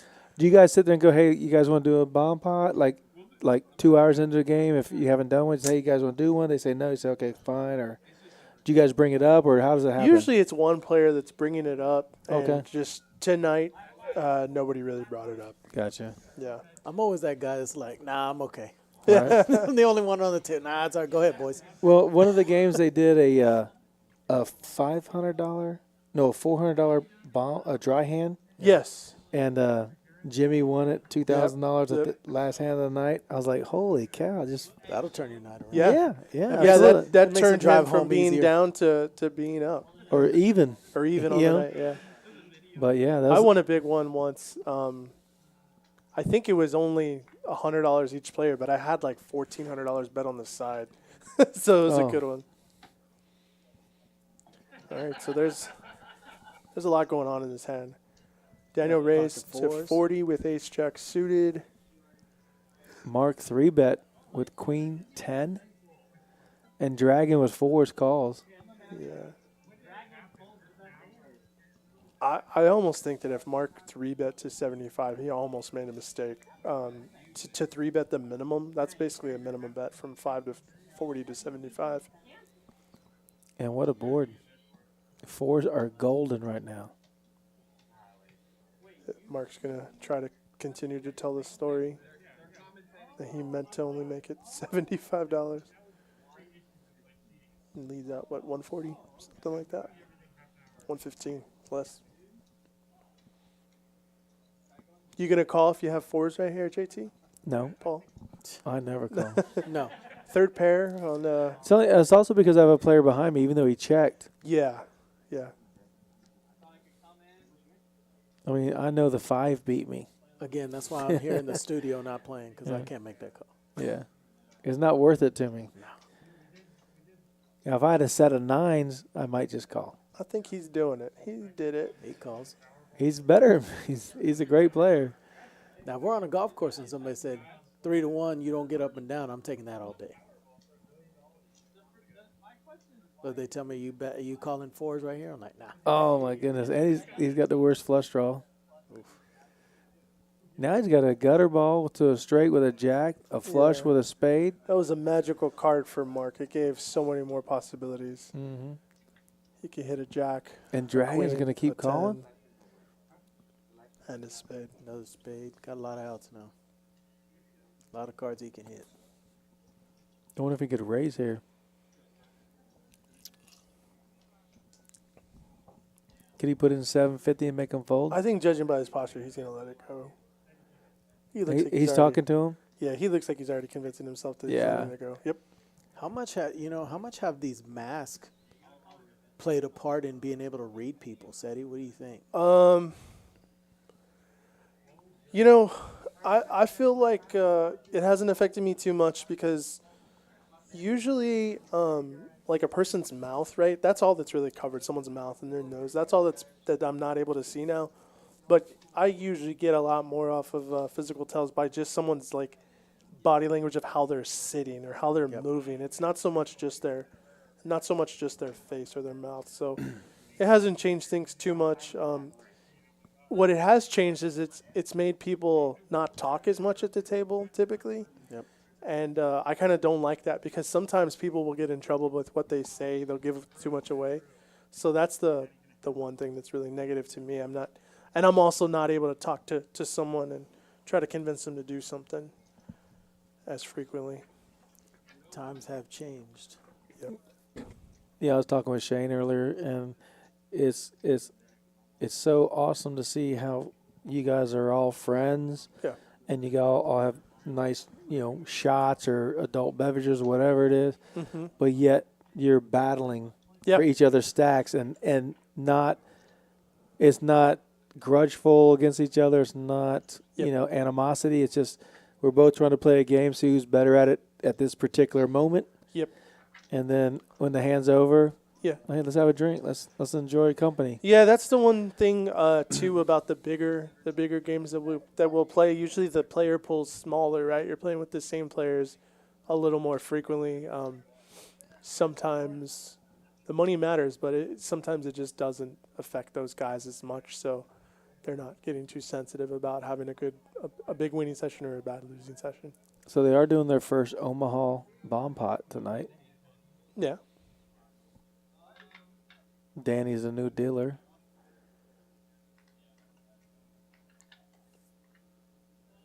When did the bomb pot become a popular thing? So to me, I saw it become popular in Austin. Like it had to have been a while ago. They would do it. They would do it on dealer rotations, or sometimes they would do it with the reverse button. Then I saw that it really started catching on because some of the vloggers would adopted it and would do it at like their meetup games, and then it moved all the way to Vegas. So now it's frequent in Texas, I feel, and like in some of the Vegas games. I still don't think that other people know what the heck this is, unless they've seen it played on a stream or somewhere else.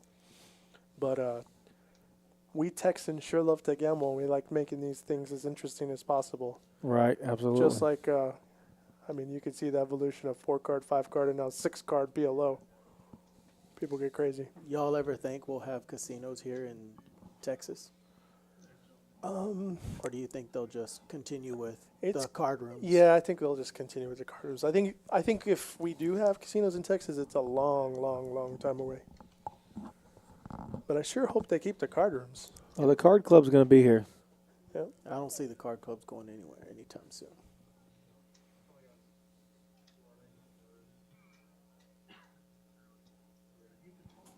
I mean, you come. There's a one-stop shop here at Rounders. You come, Yeah. play cards, get something good to eat. If you choose, have a shot or two, a beer, whatever. Get a haircut. The Get a Bad Beat haircut. Barber Shop. I mean, come on. You can play 18 holes at Pinehurst. Yeah. I mean, I've seen guys playing chess out there sometimes, playing gin. yeah. JT plays a bunch of the mixed games. They got guys playing mixed games out there. That's all I play That's is the mixed games. sick guys. Those guys Yeah. are really the sick guys. Yeah. Those guys that play the mixed games.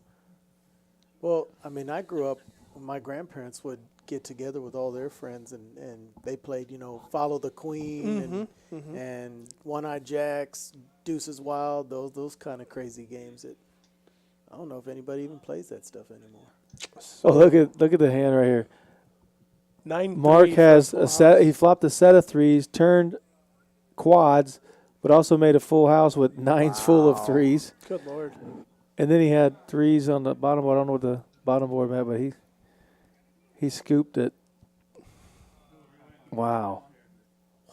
A set to quads to nines full. All right, that's Rounders Live. Thank you for watching tonight. We appreciate everybody's coming tonight. Poker Traveler, Paul, Shane, thanks for coming to the booth and helping out. Yes, sir. Want to thank everybody on YouTube. Thank you for subscribing and liking. For those followers on Twitch, thank you. Watching us on Facebook, we appreciate it. Just want to say good night and thank you.